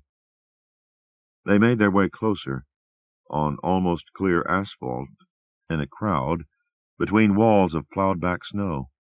"But," she said, when they had found a vantage point where they could stand and see the tree and the skaters on the rink before it, "if you're going to go for glitz—" He nodded, looking up at the tree. She looked at him, at the lights shining on his shades, on his cheeks above his beard. "Say hello to Andy," a man before them said, tugging the mitten of a boy of 7 or so. The boy nibbled his other mitten, looking up at Andy. The man winked at them. Rosemary said, "Be nice." Andy crouched down, smiled at the boy, took his shades off, said, "Hi." The boy got his mitten down to his chin and said, "Are you really Andy?" "To be perfectly honest," Andy said, "at the moment I'm not sure. Who are you?"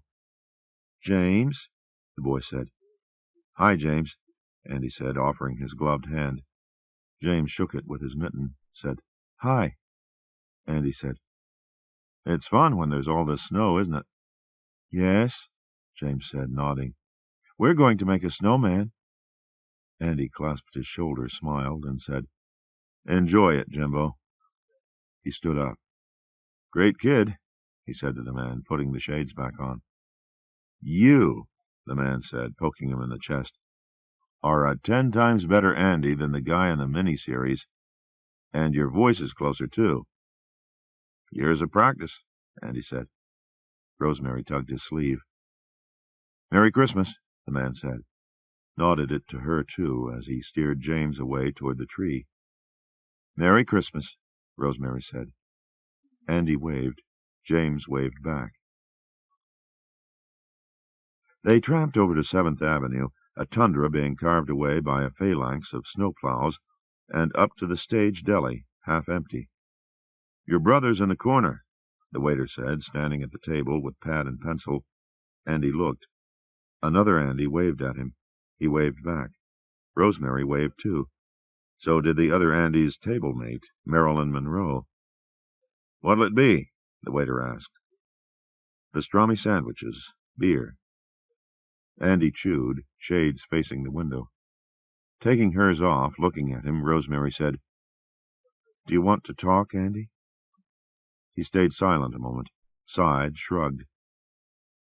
"It's just ironic, that's all," he said, shades turning toward the half-sandwich on his plate. He picked at it. "I finally find a smart, sexy woman who really prefers total darkness," he said.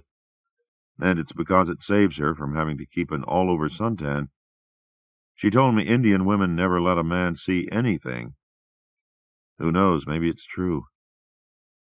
"I doubt it," she said. "They're very open, I think."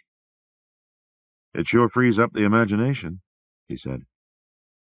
Putting on her shades, scanning, she said, "I can't eat all of this.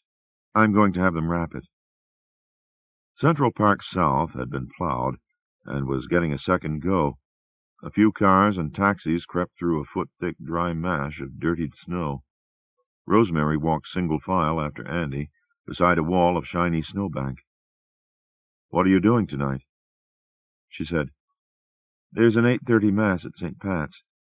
Joe got us seats." She walked along behind him. "What are you doing?" she asked. "Turning in early. The trip took a lot out of me.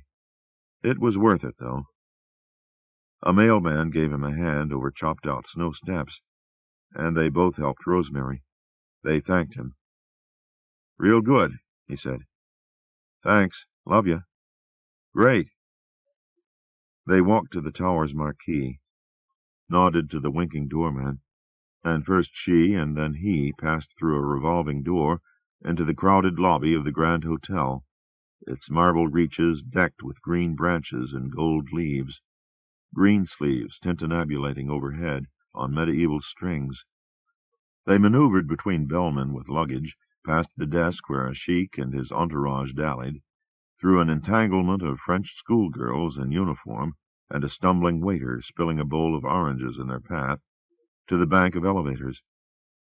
"I have to pick up a few things in the drugstore," Rosemary said. "Sure you don't want it?" She held up the deli bag.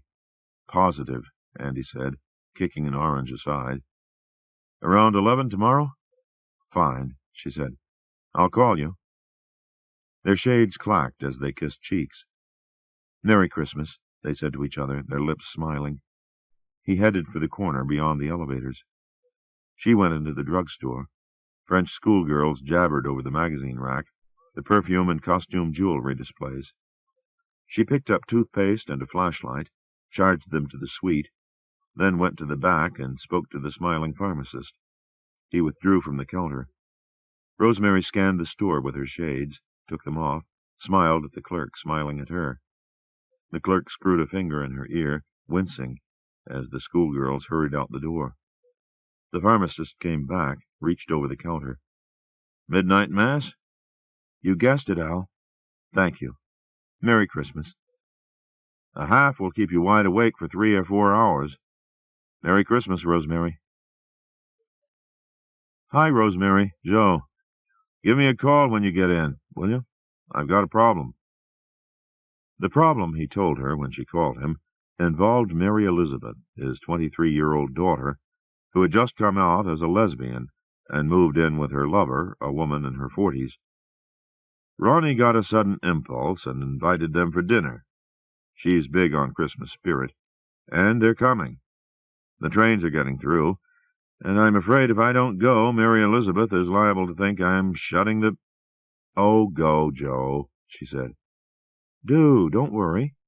I'm glad you're all sitting down together. And I want to meet her. I mean, if she's living with her, I at least want to get some kind of... Joe, I'll tell you the truth, Rosemary said. I'd just as soon go by myself, honestly. I haven't been to church in a long time, even before the coma, and maybe it'll be better for me if it's more private. Don't worry, go. You should. I want you to. Thanks, Rosie. Go in by the entrance on 51st near Madison.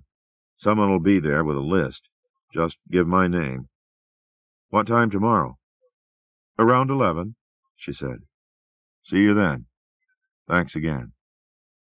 She was doubly thankful, too, because they all were sitting down together, and because she really did want to be alone. Garboing on the inside, too. She hadn't thought of going to Mass till Tuesday night, after she had decided where she'd be going later Christmas Eve. The cathedral would be packed, even though extra Masses had been scheduled this Christmas of 1999, and she didn't like the idea of wearing shades in church, so she had asked Joe if he could arrange for special seating. She had invited him because she'd had to. She sensed that he had accepted likewise. He was no more devout than she, both with their divorces, and she'd have had to ditch him later anyway. Another letdown for him. Poor Joe. Poor both of them. He checked out fine, and had seen as little reason for postponing things as she did, but every time they had planned a proper night or weekend together, something had come up to get in the way. First the Dublin power failure, then the fire in the inn outside Belfast, then his pinched spinal nerve, and then the blizzard. It was almost as if somewhere in the universe a malevolent spiritual power had made it his sole goal to oppose their getting into the sack together before New Year's Eve. She called her brothers and sister, gave out the last of the staff Christmas gifts. Her gifts for the GC Inner Circle, possibly Andy's coven, innocent until proven guilty, would wait till tomorrow or never, depending. Judy's scarf and its Hermes wrap, she wasn't sure what she'd do with that. Wear it herself, probably. An Indian design. Ha! She ate the other half of the pastrami sandwich, sitting at the window, thinking how she would put things, marshalling her thoughts so she wouldn't waste his time, assuming it was, after all, one of his busier nights. Hutch's bones must have been rolling over in the worm cafeteria, as he called it. Judy Alice would have been annoyed, too, for sure, though she probably would have accepted it as a kind of centering thing. When you have proof positive, gained in a hard way, of Satan's reality, you tend to regain your belief in God's. Of course, he may no longer believe in you, may even get edgy if you set foot in his house, or dare to take his Holy Communion, so you maintain a respectful distance, until it seems really necessary to clarify things. She left the tower at 7, fully garboed. The doorman said there were taxis around, but she had allowed plenty of time. The night was clear, and she was from Nebraska. She walked. The same route she had walked with Andy, on shoveled sidewalks now, by ranges of snow mountains, pocked here and there with glints of entombed chrome. Santas and phony beards rang their bells over their kettles, going right up there with Chanel No. 5 and Stage Deli's pastrami sandwiches on Fresh Eye's list of unchanged good things, an idea for the 4th or 5th program, or maybe a weekly feature. She passed the entrance to Rockefeller Plaza, with just a glance at the cone of night-bright lights. Not too bad. And went on to Fifth Avenue, where snow mountains had been banished, and traffic, what little there was, diverted. St. Patrick's Cathedral stood on the other side of the avenue, in all its Gothic majesty, every detail of its tri-arched front and twin spires lavished with white frosting, brilliantly floodlighted, never more splendid. Another big plus for 1999 New York, night lighting of landmark buildings. She was more than an hour early. The line, behind blue police barriers, snaked around into 50th Street, but wasn't long enough yet to fill the pews.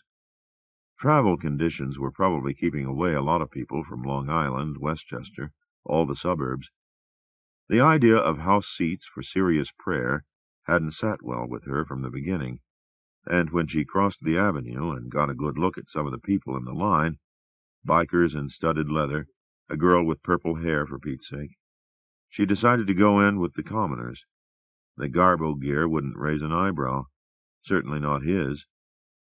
The elderly couple in front of her, they'd made it in from Westchester, smiled at her and faced forward. The blizzard didn't start up again when she passed through the portal and vestibule, nor did lightning strike when she knelt and crossed herself. She found more than enough space in a back pew on the right, slipped in and sat. She took a deep breath and loosed her coat's belt and buttons, sank back in the creaking pew, savoring the organ's cascading harmonies, marveling at the beauty and vastness of the vaulted space before her. The ranks of soaring stone pillars and arches, each pillar hung with a red-ribboned wreath, each outer arch framing stained glass that gleamed jewel-bright in the light from outside. Flats of orange candle flames flickered at the rows of side altars in their alcoves.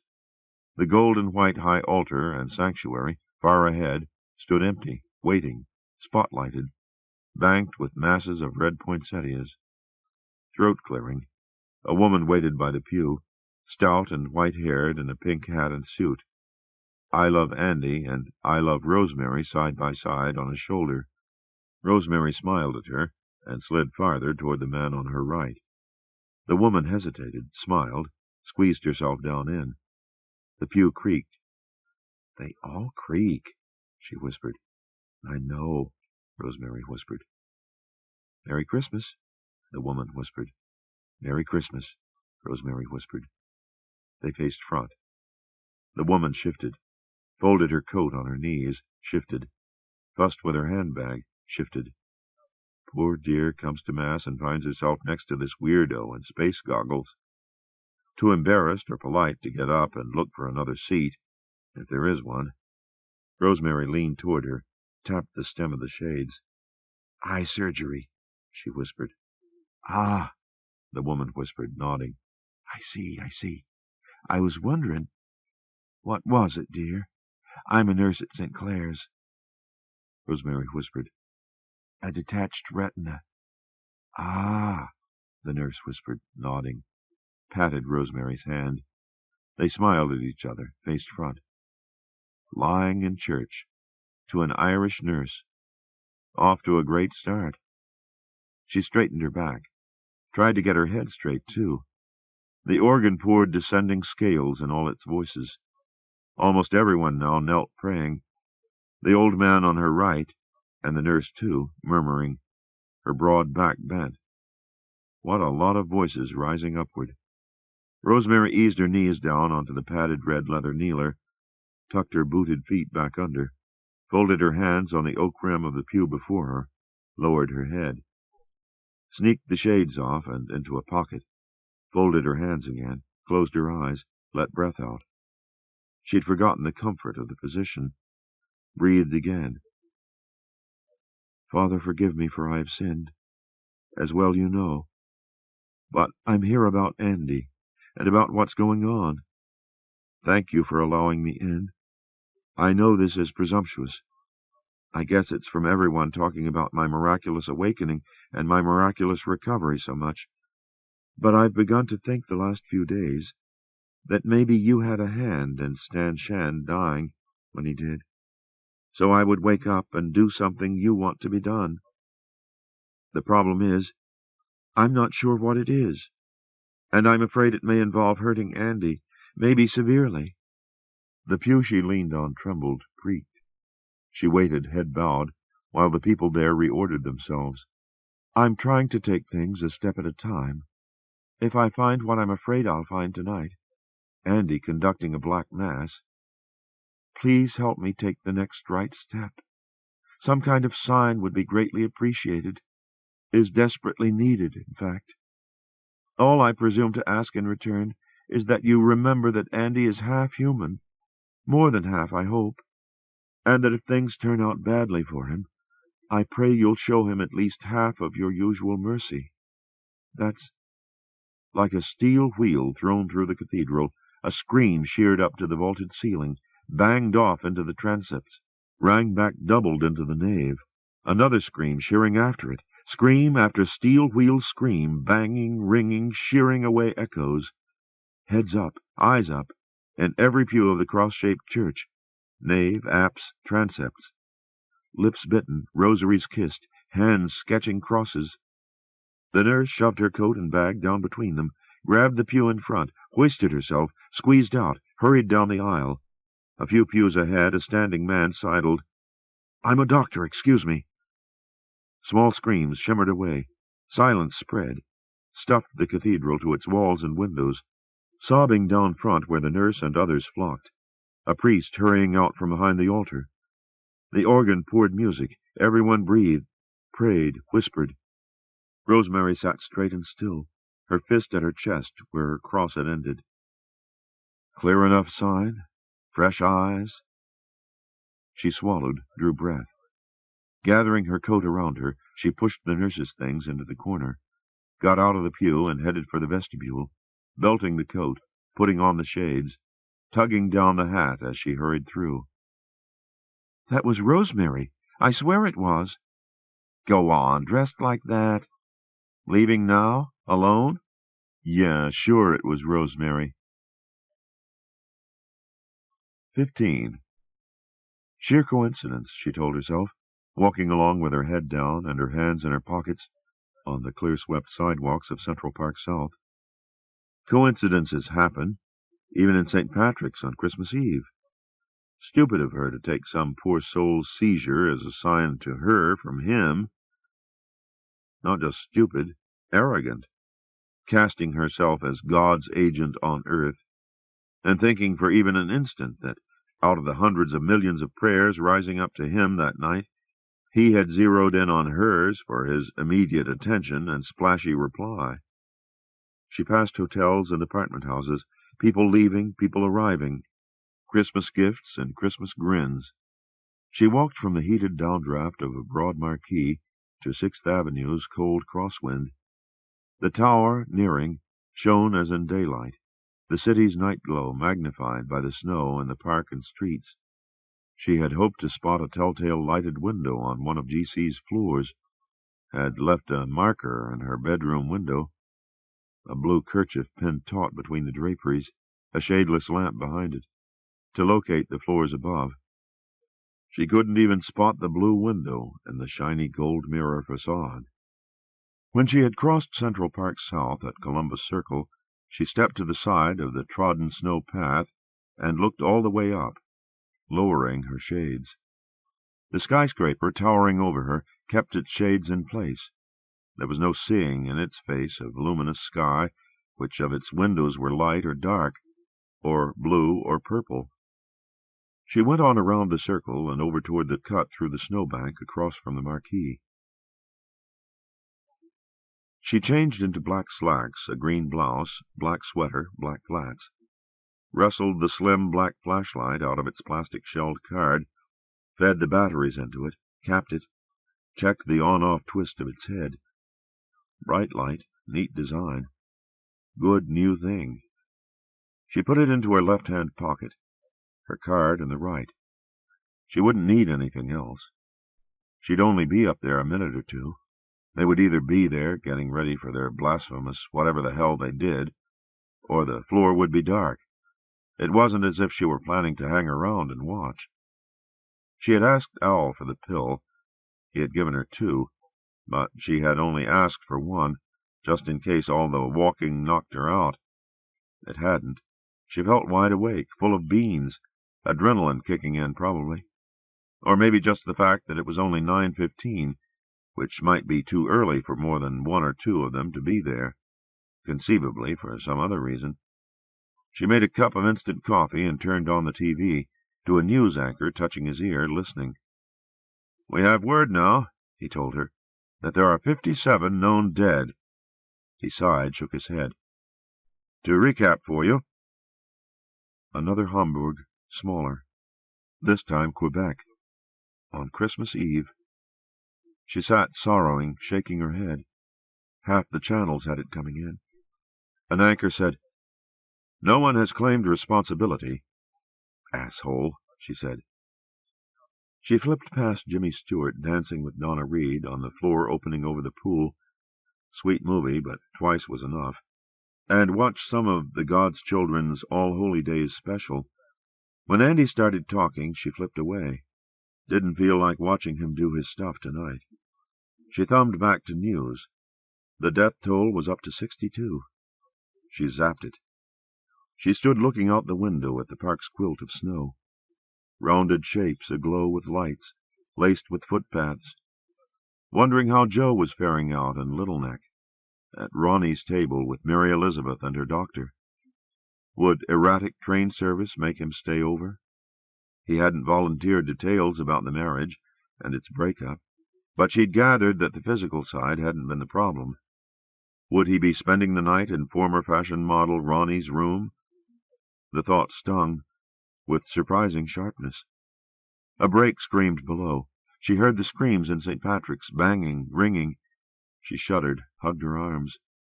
Changed Amour Lests into Lost Mauser. Vaguely familiar. At 11:15 she freshened her makeup and fixed her hair. She'd had Ernie undo his inspiration, and he had been right, and took half of one of the pills just to be safe. She cracked the hall door and peered off at the concierge's desk. One of the women was on, she couldn't tell which, talking to a couple in coats. She drew the door closed and waited, looking at the framed hall map with its red emergency exits. She'd find hers somehow, 10 feet dead ahead. She cracked the door again and, as a few people came out of a door farther down on the opposite side, drew it closed, but cracked it, waited till the 2 men and a woman were near the desk blocking her, and stepped out, closed the door with its Do Not Disturb sign hanging, crossed the hall, pushed open the glass-paned emergency exit door, went on to the landing, pushed the door closed. The stairway was whitewashed cinder blocks and fluorescent lights. Holding a black metal banister, she climbed zigzag half flights to the 8th-floor landing, leaned her cheek to the door's glass pane. She opened the door and went out into a softly lit hall, forest green vinyl and sky-blue walls, like the hall on 10, but half its width, and fully walled except for a large pair of doors across from the elevators and restrooms. She walked down there to walnut double doors sealed with a giant brass GC logo, saw herself askew in black in its polished surface. She crouched, a hand to the floor, put an eye to the crack beneath the brass. She stood drawing breath and took the flashlight and the card from her pockets, reached the card to the slot by the door frame and ran it through. If it let her into Andy's private elevator, it ought to open his front door for her. Before she could touch the brass logo, it split backward, the doors swinging open on darkness. The flashlight and the spill from the hallway showed a large reception room, upscale furniture and magazines, doors all around. She went into the room and turned, facing the elevators, stood palming her forehead, trying to recall the 9th-floor layout from the day of the taping, over 2 weeks ago, and a meeting in one of the conference rooms a day or two after. The conference rooms overlooked the park, which meant that the amphitheater was behind the elevators. Yes, they had gone out and back, around a curving wall. The rear of the stage ran parallel to the building's Broadway side, which meant that the spiral stairs and the passageway between the dressing rooms and bathrooms would be there, off somewhere beyond the northwest corner of the reception room, almost all the way back. She followed her fluid disk of light through a door to the right and down forest green vinyl between walls of office doors numbered in the low 800s. At a fork she went left, followed more forest green vinyl, past higher-numbered doors. Just about where she thought it would be, she found, in an alcove on her right, a black iron spiral to the floor above. She mounted its wedge steps slowly, holding the handrail, pausing to listen. Silence. Keeping the light down, coming up into forest green passageway, floor and walls carpeted. On the right, 2 doors a few yards apart, a payphone on the curving wall between. On the left, 2 doors side by side, symboled bathroom doors, dark at the bottom. Light underlined the dressing-room doors. The nearer, the door to the women's, was open a crack, light from inside glazing its forest green enamel. Coming out of the spiral, standing in the carpeted passageway, Rosemary sniffed. Sniffed again. Tanis, anybody? She peeped into the dressing-room. No movement, no sound. She opened the door farther. The booths, facing each other, 3 and 3, were open. Curtains gathered at the sides. In the booth at her right, Diane's 500 dead minks hung on a wall hanger alongside one of her velvet tents. Her jeweled watch and rings lay on a shelf, her black leather drawstring bag on the bench, black boots below. At the other end of the bench, black pantyhose, tangled, stretched. Craig's deep voice spoke in the green room. The door to it, beyond the empty chairs at the make-up tables, was only part way closed. He sounded as if he was asking questions. She leaned into the dressing-room, a hand on the knob, a hand on the jamb, straining to hear. Couldn't make out what he was saying, or an answer, but caught a click from the hallway, stepped in, closing the door at her side as the men's dressing-room door opened. She backed into Diane's booth, stood with her heart thumping, got a good breath. In the booth opposite, a flouncy aqua suit, dead beavers, brown boots, a Gucci sack, Polly, leopard-printed undies. Silence now from the green room. She waited, sniffed. The Tanis tang seemed stronger, weaving through a jungle of perfumery. Or maybe the pill, whatever it was, had sharpened her sense of smell. Colors, too, looked clearer. Leaning around, she checked the booth alongside. Vanessa. Electric blue duffel coat, jeans, fuchsia sweater, brown hiking boots, black panties. She leaned farther out. The booth next to Polly's was Sandy's. Dead coyotes, white leather boots, a pistachio dress. No undies. She could leave right now. Did it make any difference whether Andy was there or not? They hadn't stripped to discuss GC's public health programs for the year 2000. Never mind at least 2 of the men being there. And the Tanis smell was Tanis, definitely, no mistaking it. She took a good deep breath to be sure. Definitely Tanis. Silence still from the green room. She stepped out and checked the last 2 booths. An empty beside Sandy's. Another empty past Vanessa's, except for a long rust-colored robe hanging against the side wall she'd passed. She stopped, stepped into the booth, studied the richly dyed robe. Raw silk, nubbly, supple between her fingertips. She drew a wide sleeve toward her. A cowl hung in back. A rust-rope belt. A monkish robe, lightweight, good lines. Hems double-stitched. She worked the label clear of the hanger's neck, squinted. Madame Delphine, theatrical costumier. She pinched a hair from the lapel, pulled it all the way free, held it up, seeing with her fresh, ultra-clear eyes the sleekness of the foot-long black filament. She draped the hair over the shoulder of the robe. She went between the chairs and the make-up tables, with their bulbed mirrors, to the partly closed door, moved behind it, and, holding the knob, peeped through the hinge crack.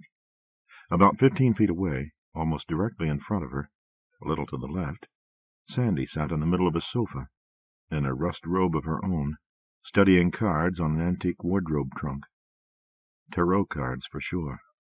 She moved one, studied the pattern, sighed. Bad news from the beyond. Tanis wafted through the crack. They were probably burning it as incense, in there or on the stage. Another rust robe passed close before her, left to right. "It's way past 10:30. I asked him specifically to start on time." Holly. "I hate staying up till the wee small hours. My internal clocks get all jangled." Sandy gathered her cards, quick shuffled, began laying them down again. Holly came back, sitting on the arm of the sofa, nibbling a cookie.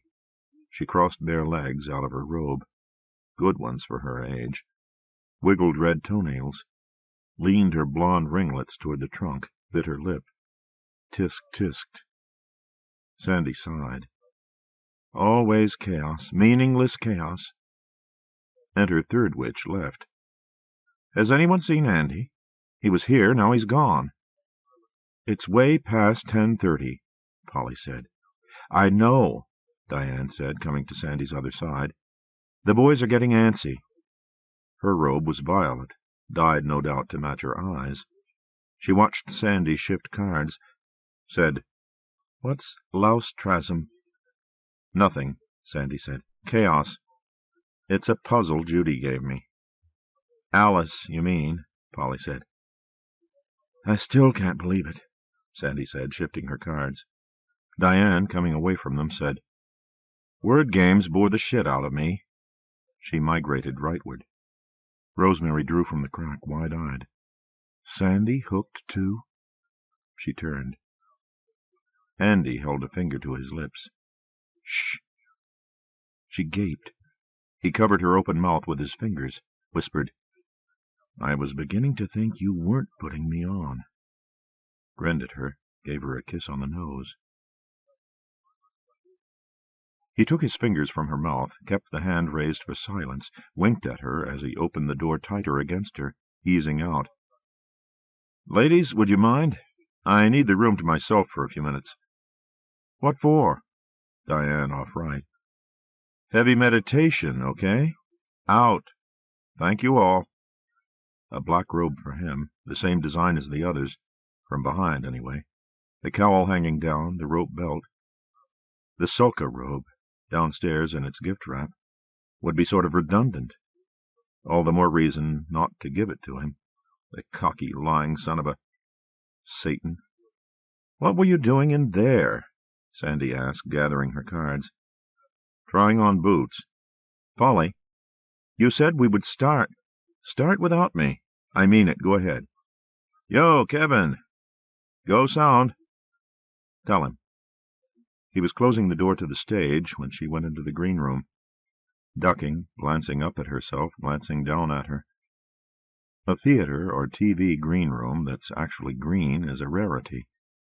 One that's all green, forest green, and an all-forest green theater is a visual oxymoron, or something. The low mirrored ceiling doubled the room's odd flavor. The offstage space had been decked. The control room for the light and audio systems was close overhead, along with everybody's upside-down reflection, walking and sitting and schmoozing, or doing whatever they were doing in the forest green room. Rosemary chose a chair by the sofa, sat straight in it, her elbows on its arms, her hands folded before her, fingers meshed, black slacked legs together, black flats together on the carpeted floor. Andy walked across the room, his reflection walking close above him, pulling the black robes tight, cinching the rope belts, to the coffee and tea and the giant red Coke machine. "You want coffee?" She stayed silent a moment, said, "Black, please." He poured coffee, poked the machine. A can clunked. He brought her a GC mug of black coffee, with a spoon and a packet of sweetener, sat at the end of the sofa near her, popped the red can, sipped from it. She stirred the mug on the trunk top, eyeing Sandy's cards. Slips of 3x5 memo paper under a rounded silver paperweight. "You want the answer to it?" She looked at him. "2 roast mules?" she asked. He nodded, smiling. "I got it in a week or so." "Don't you dare tell me," she said. "I'll find it myself." He chuckled. "Oh, boy," he said. "Do I have a hold over you? Watch out, or I'll say it." She put the spoon down, sat straight with the mug in both hands, drew a breath and sipped, looking ahead. He put the can on the carpet away from his bare foot, leaned closer to her. "I shouldn't tease," he said. "I know you're worried. Don't be." "I only lied a little." "I'm sorry. I was afraid I might scare you away again, after you'd been gone so long." "Mom, look at me. Please." She turned her head, looked at him. He said, his eyes clear hazel, "What's going on here isn't Satanism. I don't worship him, believe me. To know him is to hate him. He lives up to his reputation. This is trimmings, things I grew up with and liked, that's all. Those were the only parties and holidays I knew. This isn't even witchcraft. We don't do spells or anything. It's no more Minnie and Roman's old-time religion than an office Christmas party is Rob Patterson's. Listen to that." He nodded across the room. Chanting had begun, coming from a speaker in the forest green carpet between the tops of the dressing-room doors. An undulant chanting twined with odd, quivering overtones. "Do you recognize it?" he asked. She cocked an ear toward the speaker. "Did you ever take part in any?" She shook her head. "No," she said. "I heard, though. Through the walls and the closet, you know." He nodded, smiled. She said, "This is different." "It's one of the old chants," he said.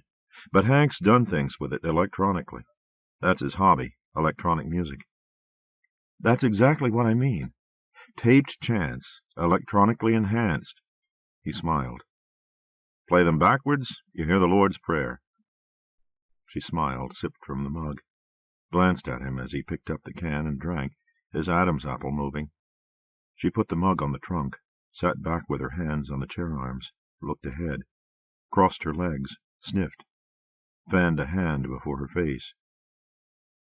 "It really is an office Christmas party," he said, setting the can back down. "Done the way Andy likes it. They accept it as an interesting, not so exceptional kink in someone who has to present a full-time public image of conventional goodness. A kink that Andy somehow intuited each of them could go along with, for his or her own reason. It connects, in a way, with those professional types coming down out of Dominique's dungeon Monday night. At least according to Vanessa. She wrote her thesis on the subject." He leaned closer to her. "These are talented people who do a world of good," he said. "And they ease the stress and let off steam with some unconventional behavior. They're no more Satanists than you are. Half of them are regular churchgoers. Jay's an officer of his synagogue." He put his hand on hers on the chair arm. "And they're not murderers, Mom," he said. "And I didn't tell them to murder. That's what you're most worried about, isn't it?" Looking at him, she nodded. "Yes," she said. He sat back, shook his head, raked his tawny hair. "I don't understand," he said. "Why?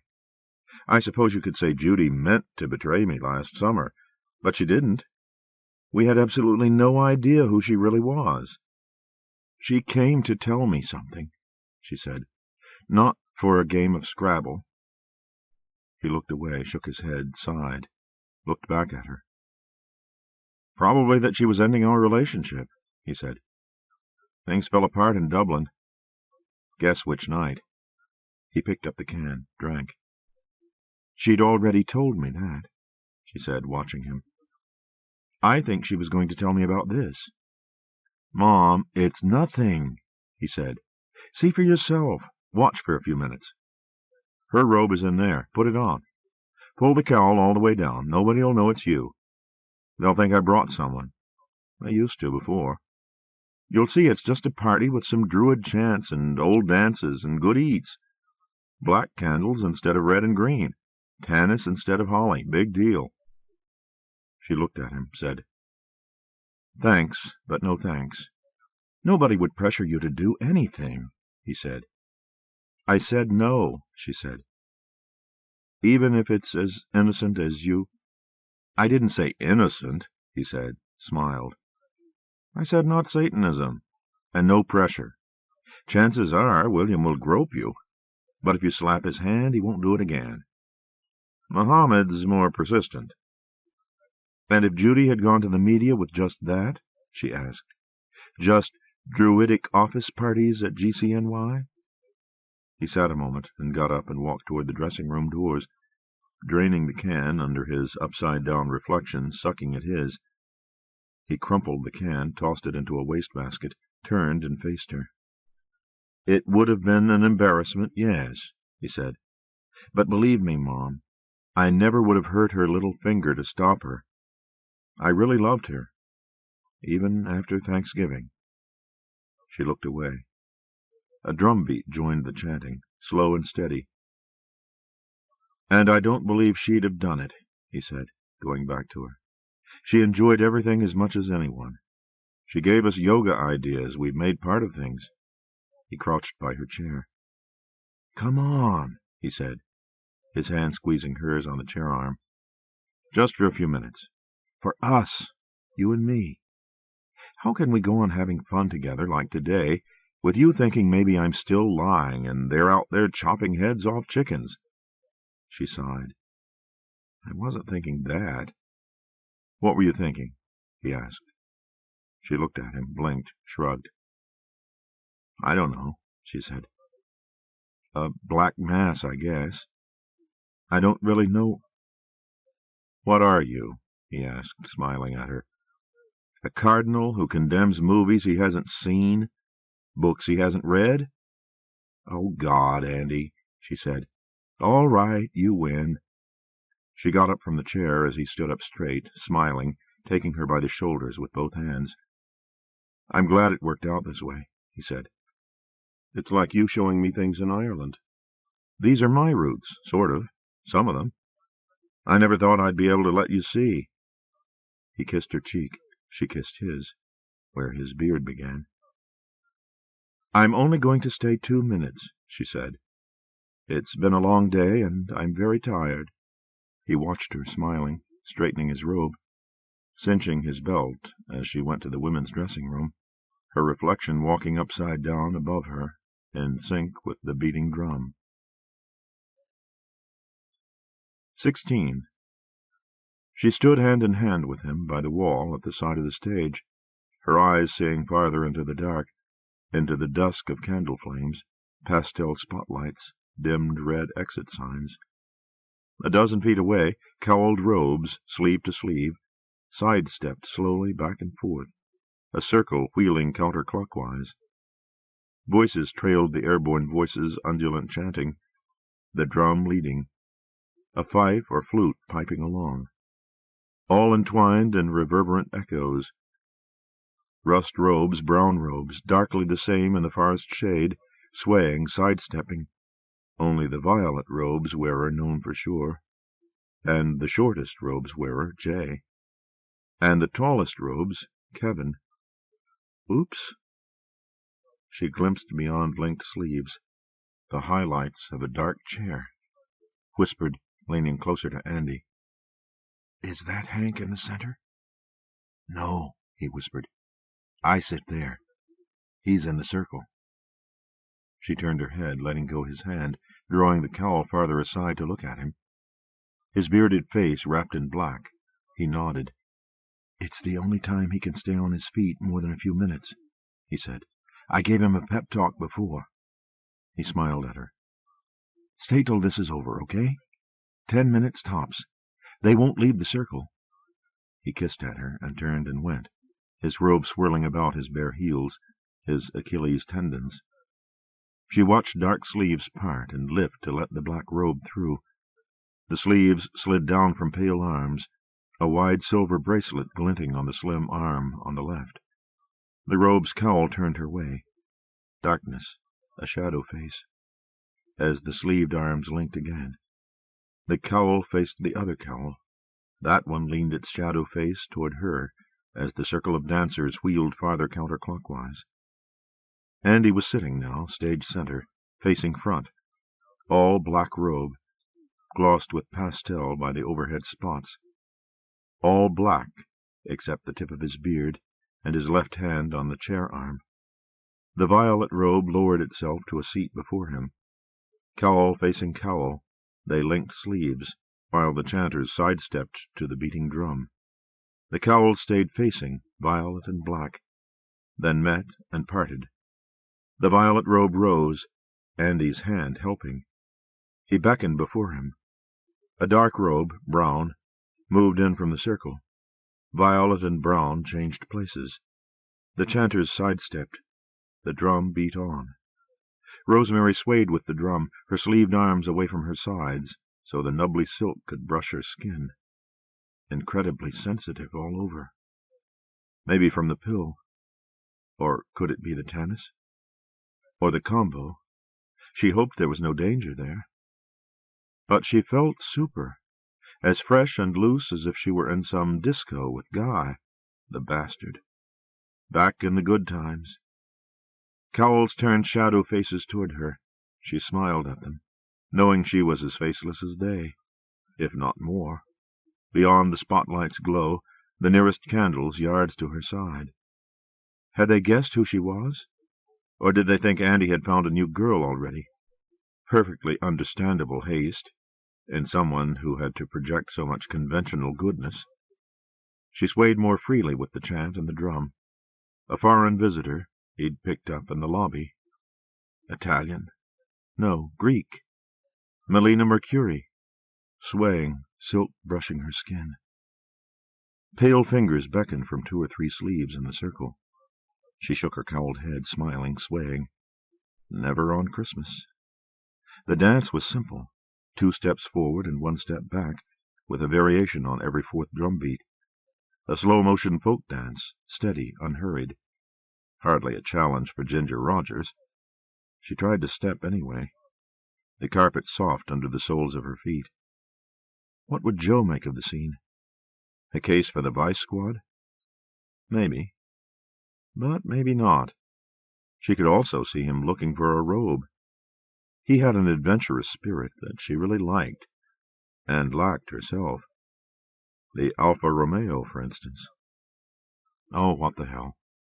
She snugged the robe, cinched the belt, fixed the cowl for maximum coverage, took a deep breath, and walked slowly, slowly, along with the drum beat, to the circle of robed dancers, to parting sleeves, hands that took her hands warmly. She danced with the circle, sharing its rhythm, finding its steps, watching black-robed Andy and a rust-robed woman holding hands, talking. She circled, sidestepping past his shoulder, holding Vanessa's cocoa hand, greenish in the forest light, its usually clear nails painted black or near black. When their arms swung, a chain bracelet rolled in and out under Vanessa's rust sleeve, large, round, silver links. The brown robe following Rosemary was tall, William or Craig. She kept a firm grip on his hand, in case it was William the groper. Closing her eyes, she hummed with the chant, not caring to parrot the syllables, dancing comfortably, answering some kind of mammalian herd instinct, all her senses awake. Psst! Vanessa's hand squeezed hers and let go. Andy wants you. He beckoned. She was almost in front of him, a brown robe rising. She went with the drum beat to a backless black seat, gathered the robe around her, sat on flat warmth. Their robed knees touching, she gave him her hands, looked at him smiling at her in his black cowl. I was hoping, he said. You knew damn well, you bastard, she said. My own mother? Shame, she said. What do you say when they sit here? He looked at her, his smile fading. I thank them, he said, for everything they do for GC and for me. And I tell them how glad the rest of us are that they're part of the circle, and they say whatever they feel like. Air a gripe, or admit a mistake, or just say thanks, same here. In the coven, they knelt before Roman, vowed undying loyalty to Satan and him. And he pricked his finger with a dagger, and they drank a drop of his blood. You can see why it didn't grab me. She sat silent, holding his hands, looking at him as he smiled again. Here we kiss each other on the lips, he said. Chastely. The ball's in your court, she said. Chastely is easy. Leaned, pecked his lips, was up, hands free before he could help her. The good eats, laid out by the rust robes after the dance, along the amphitheatre's first high curving step, were only so-so, warmed over standards from the kitchen downstairs, and icky-looking pâtés. There was a terrific eggnog, though, with a bit of a kick and a hint of tannis, served up at center stage out of a handsome silver punch bowl. Not the hotel's plated stuff, but the unmistakable real thing, simple, shining, sterling, stabbed with 6 or 7 pastel light beams on a table draped in forest green, where Andy had sat. Violet-robed Diane did the serving, her cowl back from her feathered, lately darkened hair, looking great, flushed from the dance, and obviously fully recovered from her bout with sciatica. She silver-ladled the creamy cream into everyone's silver cups, as the robes all mingled and chatted, all the cowls back, Hank in his chair laughing red-faced at something William was saying, each with a silver cup in hand. Sitting in near darkness on the top step, at the green-room side of the curve, Rosemary kept her cowl up, though there was probably no need to. No one had so much as glanced at her, since Andy had shepherded her up there when the dance was ending. The two of them had eaten there from plates he had gone down and gotten, along with cups of the terrific eggnog. They had both been ravenous, not having had much more than the pastrami sandwiches all day. He came mountain-goating up the steps now, with refills, a cup in each hand, all black against the light of the stage. She looked away anyway. The robes had a tendency to slide open, which had become apparent when the dance sped up a bit after everyone had sat and talked with him. He gave her a silver cup, sat on the step a few feet from her, closer to the curve's center, tucking his robe around him. "You can take the cowl off if you want," he said. "You're almost invisible, and anyway they know. Nobody thought I'd bring a date so soon. So who else could it be?" Vanessa was sure. He sipped from his silver cup. She lifted the cowl back, fixed her hair. "What's their reaction?" she asked. "They're glad you're here," he said. "And they understand if you don't want to mingle. They hope you'll join in another dance, but won't be hurt if you don't." She sipped from the silver cup. "Meaning at another party, or tonight?" she asked. "Tonight," he said. "There'll be 2 or 3 more. Faster, different." He sipped from his silver cup. "Oh," she said, took another sip from hers. "If you're tired, I've got some pills." No, I'm fine," she said. "Harmless," he said. "I get them from Owl downstairs." "No, I'm fine," she said. "Second wind." "Andy." Sandy stood at the rim of the stage, peering up toward them. "Can I speak to you for a minute?" Sounding peeved. He groaned, putting his cup down, getting up. "Back in a minute, I hope." He jogged down the steps, holding his robe around him. Rosemary lifted herself, hitched at the silk, shifted, settled into a more comfortable position against the carpet at her back and beneath her, snugged the robe. She picked up the silver cup and sipped, watching Andy on the softly lit stage, listening to some disagreement between Sandy and Diane. He strolled with them, his hands on their shoulders, to the far side of the stage, followed them through the door to the offices and storerooms. She savored the creamy nog, sweet tart and tannisy, savored the shimmery old-new music idling all around her, the druidic forest primeval flavor of the candlelit stage, the spotlights dimming now, as dark robes, Kevin and Craig, lifted the table with the punch bowl on it. Beautiful silver bowl, Diane's or G.C.'s, and carried it into the corner, beyond the green-room door, clearing the stage for the next dance. Faster, different. Jimmy Durante had put it so well. Did you ever have the feeling that you wanted to go, and still have the feeling that you wanted to stay? She chuckled, recalling him. "High. You are very high." "Slightly high, anyway. The rum or vodka or whatever was in the nog. Or maybe it was the tannis. In there and in the air." She hardly noticed the smell now. but braziers smoldered at the corners of the stage, their smoke swirling up into pastel pillars. Beautiful. Like the time she'd smoked pot with Guy, and it worked. That's how she felt. The music so ultra-clear, her skin so ultra-tingly, sensing the silk against it, the carpet through the silk. But in this instance, with her mental faculties completely unfogged, sharp as a tack, she sipped from the silver cup. Could Tanis and cannabis be related? A dark climber stopped, 2 steps below, bowed. "Please pardon me, Rosemary," Eurico said. "I'm so happy to see you here. May I speak with you a moment while Andy's away?" Sitting straight, putting the cup aside, she smiled and said, "Of course, Eurico. Please sit down." She closed her robe more snugly. "I've been hoping we'd get another chance to talk." "Thank you, so have I," he said, seating himself on the step below her, a few feet to her left, the angled planes of his cheek and jawbone gleaming in the light from the stage. Extremely handsome. 49, divorced, 2 married children. She had checked with Judy the day after the impromptu party in Andy's office. She'd seen Hiroshima Mon Amour not all that long ago, or so it seemed. The man in that had been an architect, too. Eurico was GCNY's, the amphitheater's, designer. He oversaw the design of all the GC's worldwide projects, and headed his own firm, too, one of the most highly regarded in the profession. "How go the computer lessons?" he asked, smiling up at her. "They're one of my New Year's resolutions," she said. "Top of the list." "I have only one," he said, "to slow down. I'm going to be 50 next year. That makes a man think. GC has no upcoming projects for me. I'm fortunate in having surrounded myself with capable associates, and so I've resolved to take some time off and smell the roses."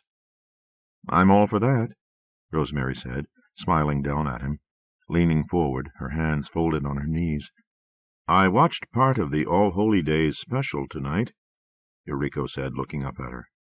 "Andy's part. I always do, even though I have everything on tape. It's somehow not the same, is it? I came away from it, as always, as from everything he does. I speak as if I'm unique," he smiled. "I came away from it with a renewed sense that he truly is a celestial being, no matter how he tries to pretend he's a mere human. And, of course, sitting with him tonight only strengthened the feeling. There's nothing I wouldn't do for him." He sighed. "I truly believe he's going to be ranked among the immortals," he said. "The lighting, I believe, is going to be a watershed event in the history of humanity, and at the same time a magnificent work of art, all the greater because of its transitory nature." "That's just how I feel, Eurico," Rosemary said, leaning down closer to him. "I've told Andy that. I'm so glad you agree." "Seeing you here tonight," he said to her, "makes me more certain than ever that he, and you too, are true divinities. I mean that with all my heart. What ordinary mortal could share this with his mother?" He gestured around them. "What ordinary mother could share it?" He smiled at her dazzlingly. "Myths will grow around you. Does that make any sense?" She smiled back her dazzlingest. "No," she said. "I suppose the Tanis is speaking," he said, still smiling. "The Tanis?" she said. "The incense," he said, pointing. "It's derived from the leaves of an Egyptian plant that's a kin of the Indian hemp plant, the source of cannabis." "I thought I was getting a little high," she said. "Everyone is by now," he said. "But even when I'm not, I regard you as a celestial being, and so I sit below you, at your feet." His head of jet hair bent. She gaped, her toes kissed by surprise. A first, and not bad. Eurico stood, offered a hand to her, smiling. "Come dance again," he said. "This one is fun." The robes were forming a circle in the candle-lit, pastel-pillared dusk, violet and black robes coming onto the stage, Andy looking at her as she stood. She watched her feet, holding the robe closed with an arm, as Eureka helped her down the steep steps. The music grew louder, a twining woodwind, a driving drum beat, faster than before. When they reached the corner of the stage and stood face to face, he slightly taller, she said, "I'm sorely tempted, Eureka, but I'm very, very tired. I've had an incredibly long day." He bowed to her hand and kissed it, something touching the backs of her fingers. She said, as she stood straight, "What a handsome pendant!" "Isn't it?" he said, holding it forward from the V of his robe. A circle of silver, a teardrop bent on itself, hanging on a black cord. She leaned to it in the forest shade. "Does it have a special significance?" she asked. He said, "I don't know what the designer intended. To me it suggests life's continuity, the continuity of all things." He let the pendant fall against his chest. "It's lovely," she said. He smiled. "It caught my eye," he said. "I have another resolution now, to invite you to dinner in the new year." She smiled and said, "I resolve to accept." They smiled at each other as he withdrew toward the circle, bowing. She looked for Andy's black robe. No cowls for this dance, and a pale green rope or vine held in everyone's both hands. No Andy, no black robe. Violet, though, amid the dark ones. The drum jumped louder. The vine-linked circle stepped to its beat, began turning clockwise. She watched a moment, then turned and went into the green room, winced against its light as she drew the door closed. The music shrank into the speaker on her right. Andy sat looking at her, sitting on the sofa in his black robe, a cookie in his hand. "I thought you and Eureka—" She shook her head, blinking, glanced above, headed across the room toward the snack table. "Why aren't you?" He shrugged. "This dance can get raunchy," he said, "and Diane must have gone heavy on the rum. I was coming to get you, but then I saw you coming down with him, and I felt—" He shrugged. "I figured I'd wait," he said. She took a handful of cookies, walked back toward the sofa. He moved over. She sat down, put the cookies on the trunk in a heap between them, sat back and nibbled one. "Do you know that Tanis is related to cannabis?" she asked. "You're kidding," he said. "I'm shocked. Shocked." She gave him a look. "No wonder you're hooked on all this stuff," she said. "I never should have let you go over that first time to Minnie and Roman's." "I'm not hooked on anything," he said, turning to her. "And don't start blaming yourself. You had no choice." He watched her a moment as she drew a breath. "Plenty of women," he said, touching her shoulder, "would have just taken off as soon as they could, and left me with them, period." She sighed. "Some, I guess," she said. "Plenty," he said. Kissed her temple. She touched his hand on her shoulder. They smiled at each other. He turned and picked up a Coke, drank. She reached. He gave her the can. She put it to her lips, drank. Gave the can back to him. He put it to his lips, drank. She sat looking at Sandy's rounded silver paperweight, gleaming on the slips of paper, shook her head as if to clear it. "So are you satisfied now?" he asked, putting the can down, sitting back, his hand taking hers between them. "Did you find any Satanism out there? Any witchcraft? Did anybody pressure you to do anything horrendous?" "No," she said, sitting back. The drum drove faster, louder from the speaker, through the door. "Is this Hank's, too?" she asked. "No," he said. "It's some French group, I think." They sat back, listening. He switched her hand into his other hand, put his arm around her shoulders. She settled back against him, sighing, closed her eyes. He kissed her temple, her cheek, the corner of her mouth. "Auntie." One chaste kiss. Drum-driven high on a blissful tide, she opened her eyes to herself on the sofa, arms clutching his black-robed back, a hand in his hair as her throat was bitten. Closed her eyes, held him tightly as he held her, skin against skin, his knees spreading her thighs. A jungle bird screamed. She looked toward the speaker and saw a sign, froze seeing it. She saw it straight through the mirrored ceiling, the only patch of blue sky blue and all the forest green, a rectangle with black letters across its middle. Below a crumpled red can, clinging to the inside of a basket of woven reeds, hanging upside down between the bottoms of upside-down doors. The sign's letters were reversed, and it was a good 20 feet away, but she read it in a flash. So distinctive it was, so much in the news and her mind lately. And in the same flash, she saw what she hadn't been seeing all along through the tannis haze and the pastel spots. Rico's pendant, the bracelets, the punch bowl, the cup she had held and sipped from. The sign made everything crystal clear. Tiffany and Company. Andy's head lifted, tiger-eyed, horns showing. "I thought you were ready," he said, the drum beating, the bird screaming. She shook her head. He slipped farther down, a leg to the floor. She pushed against his head. "No," she said. "Andy, I want to be alone. Just for a few minutes, please." He rose up on a knee, looking at her, his eyes half-hazeling, the horns sinking in. "Now," he said. "Please," she said. He drew a breath, got up from the sofa, closing his robe. "Whatever you say, Miss Garbo." He looped his belt, cinched it, smiled hazel-eyed at her, his forehead smooth. "You're not going to run out on me, are you?" "No," she said. "I just have to adjust my thinking. A couple of minutes, please." He nodded, took a cookie, and went to the door to the stage, opened it. Hands were clapping in sync with the drum, and went out, drawing the door closed. She sat up, closing her robe, and put her feet to the carpet, shook her head, held it, drew a breath, blew it out, drew another breath, shook her head, picked up the can, shook it, sipped, put it down and picked up the paperweight, hefted the mound of silver, checked its bottom, put it down. She got up and went to the wastebasket, closing the robe tighter, tying the belt.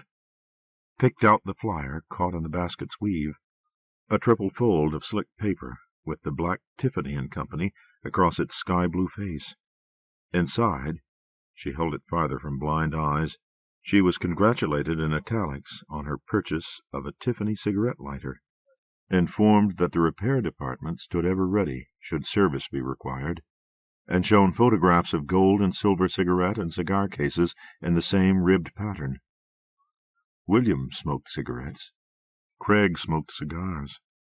She went into the men's dressing room. William had dressed casually, navy blazer with gold "I Love Andy" button, gray flannels. The gold lighter stood on his shelf, a matching gold cigarette case and one of the blazer's inside pockets. Another gold lighter lay on Craig's shelf, along with a silver cigar case. Out of stock on the gold. What a shame. Multi-dialed gold Tiffany watches lay on 2 of the shelves, one with an instruction booklet beside it. She went back out. The speaker was quaking with what might have been the soundtrack of King Kong. She went into the women's dressing room, holding on to the flyer. She hurried out of the robe and into her own things, trying not to tremble, put the flyer into her pocket, and got out the flashlight. On the way out, she checked Diane's jewel-crusted gold watch. Cartier. You can't win 'em all. She hurried down the black spiral, followed the disk of light down forest-green vinyl hallway. 17. On Christmas Day in the morning, she called Joe and told him she'd been up all night and had a bitch of a headache. Could they get together later in the day? He was disappointed, but sympathetic. He, too, had had a bad night. The train back had been stalled for hours. He hadn't gotten home till after 3. "Ah," she said, "what a shame. How did it go?" A sigh. "I don't know. She comes on very nice, but I have the feeling she's a manipulator, regardless of her orientation, and I still think she's too old. Did everything go all right at St. Pat's?" She said, "Yes. I'll call later, okay?" She called Andy, got his message, called the number, spoke to the chip, sipped coffee at the coffee table, scanning the Times's front page. The Quebec disaster, 66 dead. Across the top half, Below the fold, boxed side-by-side pieces about preparations for the lighting parties at the White House and Gracie Mansion. The phone rang. She picked up. "Before you say anything." "No," she said. "Before you say anything. Get down here. You've got 10 minutes. And don't bother bringing Christmas presents." She hung up. He made it in under 9. Buzz. But it had to be him, with the Do Not Disturb on the knob. "Come in," she commanded, standing before the Scrabble table and the window's chiffoned brightness, with her arms folded, in the cobalt-blue velour caftan she had worn the night he came to her Waldorf suite, minus the I Love Andy button. A workmanlike director had been her mentor at CBS TV. Andy looked at her and shook his head, blowing out breath, as he closed the door behind him. He came through the foyer and spotted the Tiffany flyer and the De La Robbia plaque on the coffee table, their blues almost matching, the plaque a shade darker. "Hey, now," he said, going to them. Mr. Clean in new jeans and a snow-white GC sweatshirt. Could you believe the gall? Fresh from the shower, hair still damp dark, no time for the dryer. "Don't you think you're overreacting a bit?" he asked, turning toward her, the whites of his hazels as white as his sweatshirt. "Great willpower, like father, like son, no doubt." "Come on," he said. "I mean, you stopped us before the biggie, didn't you? And it was us, not just me. Let's not play games here." He drew a breath, smiled at her. "Look, we both sniffed the Tanis. We both drank the eggnog." He turned his hands out, shrugged. "From the Tiffany cups," she said. He looked puzzled, pretty convincingly. She pointed at the flyer. He went on playing dumb, glancing over at it, looking at her, just a puzzled Jesus wannabe. "Andy," she said, "it's another boutique up there. The bowl, the cups, bracelets, watches, cigarette lighters." He held his forehead, closed his eyes, whispered, "Oh, for shit's sake." Persuasive. You could almost believe he hadn't known. She went over to him and took those snow-white shoulders with both her hands, as tightly as she could, tight enough to make him show surprise. That was definitely the real McCoy. He grasped her wrists, staring. She said, "Look me in the eye, with your real eyes, please, and tell me your coven or your gang or your inner circle didn't kill Judy." They held each other, wrists and shoulders, his eyes tigering. She looked into the black-slit pupils.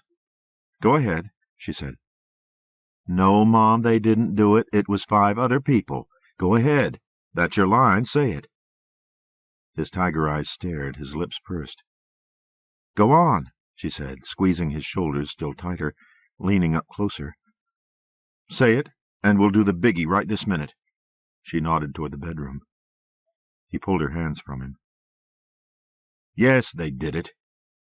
Turned, moved away. "But it wasn't my idea. I'm not a free agent." He turned. "I have backers," he said. "You know that.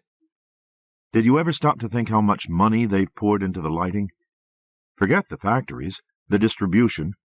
Think about the commercials and specials and getting them seen by everybody. Everybody." He came closer to her, his eyes still tiger. "We're talking about Bantu tribesmen on the Serengeti, peasants in outer Mongolia, places where we had to put in roads to bring in generators to show them the first TV they ever saw. Billions of dollars. Billions." He drew breath. "They didn't want to see it put at risk." "Andy," she said, "things have changed a lot. But since when do the angels run the show? You're the producer. You're the star. You're—" He barked a laugh. "My angels aren't angels, Mom," he said, swallowed. "They're business people. Altruistic, yes, but hard-headed when it comes to protecting an investment. Look, it's done." He moved closer to her, his eyes still tiger. She folded her arms. "What can I do?" he asked. "I really was sick in the car. I wasn't faking that. And nobody told them to do it like that. That was Diane. She's batty. 35 years at the Theatre Guild, and all the world's a stage. She twists Craig around her little finger. He barks, and everybody obeys. But you're the one who told them to do it, she said. You made them able to do it, the same way you made Hank able to walk. He drew breath, nodded. Not the same, he said. But similar. Yes, I'm the one who's responsible. Yes, I had no choice. He went to the coffee table, took a deep breath, and stood looking down at the flyer and the plaque, shoved his hands into his pockets. She stayed with folded arms, watching him. I'm moving back to the Waldorf, she said. He turned, his eyes still tiger. Oh, Mom, he said. I'm not staying here, she said. I'll borrow what I need from a bank till I get fresh eyes up and running. I'm sure my credit rating is terrific. Then borrow and stay here, he said. No, she said. I don't know what's going to happen once the investigation starts. I can't even begin to think about what I'm going to say when they question me. But I want distance between us from here on in, Andy. He drew a breath, blew it out, nodded, lowered his head. She said, I don't want to put the lighting in jeopardy either, though I'm not as insane on the subject as those non-angels of yours. I don't want us to have to deal with a lot of awkward questions this week. Not when Ireland worked so well, and all the numbers are so good. He raised his head, looking at her, his eyes beginning to hazel. So I'll wait till next Saturday, she said, January 1st. But I really don't want to see you, not till things work themselves out somewhere down the line. He stood looking at her with his hazel eyes. She turned to the table and the window. He said, Will we light our candles together? She stayed silent a moment. In the park? She asked. No, he said. If we're there, we're not at Madison Square Garden and the Abyssinian Baptist Church and everywhere else. And I don't want to do anything political. I think the best thing is to just stay upstairs in my place. Joe, too. I wouldn't expect you to come otherwise. We'll be able to see the whole show down in the sheep meadow. Bird's eye view. And I've got this great media room. You must have seen pictures. So we can watch everything on all the networks. It'll really be the best way to get an overview of the whole happening. She turned, took a breath, said, I'll let you know. He nodded, turned, and headed for the foyer. Take the De La Robbia, she said. Oh, Ma. He turned. Take it, Andy, she said. They bought it, you didn't. And I really don't want it from either of you. He went to the coffee table, swept the plaque with one hand into the other, swung it like a paperback at his side, walking to the foyer. Out and gone, pulling the door closed. She let out breath, unfolded her arms. She began to top off her coffee, had the spout of the not-real silver coffee-pot tilted nearly to the point of pouring, but took the clean cup from the tray and filled that instead, about 3/4 full, left the coffee black, unsweetened, began pacing back and forth between the foyer and the Scrabble table, slowly holding the cup with both hands, frowning over it, sipping. Funny peculiar, the way he had laughed when he said his angels weren't angels. They certainly weren't, those plutocrats who opted for murder in a noble cause. Hardly a new mindset in human history. Where had G.C. found enough hard-headed altruists to pour out billions? Were there thousands of million-dollar contributors?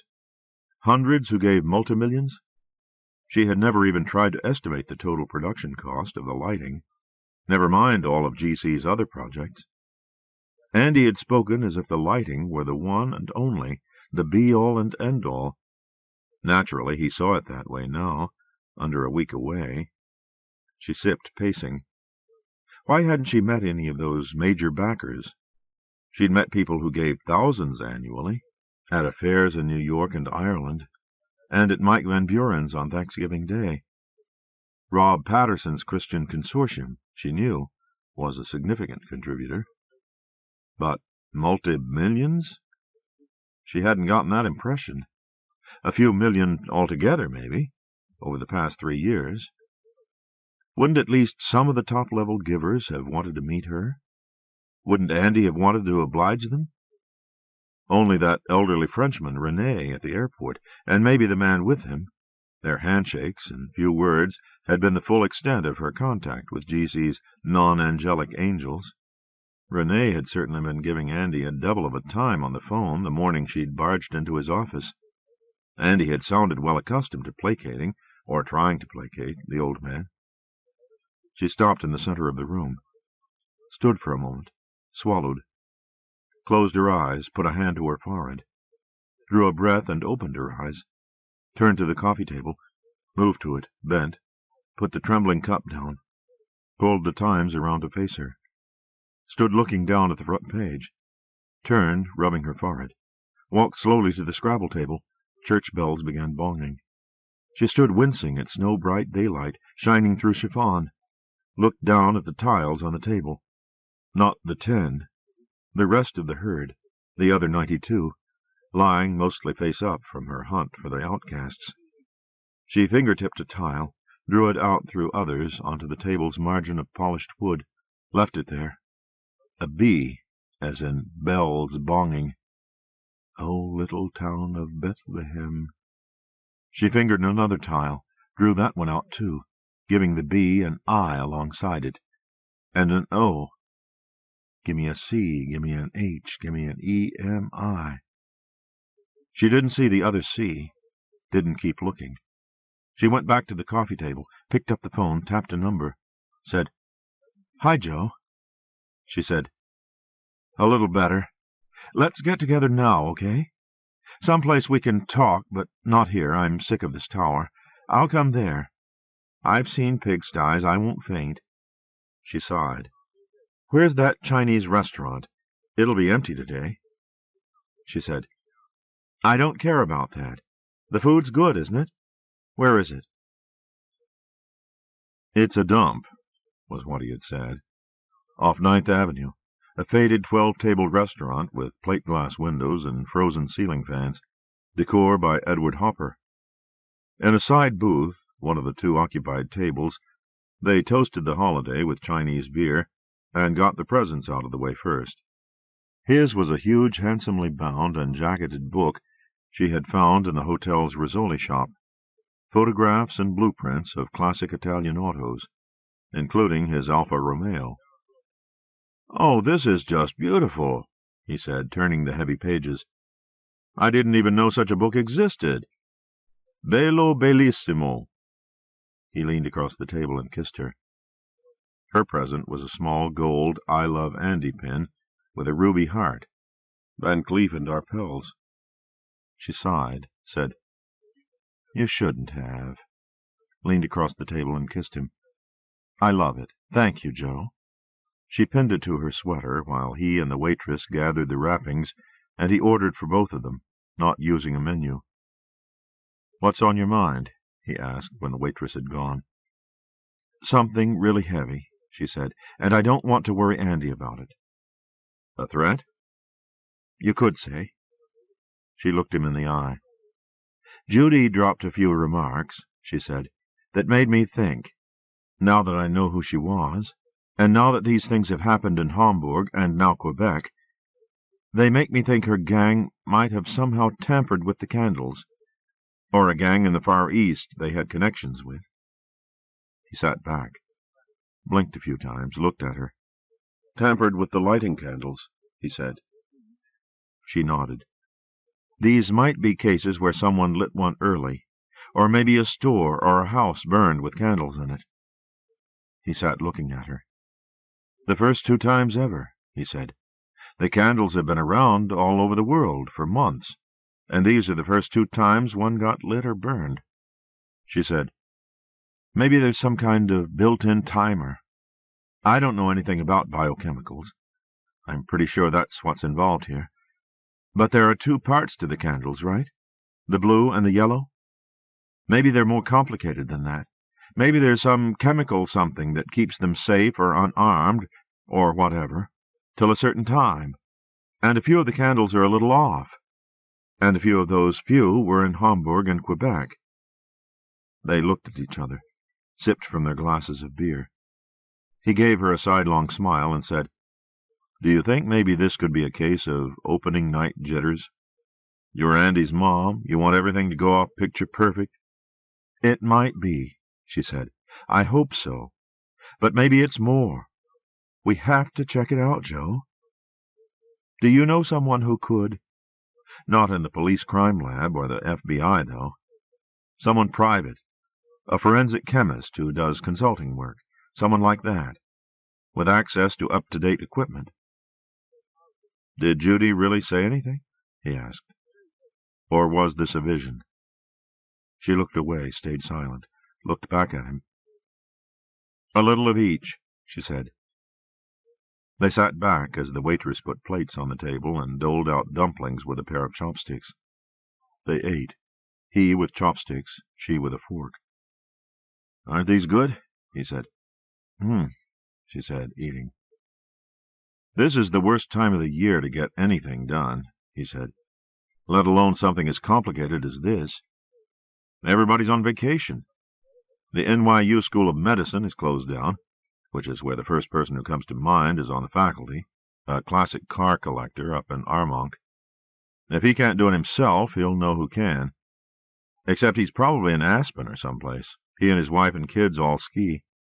Look, if you're this serious about it, then we should go to the FBI. I know guys in the office here, and they have the facilities in Arlington to do the job right and do it fast." She shook her head.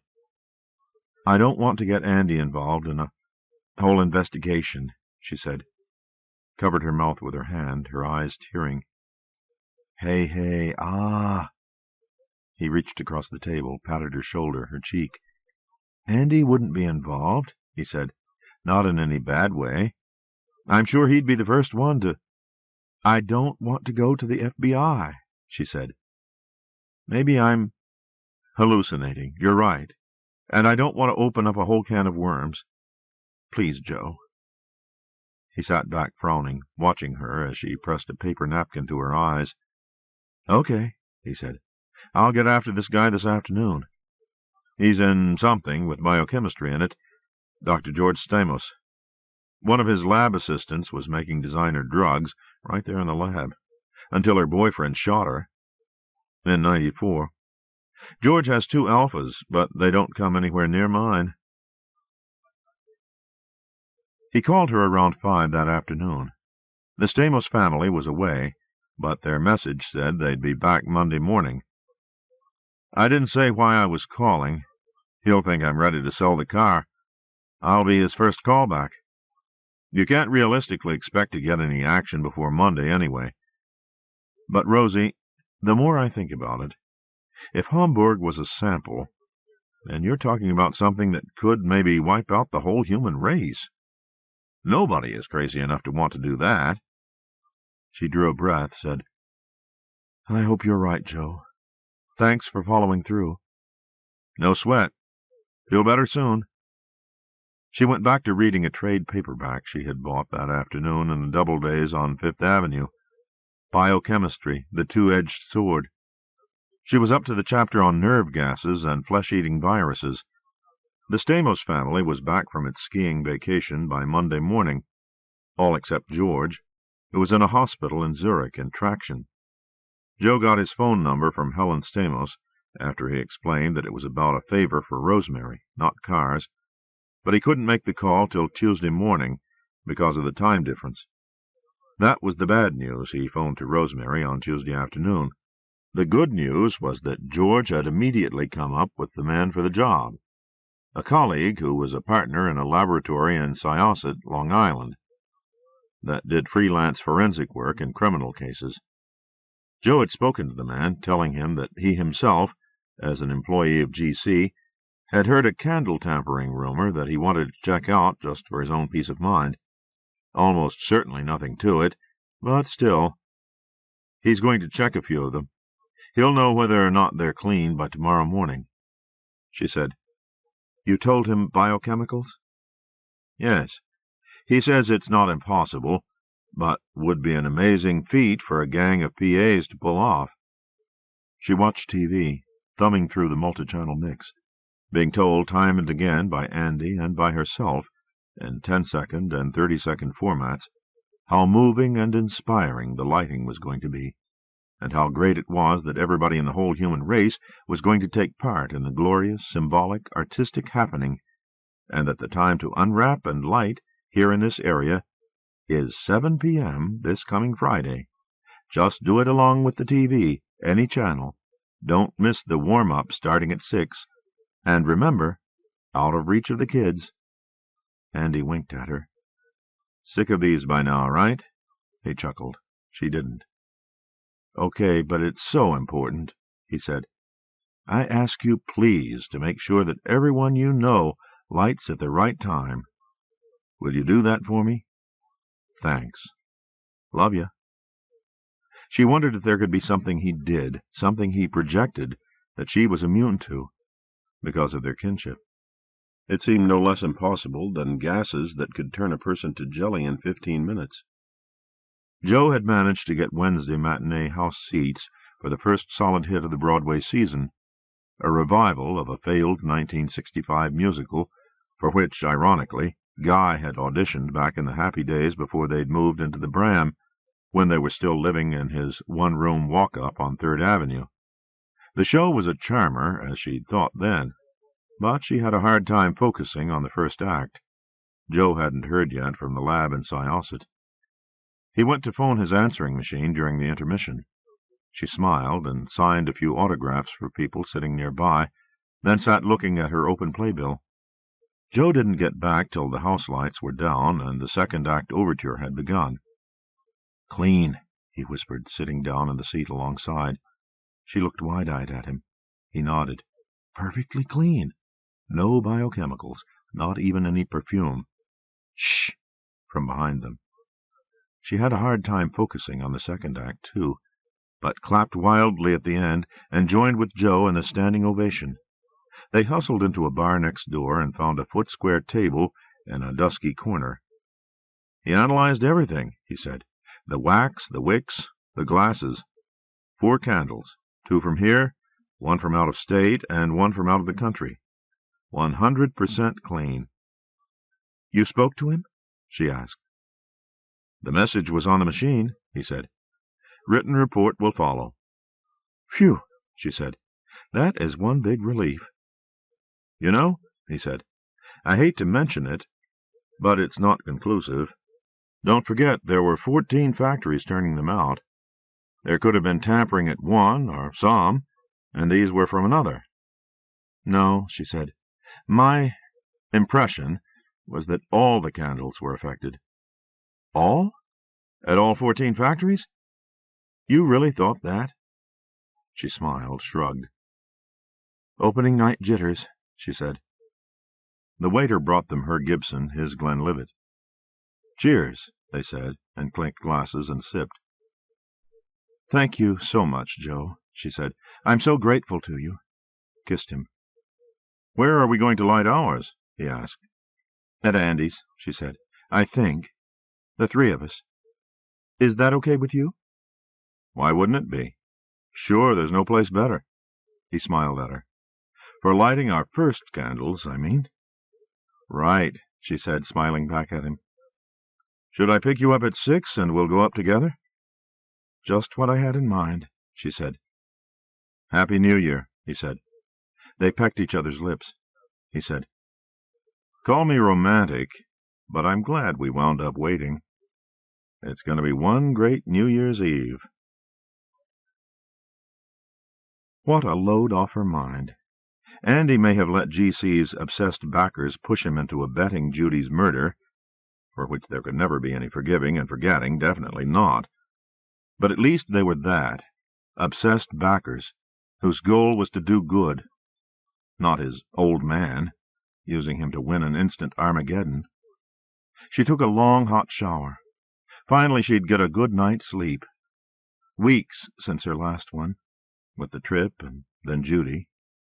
She ordered cocoa and petit fours from room service, sipped and nibbled amid satin pillows, watching preparations for the lighting in a schoolroom in Argentina, at the Air Force Academy, the Wailing Wall, an oil rig in the North Sea. The only thing bothering her, as she zapped the TV and snuggled into her warm satin cocoon, was a feeling that Andy was calling her, like the time his head got caught between slats of the crib, and he called her without being able to call. She snaked an arm out and lifted the handset of the phone. Alive and humming. She put it back down, snuggled into the satin. Knew damn well it was herself calling him. Should have taken a cold shower, not a hot one. Mom. His voice in pain woke her. Daylight fringed the closed draperies. She lay listening, felt him less strongly, but certainly didn't hear him again. She refused to let herself trick herself into calling him. Went up to the spa after breakfast and biked, jumped rope, swam. The glassy splashing in the window-walled pool masking all other sound. The bothersome feeling faded away as she sat eating a club sandwich in the living room, watching the lighting finally become real, and so much more richly than she had ever imagined. All regular programming had been suspended. On every channel, the lighting music, the lighting logo, the lighting countdown in one corner or another. -30, 44:27. Seconds streaming, minutes melting. On every channel, shrink-wrapped sky blue and gold lighting candles being ranked on tables and counters, sky blue and gold lighting banners being raised. On the Princeton campus, in a women's prison in Hong Kong, in a casino in Connecticut, a hospital in Chad, aboard the QE2, in an Oslo department store, a nursery school in Salt Lake City. Heads talked with other heads about the lighting's beauty and significance, and about the discord and pain and sorrow that would be darkening the planet at this cosmic milestone, were it not, thank God, for Andy, son of Rosemary, shepherding us into the year 2000 as one humanity, refreshed and renewed. Reporters shoved microphones at people and asked leading questions. In a Bolivian shoe factory, a Hasidic community in upstate New York, a firehouse in Queensland, Australia, in St. Peter's Square, in a subway station in Beijing, in Disneyland, Mickey and Minnie waving shrink-wrapped candles. Andy was probably watching upstairs. She sighed.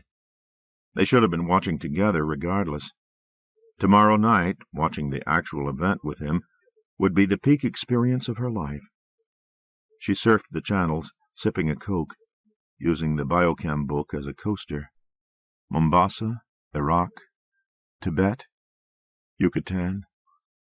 Everybody in the world would be lighting clean, safe GC candles. The Amish liked TV, spoke readily into the mic about Andy, Rosemary, the lighting, and the joy of tractors. Even the dingbats waiting to be picked up by aliens in UFOs would be lighting their candles before leaving planet Earth. There would be just enough time, a woman leading a California contingent of 300 explained. Nostradamus had predicted they would be picked up in the second minute of the year 2000, not the first. 2 goes with 2, don't you see? 6 + 6 + 6. On Friday morning, calling him was reasonable. She had to finalize their arrangements. She'd never even given him a definite yes. And she wasn't imagining he was calling her any more. She had enjoyed a good night's sleep at last, and good melon and coffee and croissant there in the satin. Maria, who had brought in the tray, had been more excited than she. "I feel like I'm marrying everybody tonight," she had said, laughing, opening the draperies on an overcast sky. Rosemary tapped Andy's regular number and waited through his message, watching lighting preparations backstage at the Metropolitan Opera House. -9, 37:17. "Andy," she said, "I want to discuss this evening." She waited, watching the scene at Yankee Stadium. Beep, dial tone. She tapped the number, spoke to the chip. Felt good having done it. She checked the crossword puzzle and felt even better. There she was, 1 across. Noted mother, 8 letters. The lighting was the day's theme, naturally, and the rest of the puzzle, except 6 down, noted son, 4 letters, was tough and tricky. The usual Friday challenge. Almost 40 minutes before she finished. He hadn't called. She tapped the number again, spoke to the chip, stayed on through the different number option. If you wish only to give a message to Andy, press 2. She pressed 2. Please record your message for Andy now. Beep. Hi, she said. I want to discuss this evening. Joe's picking me up at 6. Is that what you were figuring on? Call soon, will you? I have a hair appointment at 11:30. She waited. Thank you, Rosemary. Andy will get your message soon. You may hang up now. He hadn't called by the time she left. When she got back to the made-up suite, there were double-digit messages on the regular line and one on the private line. Hi. Do you know where that son of yours is? Diane. I haven't heard from him since Tuesday, and the calls are pouring in. Some he's got to return. I mean like the Pope and the President. I don't even know which site the two of you are going to. I assume the park with the rest of us. Would you please tell him to call me, or call me yourself, if you know what's going on? And guess who's writing haiku about you? Bye. She erased it. Turned the TV on. Talking Heads at -4, 14:51. A plastic bag from the valet hung on the pull-out rod between the closet doors.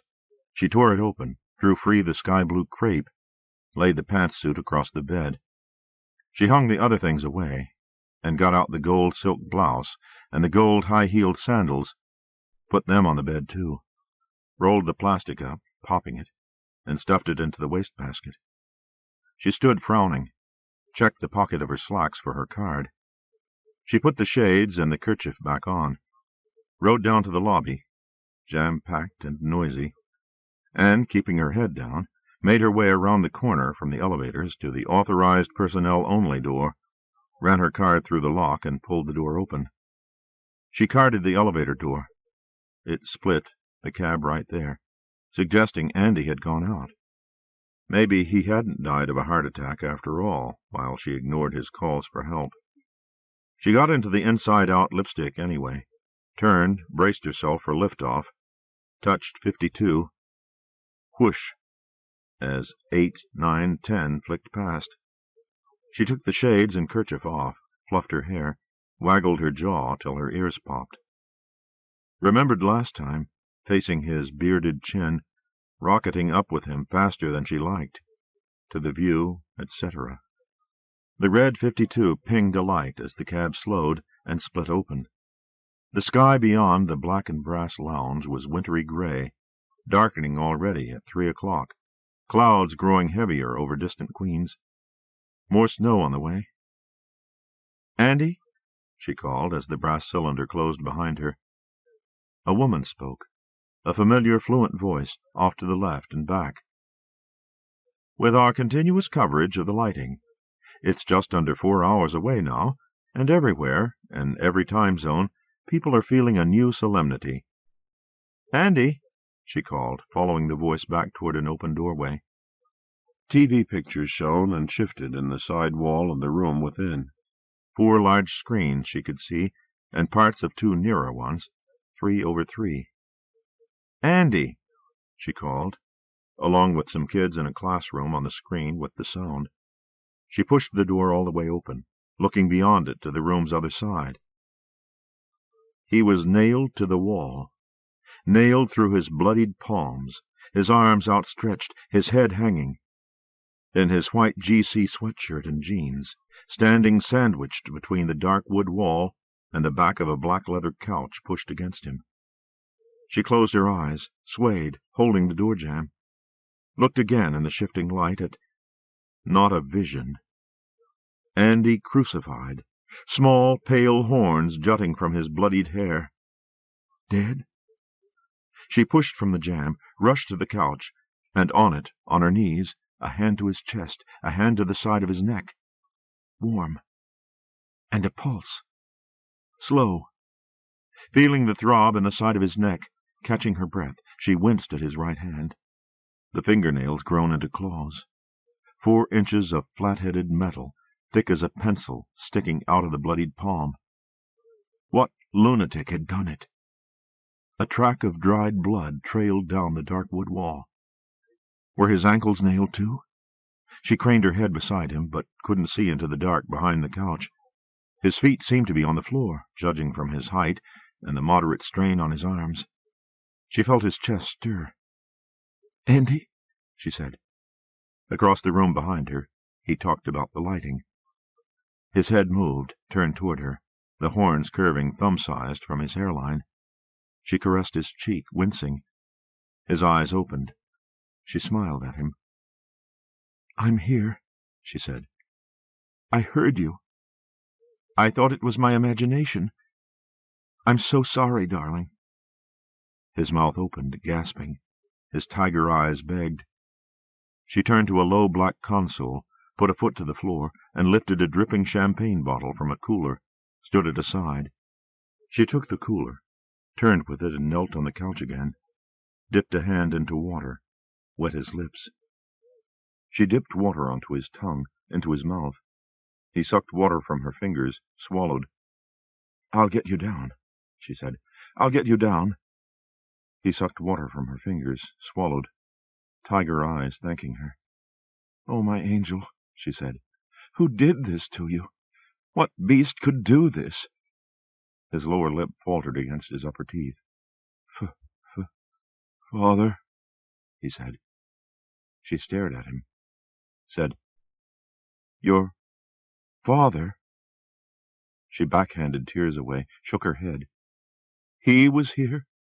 He did this to you?" "Is here," he said. "He is here." His eyes closed. His horned head fell. Maybe he was hallucinating. But who else could have committed such an atrocity? Vengeance for Andy's betrayal of his plan?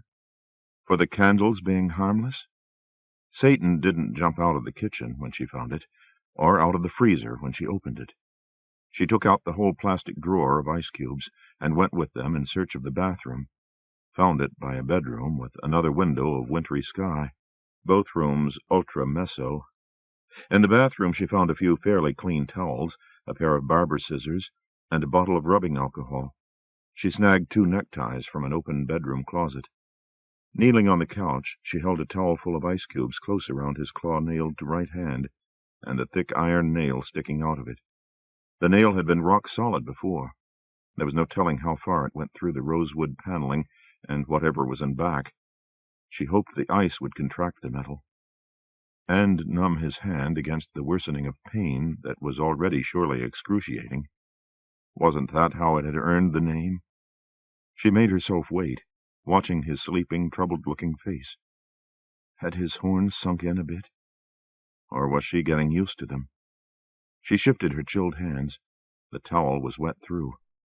Making sure the ice stayed close against the nail and his palm, she shook her head, wondering at the cruelty of a being who could do this to anyone, let alone his own son. "He lives up to his reputation," Andy had said. Surpassed it, rather. The worst she remembered from the Bible was the father of lies. How about the father of bestial savagery? She shivered, seeing again, first time in a long time, the yellow furnace eyes she had looked into for an instant that night while he pounded into her, the coven watching all around. Andy's tiger eyes, she had decided when he was still in his bassinet, were a golden mean between the extremes of those hellish eyes and her human ones. Now it struck her that his less attractive traits and talents, like his lying and his power to sway people, might also be only half his father's. Nice thought. She lowered the towel of melting ice, put it in the plastic drawer on the console, and got off the couch, wiping her hands on her slacks. She dragged the end of the couch farther from the wall at his right side. No nails in his ankles. She felt to be sure. Socks and sneaker tops. No nails. She stood with her back against his hip, her shoulder under his arm, wrapped a band of dry towel around the inches of nails sticking out of his hand, and grasped the wrapped cold metal with one hand over the other. "Out," she told it. and pushed at it and pulled at it. Slowly, not too hard. Andy moaned as the blood track below his hand freshened. "Got to do it," she said. The nail moved. She pushed and pulled with one hand, bringing his hand along with her other, and as gently and carefully as she could, began dragging and twisting the nail out through his skewered hand, holding it still against the wall. 7, 8, 9 inches long, the damned thing was. She tossed it away. It clunked on the carpet.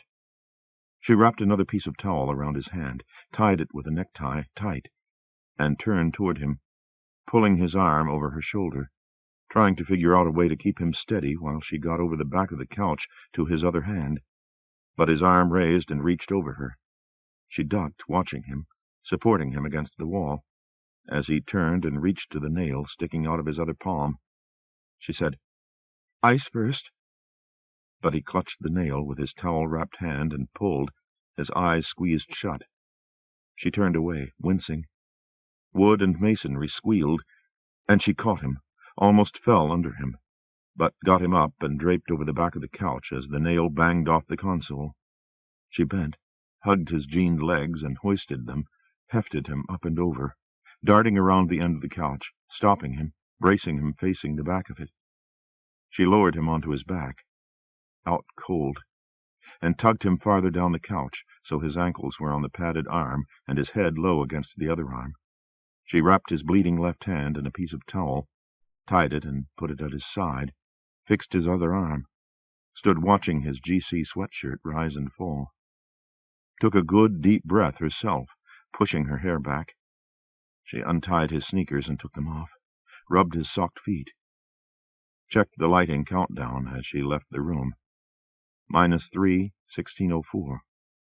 She got soap from the bathroom and a bowl of warm water from the kitchen and went back to him, unwrapped one hand and then the other, picked the conspicuous bits of stuff out of both sides of his wounds, washed them, trickled alcohol on them, wrapped them tightly with fresh lengths of towel, and retied them. She unfolded a faded crocheted afghan over him, remembering it, she was pretty sure, from the Castevet's living room. He needed a tetanus shot, surgery, hospital care. How could she get it for him, with his horns and claws and eyes showing? She would have to trust Joe with the truth. There was no other way. Maybe, just maybe, he knew a doctor who could be trusted, or bribed eventually to stay silent, or of a private clinic somewhere. She washed Andy's face and the blood from his hair, separated the hair and dabbed at a swollen inch-long line of dried blood, left it as it was. She brought things back into the kitchen, washed her hands at the sink, and blood from her sweater, put the drawer back under the ice maker and flipped it on, filled a glass with cold water, drank some, refilled it. She put the glass on the console and sat down on the floor by the end of the couch. Felt Andy's forehead. Cool, but not too. She touched the tip of one of his horns. Ivoryish, sort of. She leaned back against the end of the couch, rested her head against the arm, close to his head lying against it. Sighed, closed her eyes. Listened to a muezzin's call to prayer, segue into cantorial singing, an operatic tenor. She opened her eyes and watched 4 different scenes on 6 screens. Twin temples, a stadium with Egyptian signboards, the grand stairway of the QE2, twin shots of the crowded sheep meadow downstairs. All the counters down to -1, 32:54, and running. Red digits on the console gave a translation, 5:29. She hadn't realized it was so late, but cutting the towels, cleaning the wounds, Joe would be on his way by now, or almost. No point in calling him. He'd surely assume she had gone up early, and would come right up himself. She watched the screens, listened to the talking heads, the anchors, the Mormon Tabernacle Choir. Andy's head turned. She turned hers. His tiger eyes were watching the screens. "Hi," she said. "Nice to have you with us." He stayed silent, watching. "Thirsty?" she asked. He made a sound in his throat. She knelt, cradling the back of his head, holding the glass while he drank. "Joe's going to be here soon," she said. "There's a good chance he'll know some place where we can get you some medical treatment. You're going to be fine. She lowered his head, put the glass down. He watched the screens. She said, "It's going beautifully," shifting around and leaning back against the leather couch arm again. Their heads close together, they watched, listened. "Ah, look," she said, smiling. He cleared his throat. 3 minutes after they're lit," he said. "The candles begin releasing a virus that's suspended in a gas. It spreads." She turned to him. "A lab said they're clean." "Then they didn't know what they were looking for," he said. "That's why I was nailed there, to keep me from telling you while there was still time to get the word out. I was going to." He swallowed, looked at her. "I feel so rotten about it," he said. "I keep thinking about that kid, James." She stared at him. As the lighting music swelled, the choir singing out. "Rosie, you here?" "Joe," she called. "Wait a second." She started to get up. Andy's bandaged hand caught her arm. "I feel so guilty, Mom," he said, his tiger eyes tearing. "Lying to you, keeping everything from you. About the candles, about him. I just wish I were dead." She turned from him to Joe coming in the door, tall and dapper. Ultra dapper. In top hat, white tie, and tails, a bundle of sky-blue gold silk in one white-gloved hand, a picnic hamper in the other. "Funny," he said, dropping the bundle on a chair. "I always thought this would be a festive occasion. But now, when it's finally here, I all of a sudden feel, I guess grave is the word for it." He planted the wicker hamper on the console, took off his top hat, put it crown down alongside.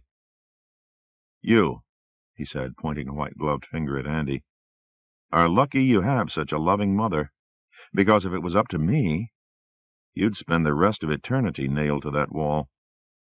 Rosemary, on her knees, holding onto the edge of the console, looked up at him. "Joe?" she said. "Hi, Puss," he said, smiling down at her, tugging at white fingertips. "Tonight's the night." He winked a yellow furnace eye at her. Smiled at her as she climbed to her feet, staring at him, while Andy muttered. He dropped glove 1 into the top hat, tugged at the fingertips of glove 2. "Had to come along with him," he said, smiling at her. "Couldn't trust him to run the show himself, could I? Him being half-human. Liable to go soft? Not with so much at stake, no way. And was I right or was I wrong, I ask you?" He dropped glove 2 in the hat. She stared at him. "I knew the dentist would get a cab or something thrown at him," he said, straightening his white tie. "I know the way that mind up there works. This is mega chess, the endless game. He's white, I'm black. He got first move, but tonight I wipe out his pawns." He smiled at her. "His knights and bishops, too, and the king. The queen I keep." He bowed to her, winked. "That worked out neat, didn't it? You were his logical move to make mush out of young Eat a Pussy here. So I had Joe Mafia ready and waiting for my counter-move." She stared at him. "Who's a lady in distress likely to turn to?" he asked, duding up his shirt front. "If not an ex-cop with just maybe mob connections? Could anybody be more useful if she needs, say, a forensic chemist? Or house seats for a hit or a mass? Oh, hey, regards for Mary Elizabeth and her lesbian lover." He grinned at her. "When I step into a cathedral, baby," he said, "everybody has a seizure. But enough about my devilish machinations. Pride. I just can't seem to shake it."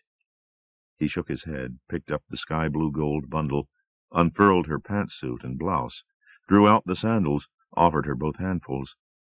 She looked at them, at him. "Go change," he said, "and fix yourself up. He's got the complete works of Elizabeth Arden in the guest bathroom, over by the elevator." She stood staring at him. "Come on," he said, smiling. "Lighten up. Like he says in the commercials. We'll dance a little. It's a better warm-up than this bullshit. That's a great floor out there. It's where I taught him. Ballroom is one of the few things you guys do that's nice to look at." She drew a breath, said, "I would sooner die. Honestly, I mean it." "Oh?" He lowered both handfuls, nodded. "I can see how you would feel that way," he said. "It's your species, after all. Plus the Catholic upbringing." He nodded, looked at one of the nails on the carpet, squinted at it. The blood-streaked iron nail rose in the air, drifted aside, rose higher, and hung with its head against the ceiling, some 9 or 10 feet above Andy's face. He lay looking up at it. "Which eye?" Joe Satan asked, looking at Rosemary, not at the nail up above. She put out her hands. "Just relax. Remember, I do all the work." They danced on the slick black floor before the glittering diorama. The East Side, the Whitestone Bridge, Queens, the whole shooting match, under the luminous bottoms of rolling clouds. He sang along with Fred Astaire. "Before the fiddlers have fled, before they ask us to pay the bill, and while we still have the chance," held her closer, her waist, her hand. "Hey, listen," he said. "I'm sorry I was so obnoxious in there. It's a very special night for me. You've got to understand that. And I'm kind of keyed up. And I'm not accustomed to getting back talk, except too much of it lately from him." "So you nail him to a wall," she said, not looking at him. They danced, a piano and orchestra leading them. "Look," he said, "I could have had the coven do the sensible thing with you, way back when, but I didn't. I made it the coma, and made sure you were in a good place and the bills were paid." He turned her as she looked away. "We looked into each other's eyes that night," he said, "and don't tell me you don't remember. It may have been a scary moment for you, an awful one, I'll grant you. But it was an exciting and beautiful moment for me. Once in a lifetime. One of mine, not yours, if you follow me. Which you're doing better now, see? And who knows?" He dipped her, lifted her. "Maybe I'm even smarter than I think I am. Maybe I knew, or just hoped somewhere deep inside, that if you were alive when the time came for Andy to begin his work, it might turn out that we'd look into each other's eyes again, in a nicer, more civilized situation, that there was the possibility, so to speak, of a sequel for us." She looked at him. He smiled at her. "See, we're looking," he said, turning her. "You like his eyes?" "I can do tiger." He tiger-eyed her. "You like Clark Gable?" Clark Gable asked her, dimpling at her, turning her. "I can play Rhett Butler all night long, Scarlett." Gable grinned his roguish grin, dipping her. "Up the stairs and never a fade-out." Joe Satan lifted her. "My effects," he said, "are very special." He winked. She looked away. He twirled her out and drew her back. Astaire sang, "There may be teardrops to shed." "Now we're getting to the good part," he said, "in case you haven't seen where this is heading. I'm talking about eternal youth, Rosie.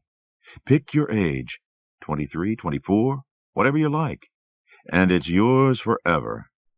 No aches, no pains, none of those pesky little brown spots, everything ticking along like the motor of a Rolls." She looked at him as they danced. He nodded. "What I always promise and rarely deliver," he said. "You're old enough to appreciate it, aren't you?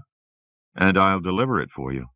Not only the years you lost, but the years ahead, all of them, in a lovely environment, totally different from the hellfire crap you've been handed all your life. Room service that leaves this place at the starting gate." Turning with him, she said, "Would you stop the lighting if I—" "Oh, please," he said, "don't start that business." "No, I wouldn't, and I can't. It's too late."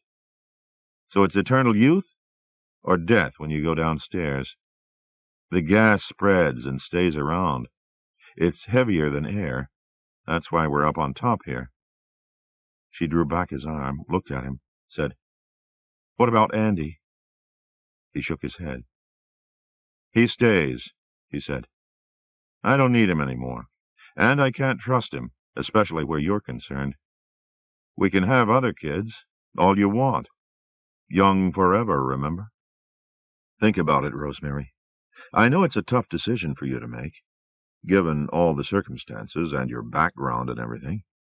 But you're an intelligent person who can put things together. You knocked me for a loop when you worked out that stuff about Judy.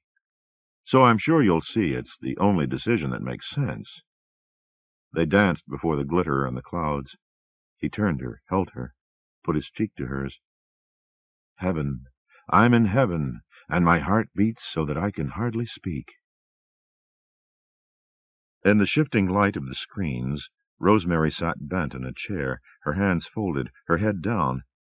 Andy reclined on the couch, with an elbow on the arm and the afghan thrown back, watching with tiger eyes, shaking his horned head, lowering his lips to the straw sticking up out of the Coke can, squeezed between the clawed thumb and first finger of his towel-tied hand. Joe Satan leaned back in a chair, with his feet in black silk socks on the console, watching with furnace banked down to tiger eyes, eating caviar out of a pound tin with a spoon. He checked his multi-dialed watch, taking care not to tip the tin, swallowed and said, "Son of a gun. 3 minutes and 12 seconds, and there they go. Look, the guy on the steps. See? And there, over there, that woman. Uh-oh, look where the candle landed." He shook his head, stuck the spoon straight up in the caviar. "Incredible the way they can time something like that." He picked up his glass of champagne, sipped. "Those guys were really good," he said. "Where are you going?" Rosemary left the room. She walked all the way through to the window, stood there, her forehead against the glass. Gold dust lay sprinkled over the park 52 floors below. Gold dust on the ball fields, gold dust in the sheep meadow, gold dust glittering as far north as she could see, thinner in some places, puddled with black in others. Half the city, G.C.'s inner circle among them, must have gathered to light their candles down there under the leafless midwinter trees, drawn by druidic memories. Fire burned in 2 windows on the Fifth Avenue cliff. In Queens, a red glow tinted the clouds. High above, slow-moving lights crossed a cloud gap of starry sky, one of the few international flights that couldn't be rescheduled to avoid the hour. But the pilot would have gone back and lit one token candle for all the passengers and crew members, who planned to light their own candles when the plane came down. Far below, a tiny horse toppled over on the gold-dusted parkside of Central Park South, pulling its carriage over with it. Other horses and carriages lay in a row behind it. Cars and buses stood still, dark flecks and gold dust beside them. She wept. If she had come up here Wednesday night, when she had first heard Andy calling, if she had not had her guilt to confuse her. She shuddered, drew a breath, wiped her cheeks with the heels of her hands, stood tall and looked out, counted 6 windows with fires in the Fifth Avenue cliff. Flames now in Queens. She heard him behind her. "Get thee behind me, Satan," she said. "I'm staying with Andy." "And here I thought you were smart," Andy said. She turned to him. They looked at each other. "Go," he said. "How can I?" she asked him. "I don't even deserve eternal old age. I don't even deserve a day more of now." "Go," he said. "Believe me, it's what you should do. You'll be okay." "Okay," she said, her eyes tearing. "I'm going to be okay? With everybody in the world dead, and you dead, and me with him? You're crazy from hunger. You're insane." "Look at me," he said. She looked at him, into his tiger eyes. He said, "Trust me on this one." She peered at him, said, Really? He smiled. Would I lie? They smiled at each other. She leaned to him, caressed his cheek. She tiptoed. He bent. They kissed lips, chastely, smiled at each other. He stepped aside, raising a wrapped hand toward Joe Satan, waiting by the open brass cylinder in his white tie and tails, holding his top hat. She stood a moment and walked, crepe swaying, high heels clicking, across the slick black floor to him. He ushered her into the red and brass cab. She turned, glimpsing Andy standing before the glitter and the clouds, a hand raised, as Joe Satan got in close against her, and the cab closed behind him. They dropped. He put his top hat on her head, tipped it back, fluffed some hair out from under. "Cute," he said, smiling down at her. She looked ahead at his white tie. Really tied, no clip-on. "How do we get through the gas?" she asked. "Not to worry." She looked up at him, smiling at her. Read 10, 9, 8, flicking above his head. LB, G1, G2. The cab dropped faster, grew hotter. Starting to sweat, she stared ahead at his tie. "I can't wait to get out of this monkey suit," he said. "The one inside, I mean. 3 damn years now I've been wearing it." His hands clawed at the tie and the shirt collar, ripped them apart, tore them away with parts of his neck from green-black scales, flung fabric and flesh on brass and red leather. She stared up into furnace eyes, white horns arcing. "You said it wasn't hellfire." "Rosemary, baby," he croaked, tearing jacket, shirt, flesh from wet green-black scales. "I lie. Don't you know that by now?" He waggled a giant tongue in her face. She shut her eyes and screamed, his arms hugging her. "Ro, Ro!" he cried, holding her, hugging her, kissing her head. "You're okay, you're okay." She opened her eyes, gasping, panting. "You're okay," he said, hugging her. "You're okay, you're okay." She clutched at her paisley pajama top, at a hank of her auburn hair, looked around, gasping, at the room and its early morning light, at the posters of Paris and Verona, the yellowing full-page ad for Luther, with the red circle near the bottom. She collapsed against his chest, gasping, sobbing, catching her breath. "Oh, Guy," she said, "it was awful. It went on, and I slept, and it started again, and went on and on." "Ah, my poor baby," he said, hugging her, kissing her head. "It was so real." "That's what you get for reading Dracula in bed." She leaned from his arms and looked down at the paperback on the floor. "Bram Stoker!" she cried. "Of course." She caught her breath as he sat back beside her. "We got an apartment in this old house called the Bram," she said. "The Bramford. First it was Midtown, then it was on Central Park West. First it was black, then it was pink. It had gargoyles. It didn't have gargoyles. Basically, it was the Dakota, only it was rent-controlled." "Wouldn't that be lovely?" he said, lying back on the bed, yawning, scratching under the waistband of his paisley pajama bottoms. She turned around and punched at his shoulder. "And you rat fink," she said, "you lent me to a bunch of witches." "Never, never," he said, catching her fist, laughing. "And I had a baby by Satan," she said. "Uh-oh," he said, pushing her down, climbing over her. "If this is turning into the baby conversation, I'm busy." He got off the bed and stepped into the bathroom, pulling the door half closed as she hitched on her knees to the gilt-framed mirror, canted from the wall at the foot of the bed. "Oh, God," she said, clapping her chest, leaning close to the glass. She stroked her cheeks, grasped her hair, kissed it, eyed her eyes, fingered the skin around them, caressed her cheeks, her throat, her hands. "I was 58, she said. "I didn't look it, but that's what I was supposed to be. It was awful. I looked like my Aunt Peg." "Isn't she the cute one?" "Yeah, but still. 58? She whistled. "Wow, what a relief to be young again. It was so real. The whole thing. She sat back on her haunches, frowned. It was 1999, she said. It was weird. My son and I, we were like Jesus and Mary, but very different. She shook her head, kneeled and studied her cheeks again, looked really close at them, checked a teensy spot. I've got to take better care of my skin, she said. It's good I'm up early. I'm going to go to that open call for Drat the Cat. It was a hit in 1999, she said, checking around her left eye. A revival. I'll tell them. They'll be thrilled. I mean it.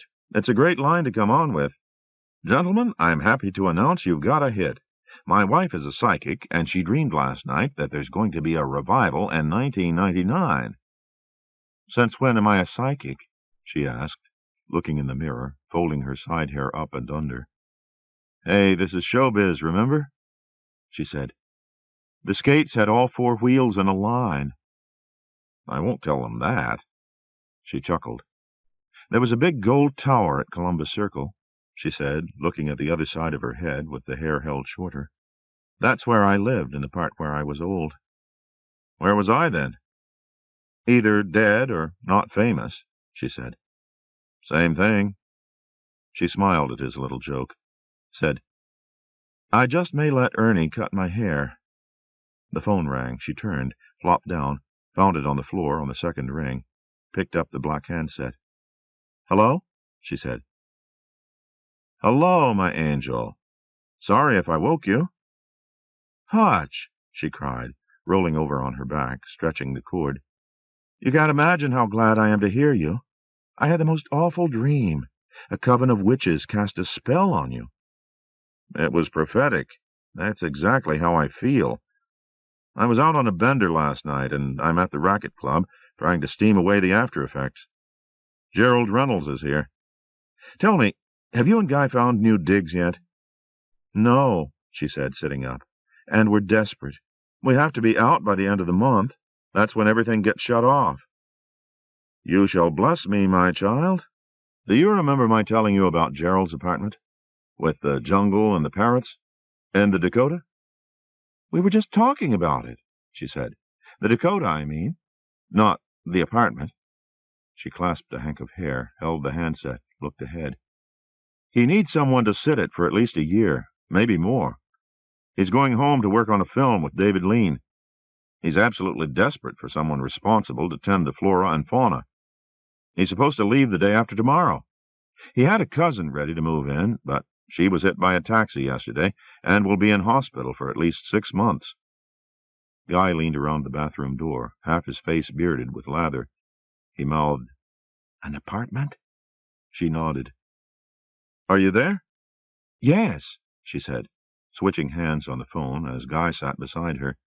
He leaned to listen with her, holding his razor. It's rent-free, my angel. 4 rooms in the Dakota, overlooking the park. You'll be in among the celebrities. Leonard Bernstein, Lauren Bacall. One of the Beatles is dickering for the apartment right next door. They looked at each other. She looked ahead, grasping hair with her free hand. Do you want to discuss it with Guy? Though what there is to discuss I can't imagine. Seize the moment. There's another chap here waiting to call someone about it. I'll hold. I have a nickel. But I'm getting glared at. Oh, before I forget, roast mules? Exactly 3 minutes and 12 seconds by the clock. She lowered the handset a few inches. They looked at each other. Ro, he said, you can't possibly be thinking of letting a dream stand in the way. Nobody would. Rent-free? The Dakota? She looked ahead. Acknowledgments. I'm grateful to Alan Ladd, Jr. and Andrew Wald for getting me off the couch and over to the computer, and to the following people for advice, patience, and friendship, at least 2 out of 3 in each instance.